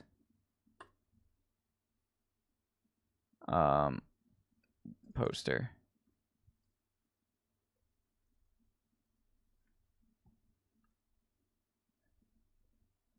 Okay, so this one is a mini flyer.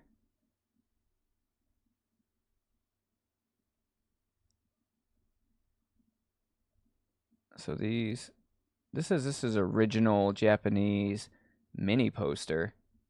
That's kind of cool. $19.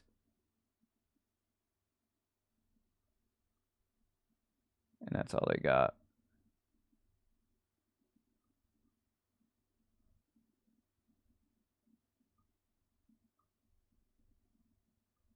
Huh. Look at this. Japanese Frankenhooker VHS, $200.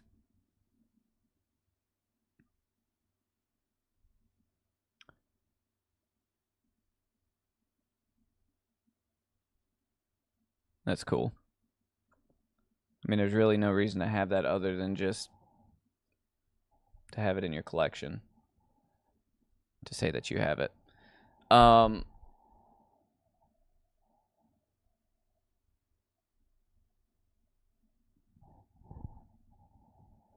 coming home from work.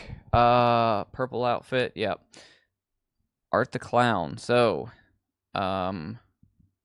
depending on the age of your daughter, I guess Terrifier 3, she should watch it.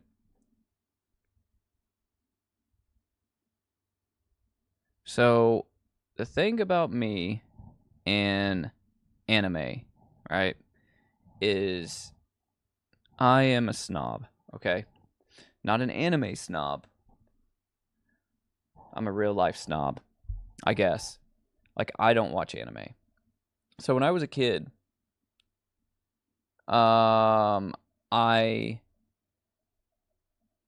watched Dragon Ball a little bit, right? Because back in the day when I was a kid, right, you had to watch it on TV, right?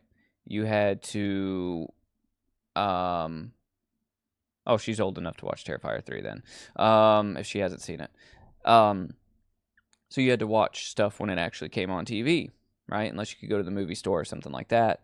But I would watch Dragon Ball when it came on TV, and it was wild. And I watched it whenever I could catch it on TV, but I never got into anime.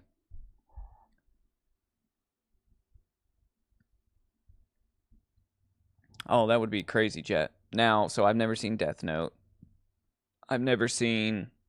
People always tell me, watch this anime or watch that anime. They say, hey, it's super violent. It's just like horror movies, and I know there's some really cool stuff out there.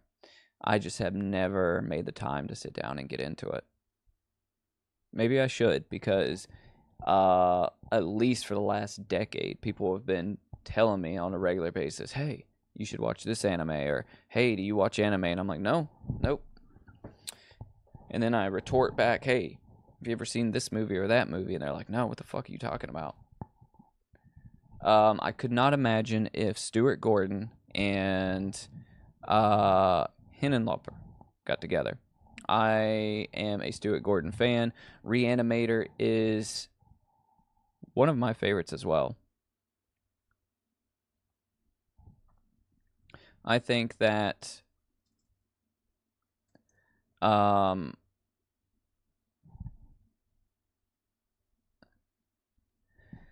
think Reanimator is probably in my top... It's in my top 15 horror movies of all time. You should see this Reanimator poster that I have in my studio, Jet. It takes up... It's an original. It's an original. So I have two Reanimator posters in my studio. I have a regular 27 by 41 poster on the wall over here. And then over here, I have one that like takes up the entire wall. And it's an original Reanimator poster. I think it's French. I would have to show it in a video because I can't really show it on stream. But love Reanimator. Most of them are terrible, other than the first one, right? So like, what is it? Bride of Reanimator. The most recent Reanimator is no good. What was the most recent one? I can't remember what that one. It's the one where Herbert West is in jail. But they're all pretty bad, minus the first one. But I love the first one. All right, so there is Beyond Reanimator. I think that's the one I'm talking about. And Bride of Reanimator is the second one. And there's a couple short films out there and some spin-offs, but I think it's just 3, right? There's Reanimator, Bride of Reanimator, and Beyond Reanimator. And they're all bad. Minus the first one, obviously. Bride of Reanimator, though, has that crazy scene where the decapitated head's flying around with the bat wings. Yeah, breaks pencils like a champ. Yeah, this one right here. It is so terrible.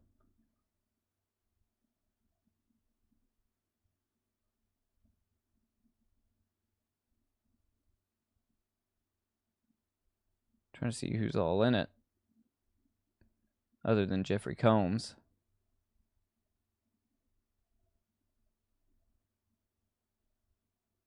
Brian Usna. What else has he done? I know the name. Okay, he did Bride of Reanimator, The Dentist, Faust, and Beyond Reanimator. Okay. Yeah. Okay, so he did Silent Night, Deadly Night 5. He did Necronomicon, Book of the Dead. He did Silent Night, Deadly Night 4. Both of those are bad. And let's see. The Dentist 2.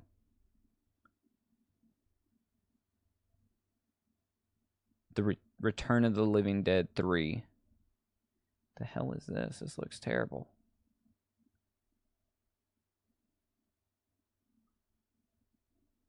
That looks incredibly bad.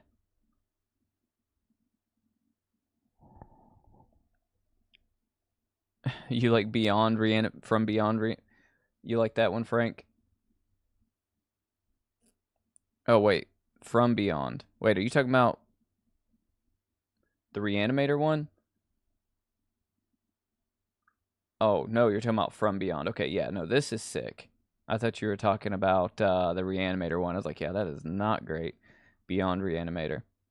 Yeah, From Beyond is good. Yeah. I mean, all the movies have fun little things about them, but as a whole, they're just freaking terrible. And they didn't do the franchise justice in the second and the third one. They should have really preserved it a little bit better. I'm surprised they haven't remade Reanimator yet. Off the top of my head, I'm not sure. Let's look it up. Society is insane.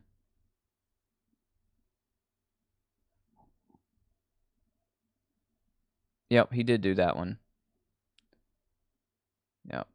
Yeah, this movie is freaking insane. The special effects in this are crazy. And they were done by... Was it Screamin' Mad George that did the special effects on this? I can't remember. Let's look. Why am I thinking it was? No, maybe not. I thought it was. Okay. Nobody I know then, off the top of my head. The freaking ass. Oh yeah, it is Screaming Mad George. See, I thought so. Yeah, this dude, he's done a lot of stuff. Predator, Big Trouble in Little China, The Abyss, you know, a lot of stuff. Looks like he's worked with Brian Usna a lot. Hide and Go Shriek. What a gnarly name for a movie. I don't know if I've ever seen this. I always see the title, but I don't know if I've ever seen it. A group of teenagers spend the night in a furniture store for a graduation party. A psycho killer starts hunting them down one by one. Has anybody seen Hide and Go Shriek?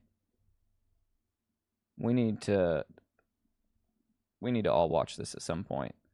This looks like right up the Cinema Creep alley of films, where it's just like terrible 80s sleaze. Yeah, we need to watch this at some point. If you guys haven't seen it, I don't think I've ever watched it.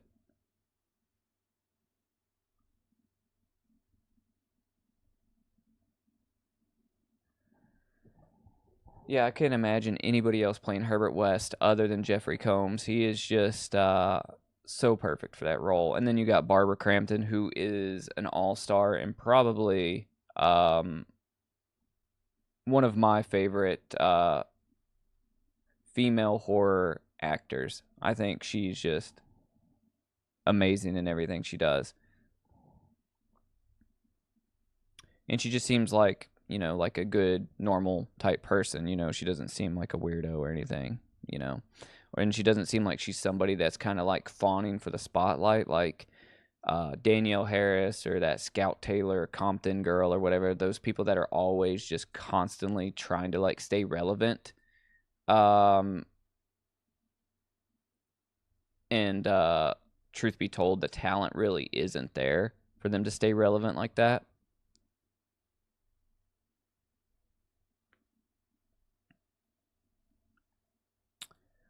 Return of the Living Dead 3. I don't know if I've ever seen that one, actually.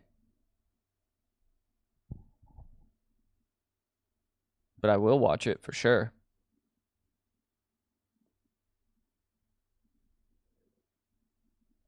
What if I need to, what I need to do is I need to make like a spreadsheet that everybody can sign up for or have access to, and we just need to put movie recommendations in there. I'm going to spin my wheels on that idea. Silverbat is at home eating dinner. That is crazy, the time difference. Like, it is literally 4 a.m. in the morning here, so I assume it's like 8 p.m. at night there. I have to be at work in, I leave to go to work in 12 hours. I still have to sleep, I have to get up, I have to get ready, I have to eat, I have to drive 45 minutes, and do that. So that means that I guess I need to go ahead and end this stream because I might go lay in bed and watch the Creep tapes and catch up on that. So if you got Shudder, or if you don't have Shudder, Shudder's worth getting. I think it's $8 a month or something like that. And the Creep tapes. If you've never seen the movie Creep 1 and Creep 2, it's a good place to start. Incredible movies. They are found footage about a serial killer, and they're a good time because they're kind of goofy, but they're goofy in an unnerving sort of way, and very realistic to how I feel like it would be if you met a serial killer in real life, is how these movies are. And then they just came out with a new series on Shudder called the Creep Tapes, where the serial killer for those movies has different tapes for each episode of him doing different killings, right? So, and I think they're all going to be obviously shot just like the movies were in found footage type of format. So, so for example, he invites like a cameraman out to his remote cabin to help him film something, and then you know, he ends up kind of like being really like buddies with the cameraman until he's not, and shit goes sideways and it just turns diabolical. Fantastic movies and a fun series so far, so I need to get caught up on that.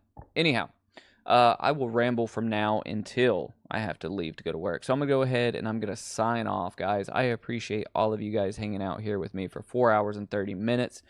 Don't forget to watch Cursed, right? The Cinema Creep Film Club movie of the week. You got an entire week to watch it. Check out Terrifier 3 if you haven't seen it. The Creep tapes, and look out for the community posts because I'm going to be recommending movies there and posting all types of good stuff over the course of this week. So as always, guys, Frank, appreciate you. Silverbat, Jet, anybody else out there that came in that didn't necessarily chat but just watched, and Nicholas Woodall, where are you at? We miss you here on the Friday Night Creep Show. If you haven't already, check out the channel Patreon page. Lots of stuff to look at over there, and there will be more exclusives over there as well. Exclusive videos, 10% off of merch for life. You can sign up for as little as, I believe, $2 or for free. Helps me, helps you if you're into merch, and if you're into getting, you know, some exclusive videos. The last video that the patrons got was a 45-minute long Halloween vlog. So that stuff will never be uploaded to the channel. It'll just exist over there for those guys. Anyways, appreciate all you guys, and as always, stay creepy.